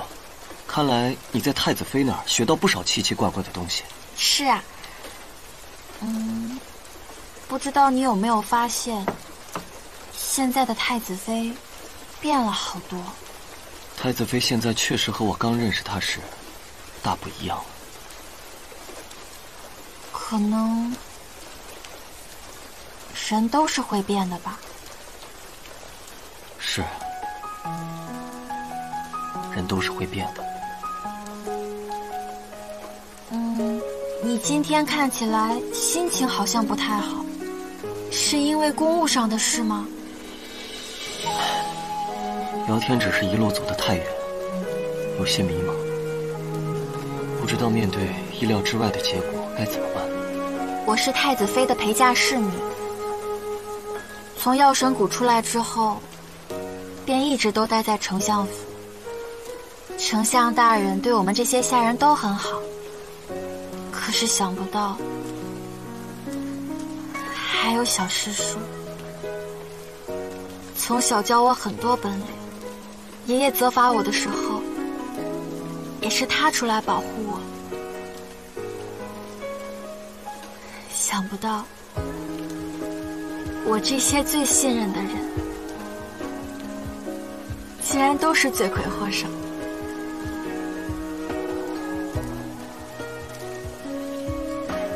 曼雨，你被他们背叛，一定很难过吧？是真的很难受，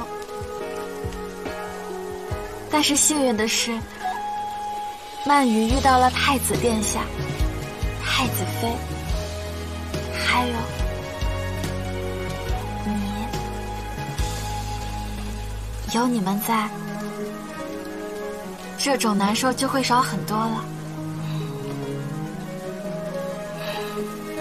没错，不管遇到了什么困难，我还有你们呢。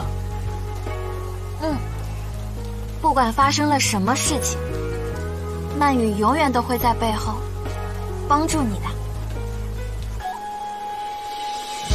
干！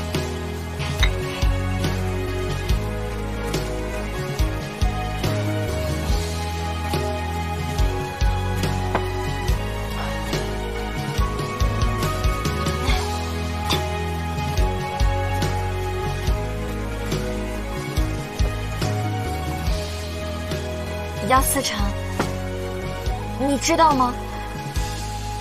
在曼雨心里，你是天底下最好的男人。曼雨永远都不会背叛你的。还笑一个嘛，不要老是板着个脸，不是还有我在吗？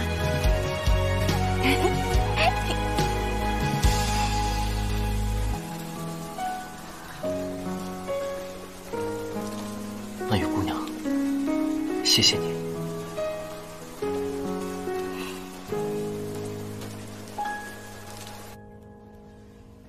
丞相大人，我敬您一杯。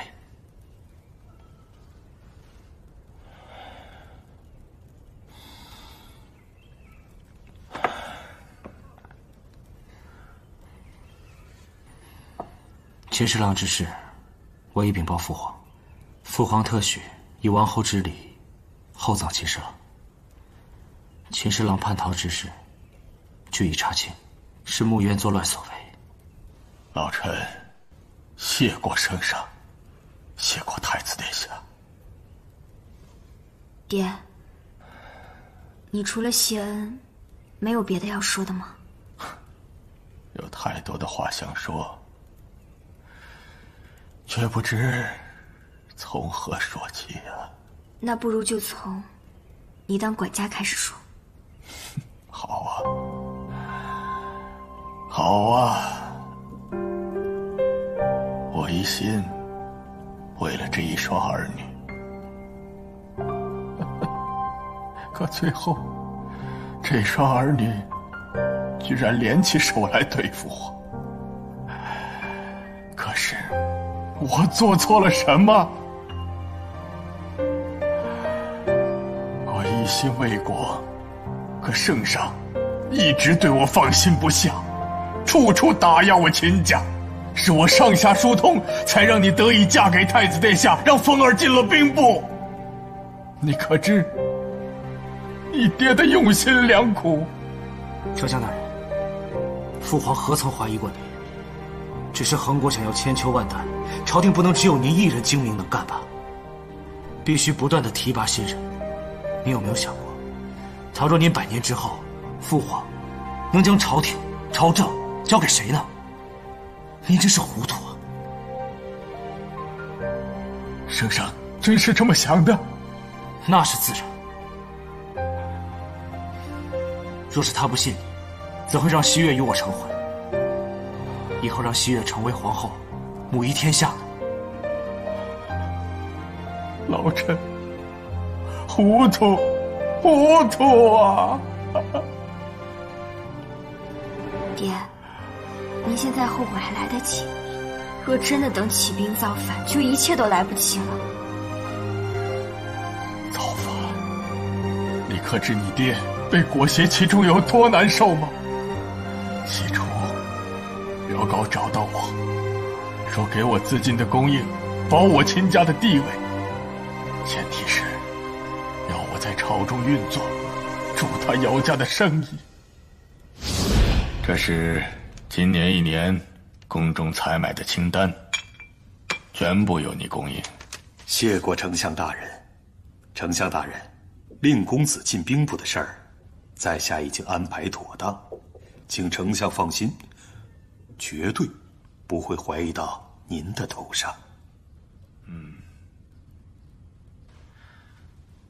姚高啊，赚钱赚得差不多就行了，万不可失了底线。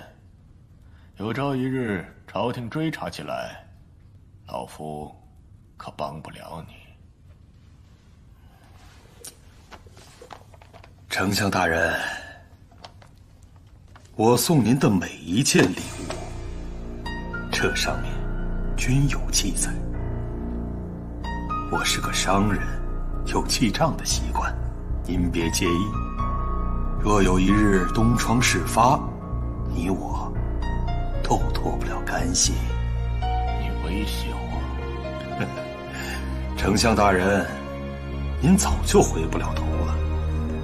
眼下小姐已经嫁入了太子府，若有一日她当了皇后，您所做的一切都不会有人再来追究了。来人，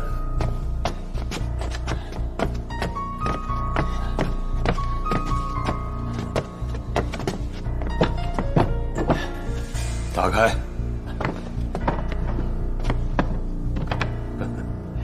这是外面带来的一些小礼物，不成敬意，望丞相大人笑纳。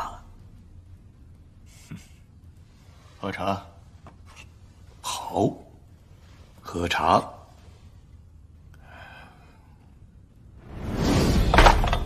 姚高，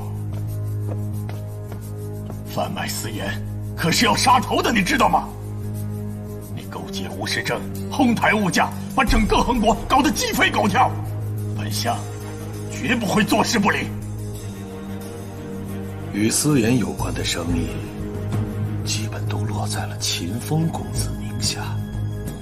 再加上这些年您府中的收入，您觉得皇上会相信是谁在贩卖私盐，又会相信是谁在哄抬物价，搞垮恒国？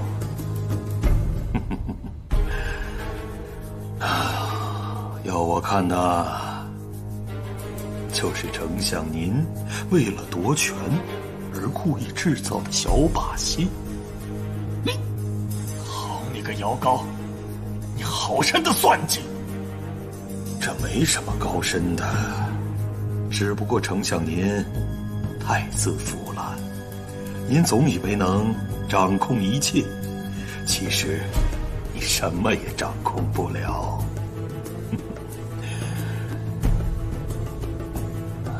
我的丞相大人，皇上不仁，你又何苦替他卖命呢？倒不如多为自己的后半生考虑。虑考虑。好你个姚高，好你个姚高！今天你必须给我个交代。秦侍郎的死和我无关呢。什么叫与你无关呢？若不是你散布秦风叛逃的消息，秦风怎会遭到追杀？秦风自幼习武，若不是你身边的武林高手，怎么会杀死秦风啊？话不能这么说，穆渊可是您的人呢，我还说是您大义灭亲呢。之前我们不是谈好的吗？啊，你替我们秦家挣钱，我在朝廷里替你姚家铺垫好官路，你我都是为了家族的前程。秦姚两家一荣俱荣，一损俱损。你凭良心说话，这些年我在朝廷里对待姚天跟秦风是不是一样的？可你竟然杀了我的儿子！这真的是个误会。我姚高对天发誓，伤害令公子的事儿确实不是我干的。姚高，你就别装了。捅伤秦风的是穆渊不假，可穆渊早就死了，对吧？如今的穆渊分明就是个假扮的。我和穆渊只是生意上的往来，他帮我打理军需生意。再说这买卖挣了钱，也有你们秦家的一份。穆渊伤害秦公子的事儿，我真的毫不知情。到了我们这个年纪，有时候还得认命。认命？你还有脸跟我提认命？若不是你派人杀了使臣，挑起两国战事，我家秦风怎会领兵去边境打仗啊？有了战事，我才能做军需生意挣钱，令公子才有机会上前线，带兵杀敌，立战功。真要说到令公子的死，就是因为丞相您太贪心了。我要去圣上面前揭发你。那你去好了，我们现在就去。到时候你也免不了被杀头，您唯一的女儿也会遭到太子的冷落。那个时候，你们秦家也就完蛋了。太子殿下，老臣自知犯下了滔天大罪，罪不可恕，但老臣愿意戴罪立功，去圣上面前揭发那妖高。太子殿下，老臣自知犯下了滔天大罪，罪不可恕，但老臣愿意戴罪立功，去圣上面前揭发那妖高。您先起来。但老臣有一个请求。您但说无妨。老臣别无他求，只希望太子殿下能善待西月。他对这一切可毫不知情啊！您请放心，我以皇家的尊严起誓，此生绝不负他。那老臣就放心了，别无牵挂。还请太子殿下将我下狱吧。您该如何处置，我无权裁决，还得父王定夺。今天是家宴，我们不谈国事。来，我们畅饮一杯。老臣谢过太子殿下，谢过太子妃。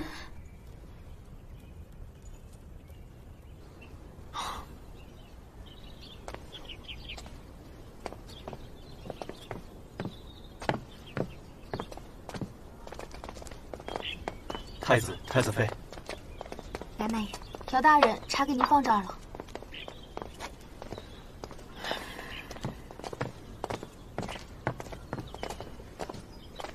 姚天，太子殿下，看上去心情不怎么好。我从府里回来就这个样，父亲他……你父亲的事我们都知道了，我爹全都说了。知道了？太子殿下、太子妃，这些事都跟姚思成无关的。哎呀，我们当然知道了，又不对你的姚思成做什么。父亲犯下了弥天大罪，姚天在此许诺，定会彻查到底，绝不徇私。你大可放心，只要你父亲及时回头，自然不会让他受苦的。谢过太子殿下。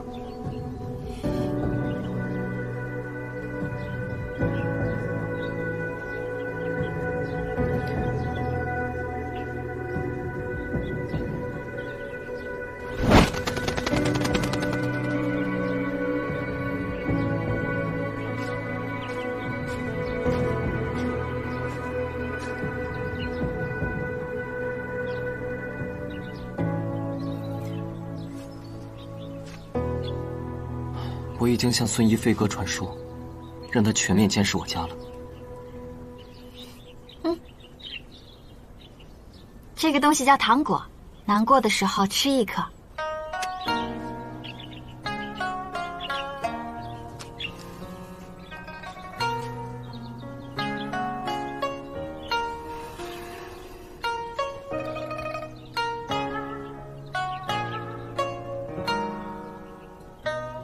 谢谢你啊，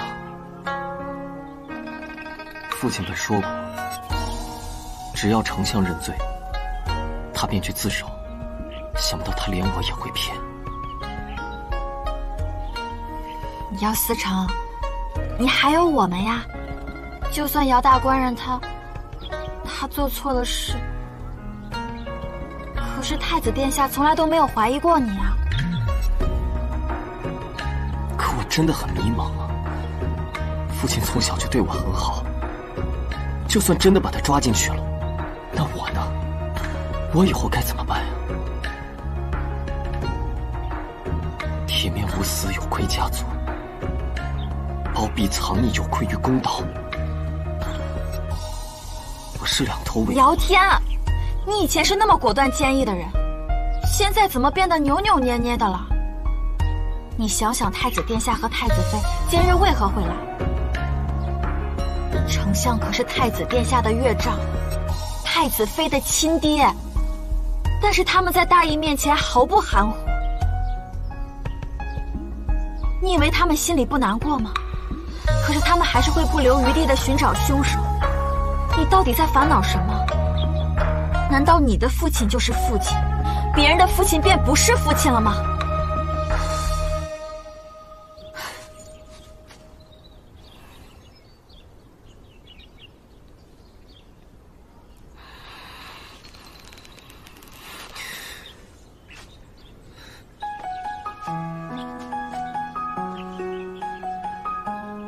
曼玉姑娘，多谢你当头棒喝马醒路。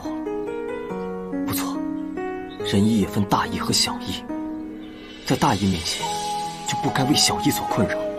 父亲让那么多人的家庭支离破碎，是他罪有应得。而我，身为监察司司丞，理应大义灭亲。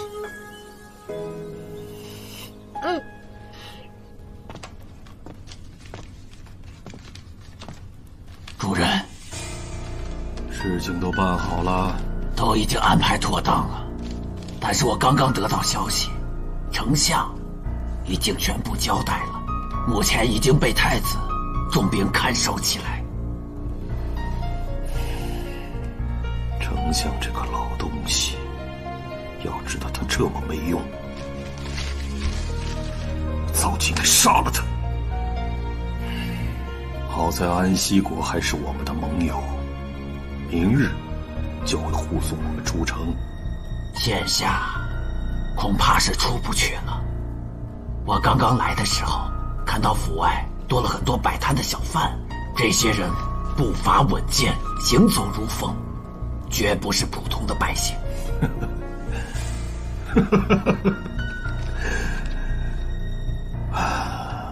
我姚高真是生了个好儿子。主人，若监察司已经警觉，加上太子相助，调动御林军的话，我们恐怕会大祸临头啊！慌什么？就凭他那两下子，还奈何不了老夫。太子殿下，姚天愿亲自回京指挥监察司，亲手捉拿父亲。我相信，只要父亲被抓的消息放出去，他的党羽定会闻风丧胆，到时候就会有更多证据浮出水面了。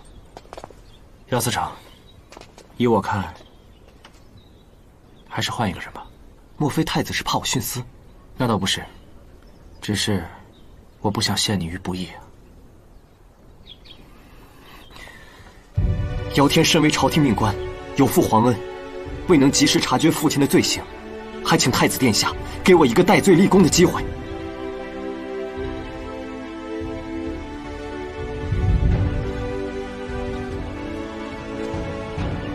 要是不给他这次机会，他恐怕就遗憾终生了。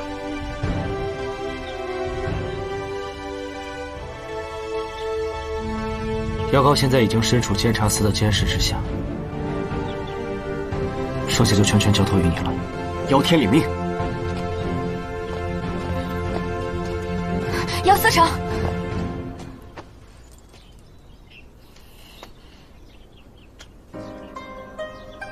曼羽知道你此行并不轻松，但曼羽相信你一定能做到。曼羽姑娘，姚天走前有几句话想跟你说。曼羽姑娘，最近若不是你的照顾和鼓励，恐怕我很难平静地去接受这一切。谢谢你。哦，知道了。还有，等我做完这件事，你能不能跟我去游历天下呀？太子殿下和太子妃还需要我照顾，我怎么能轻易离开啊？可是。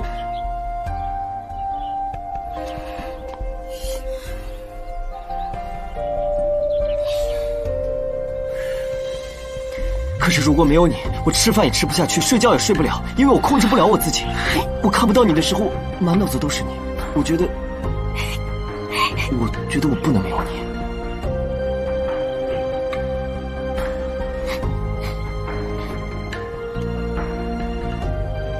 那你是怎么想的？曼羽也一样。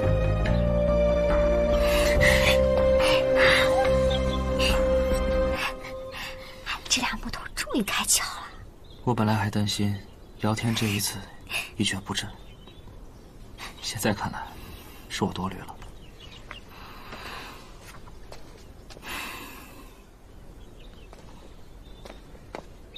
我等你回来。哦，对，圣上他会怎么处置我爹啊？丞相虽然晚年的确是犯了大错，不过还好，他不是主犯，而且他早些年间有些功绩，父皇应该会网开一面的。你放心，我会竭力争取。冰儿，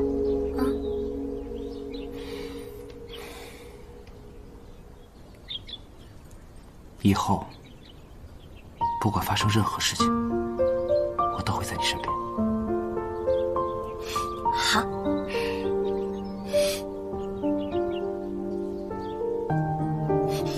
那我也要抱抱。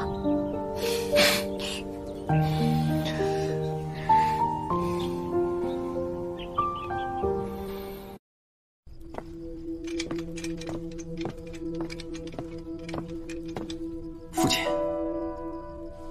来了，跟我回监察司吧。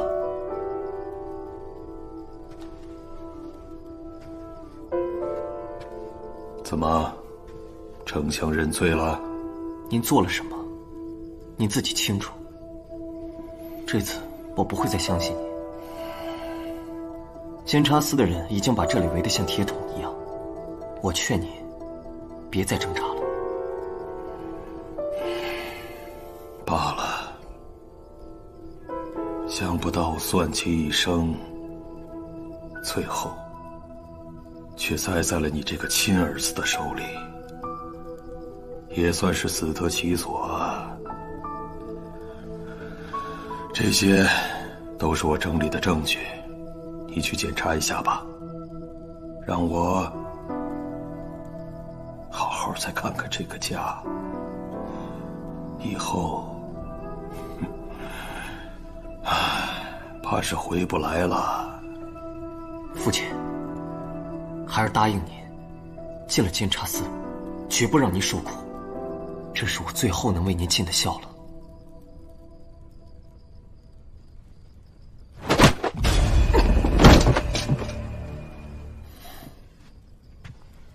把他绑了，有他在，谅监察司也不敢对我们怎么样。主人真是好手段。成大事者，至亲亦可杀。想当年我们江国被横国所灭，我们过了多少年颠沛流离、忍辱负重的日子。现如今，横国被我们搅乱，岂能因为他误了复国的大事？马车备好了吗？备好了。那咱们把这些运上车吧。是。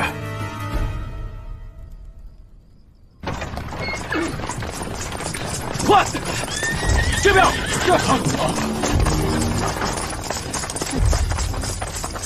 主人，我们被包围了。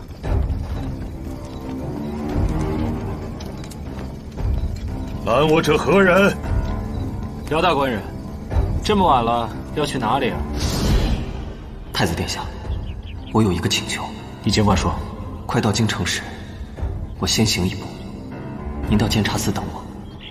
我想去劝劝父亲，毕竟他……我明白，你尽量好好劝劝他吧，看他是否能看在你的份上，尽快回头是岸，不要酿成更大的错误了。如果到了虚正时刻我还没回来，你就带人往南城门方向拦截。父亲若是要逃，定会逃往安西国边境，沿途一定有人接应他，不能让他从那里逃了。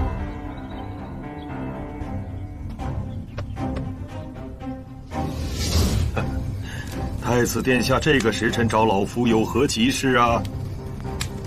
真是不巧得很，老夫要带犬子远游了。姚刚，你适可而止吧。骗你的，你罪孽已经够深重了，把姚天放了。太子殿下，等我们问清楚。老夫这2台车上装的除了钱财，还有一半是最纯的噬心骨。这方圆都是民宅，你说我要是口笛这么一吹，这谁能逃得过？你想要什么，我们可以谈，别伤害老百姓。太子果然是爱民如子，那我们就好好谈谈条件吧。说，放我走。你觉得可能吗？那就让这方圆10里地的所有人给我一起陪葬吧，老夫在黄泉路上也不寂寞。这样，你把姚天放了，本太子当你的人质。太子，你知道自己在说什么吗？答应还是不答应？趁我没反悔。成交。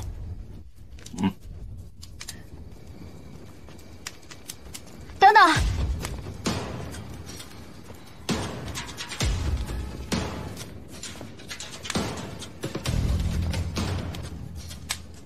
我有一件随行的行李，想要给太子带着。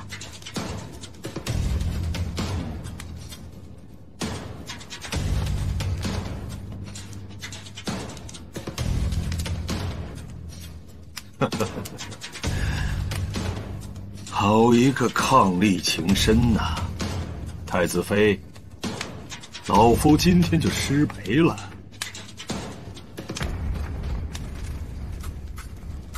来，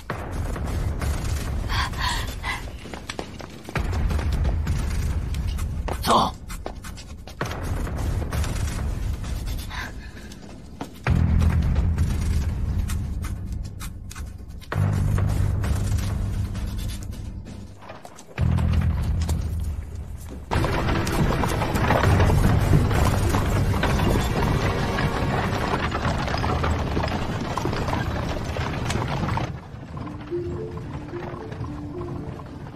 太子殿下，我劝你还是先闭目养神休息一会儿吧。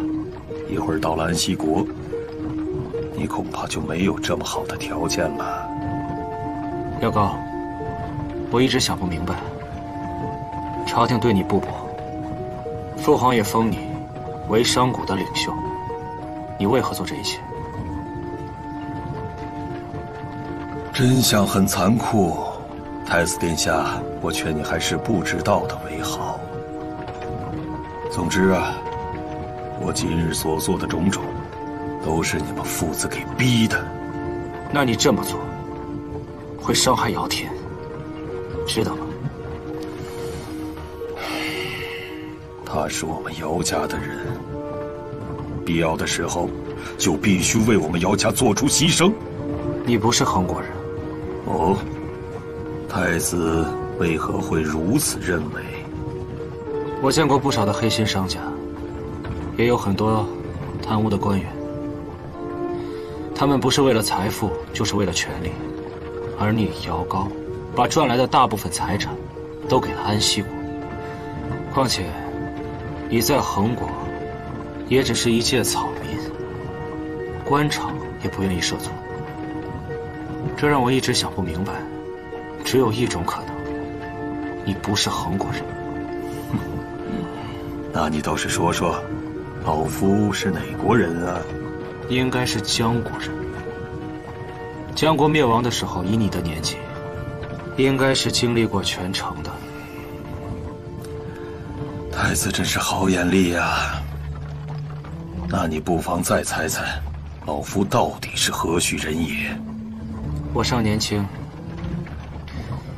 江国我不太了解，父皇也很少提起。你究竟是何人？老夫就是被你们所灭的江国丞相姚松亭。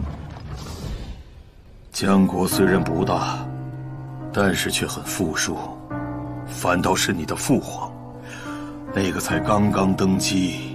他急于建功立业，便听信了秦毅那个老狐狸的话，假借通商的名义，突然对我们江国发起了攻击。我们没有任何准备，皇宫很快被攻破了，皇上被杀，你们几乎兵不血刃就灭了我们江国。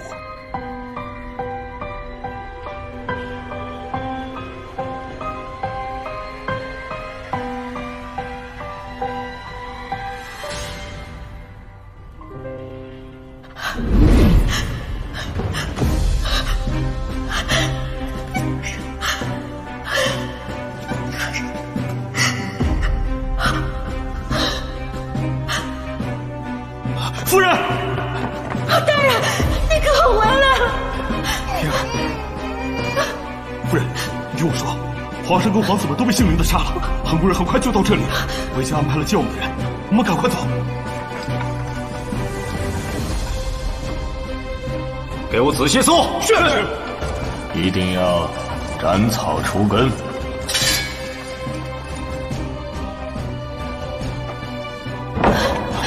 夫人，赶紧走！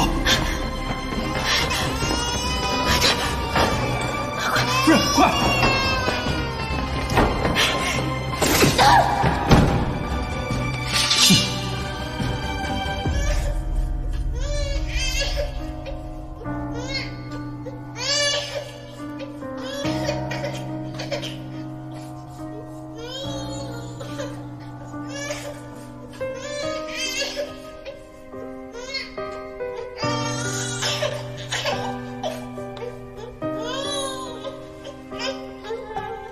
非常成功。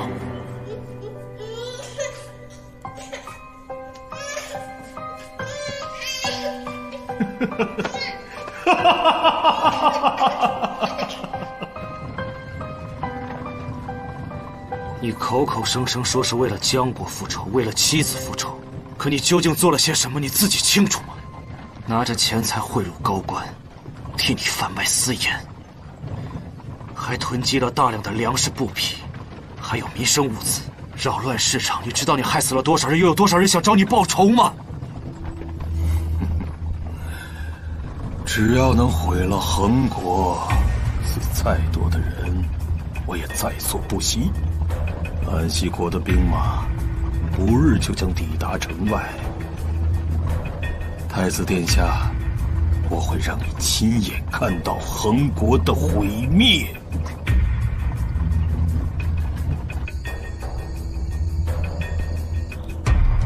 太子，请吧。这是什么地方？这是老夫在城郊的一座小别院，跟你的太子府可比不了。我们就暂且在这里歇歇脚吧。你就不怕追兵吗？还有心情在这儿落脚？哼，有你太子殿下在我手上，谅他们也不敢轻举妄动。走。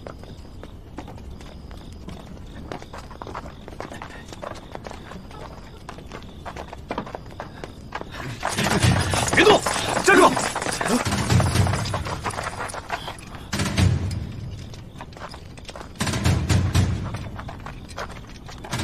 父亲，天儿，你们怎么在这儿？我们接到密信，有一伙安西国的士兵潜入京城附近，而这里就是你们的接头地点。知道就好。安西国的精锐人马马上就到，想活命的，我劝你们赶紧离开，否则一会儿你们谁也活不了。他们来不了了，安西国的士兵中了我的诱敌之计，半个时辰前已经全部被我歼灭在郊外的山谷里。哼，不相信吧？给你带来了，蓝色的头巾，就是你们今天晚上行动的信号吧？这不可能，绝对不可能！姚高，你最后的希望已经破灭了，赶紧束手就擒。就算你今天杀了我，你也走不出恒国。既然如此，我们就一起下黄泉吧。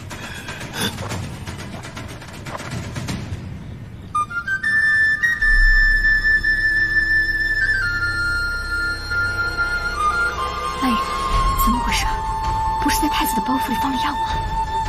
这没道理啊！哼，就你们的这些雕虫小技，真是让老夫笑掉大牙了。这些噬心蛊都是经过了重新的培育，你的这些解药不管用了，你们就陪着老夫一起下地狱吧。噬心蛊重新为祸事件，是我药神谷管束门徒不言所致。今日我重设江湖，将噬心蛊尽数毁去，也算了却了一桩心愿。爷爷，是爷爷。主人，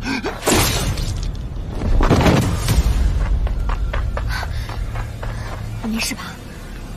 我没事。叛贼姚高已被捕，同党愚者，束手就擒。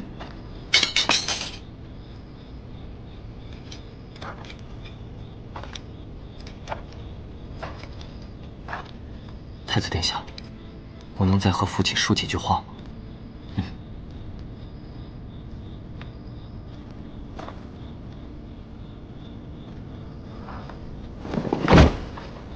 父亲，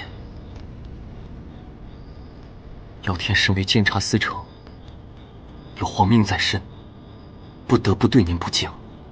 日后望您多多保重。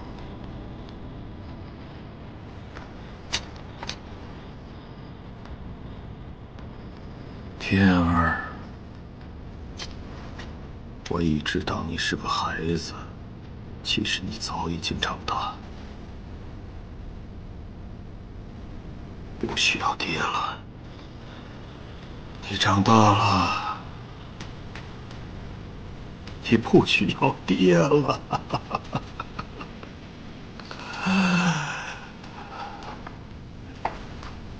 走，部长，走。是啊。走。姚司长，你没事吧？何人？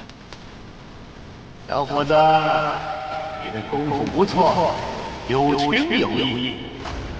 等此事完结之后，速速与曼雨为父完婚。爷爷这么大年纪了，还是这般胡闹。姚思成，你没受伤吧？没有。爷爷既然是想试探我的武功，他也定不会伤到我，你放心。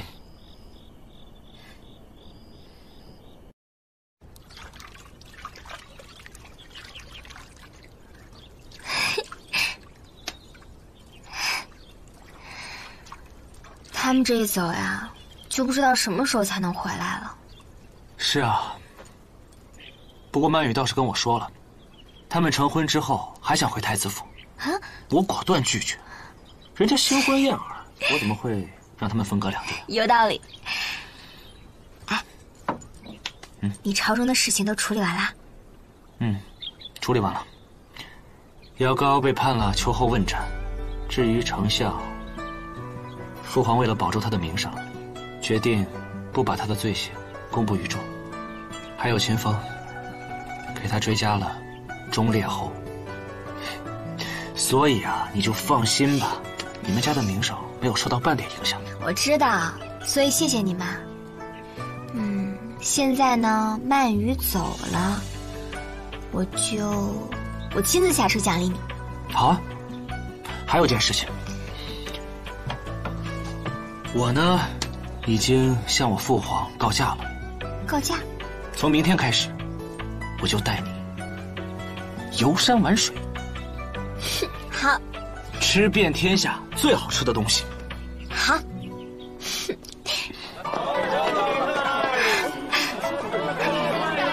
先在这儿吧。茄子，茄子，茄子，1、2、3，茄子。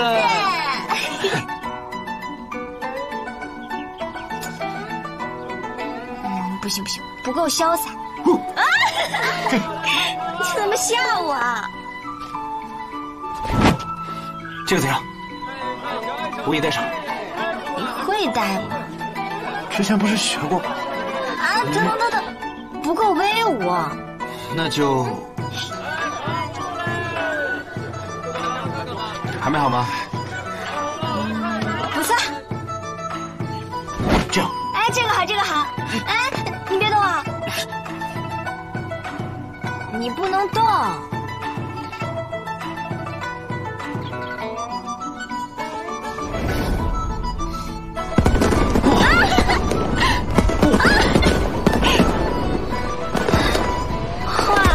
这些都好漂亮啊！是好看。哇，看这个。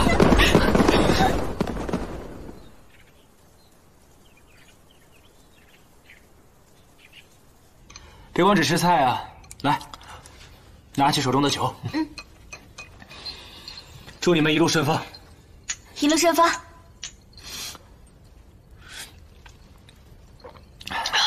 小天，以后有时间还是要经常回来看看。一定的，太子殿下，有什么需要尽管飞哥传书给我。坐吧。来。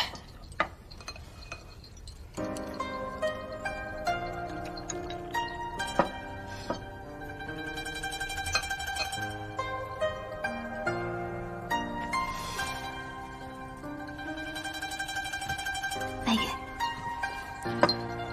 来，太子殿下，我再敬您一杯。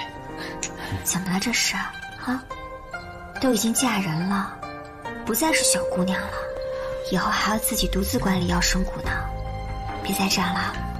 我不想当什么药生谷的谷王，我只想和太子妃你在一起。我当然愿意啦，那姚天可不高兴了，是不是？他敢。你呢，一定要好好珍惜姚天，咱们一起经历了那么多的风雨，这样呢，才能知道谁才是对你最真心的人。太子妃，你也是。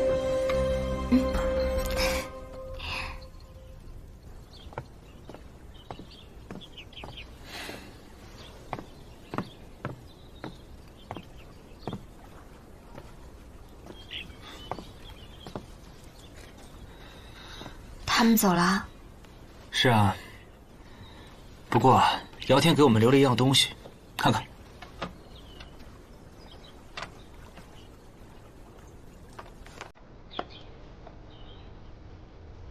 异闻录。你认得这本书啊？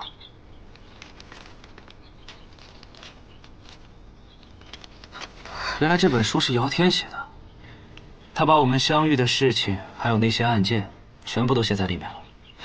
我看不出来啊，姚天还会写书。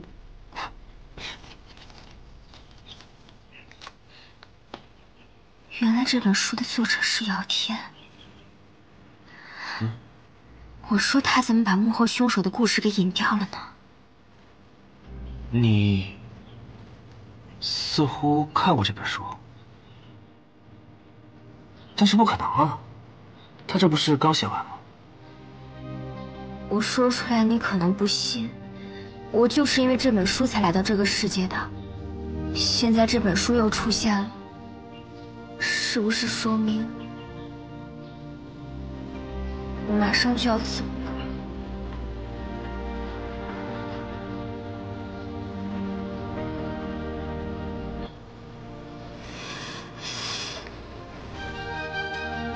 你帮我做件衣裳好不好？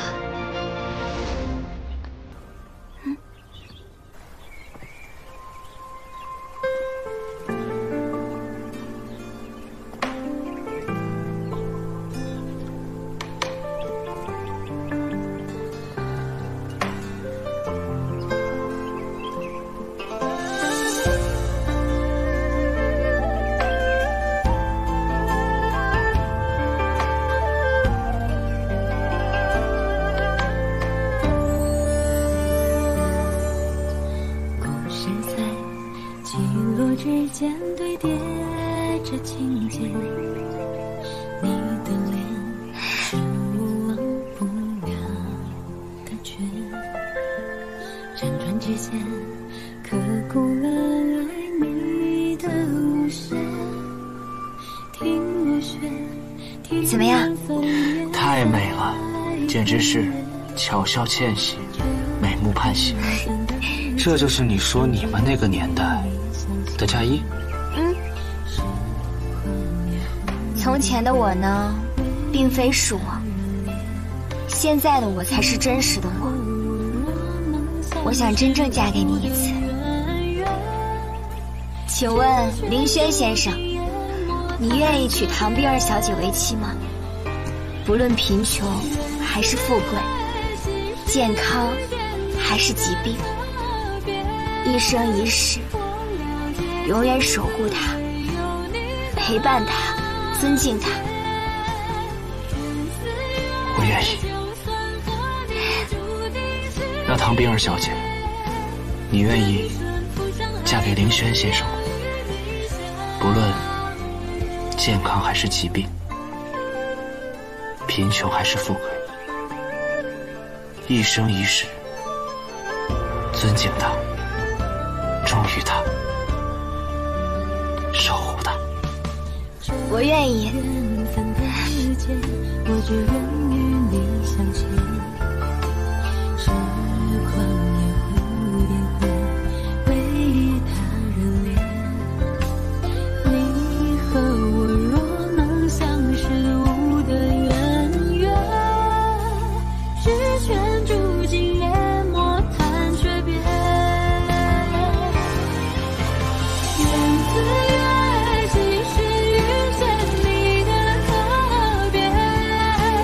我了解情字，唯有你能解。缘字月，就算和你注定是离别，这一生互相还终要与你相约。缘字月，几时遇见你的特别？我了解情该来的唯有你能总会来，你该回到就算和你注定属于你的世界了。这一生互相还终要与你相约。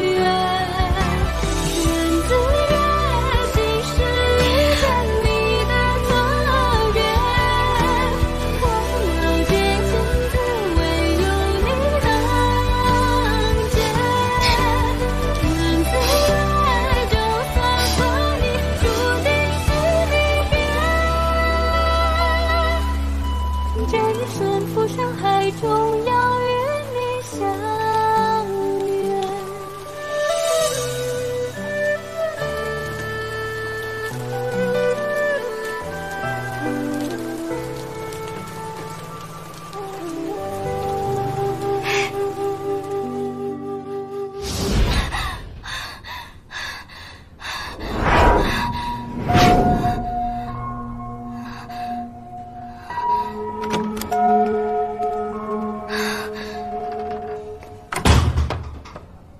徐小小，冰儿，你醒了。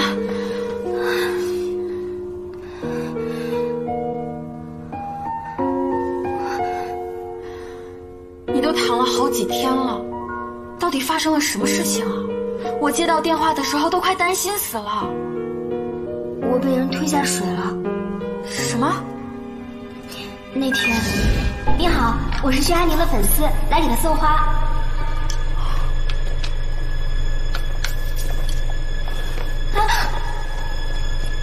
薛寒宁抢救无效死亡。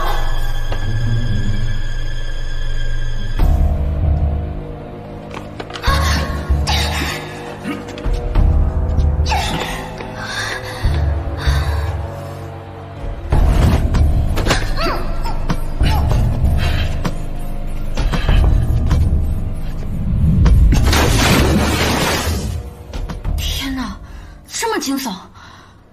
幸好在场的工作人员及时发现救了你。警察找到凶手了吗？凶手已经抓到了。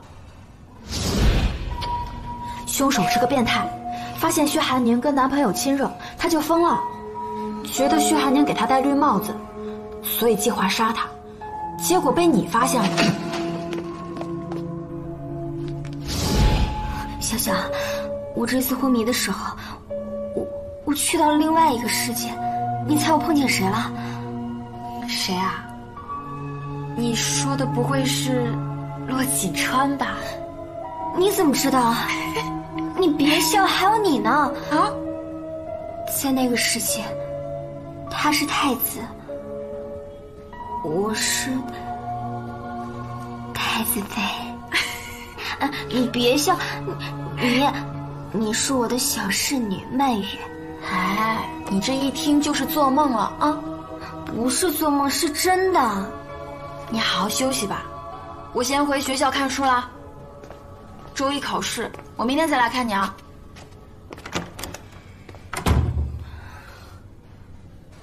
这真的是一场梦吗？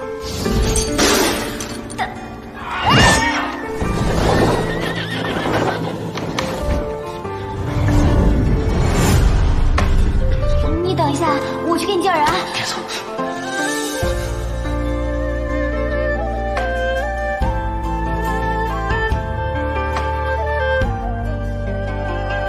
只要你喜欢，这条街不都是你的吗？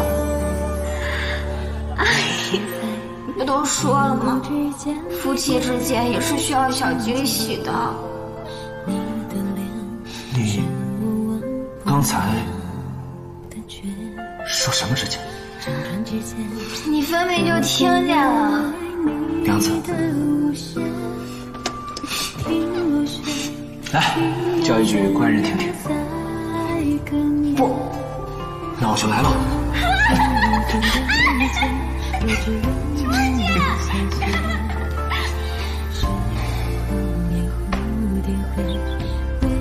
以后不管发生任何事情，我都会在你身边。好。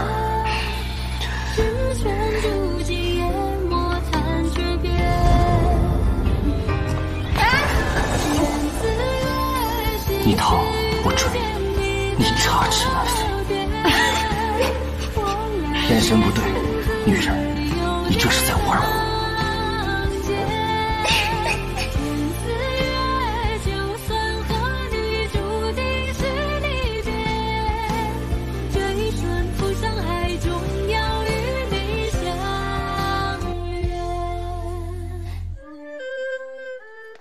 我用不着，喜悦，我用不着你管，别跟着我。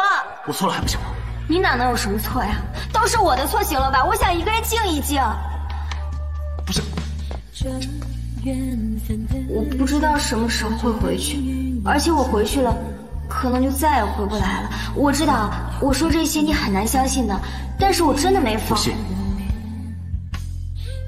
既然不知道什么时候会离开，那以后我和你的每一天，我都会更加珍惜的。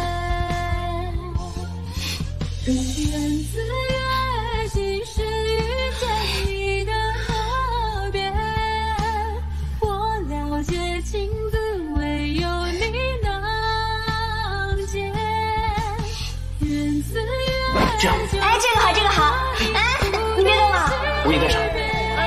会带吗？之前不是学过吗？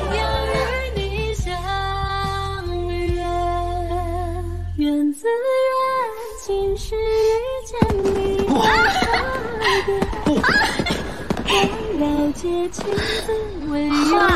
这些都好漂亮啊！是好看。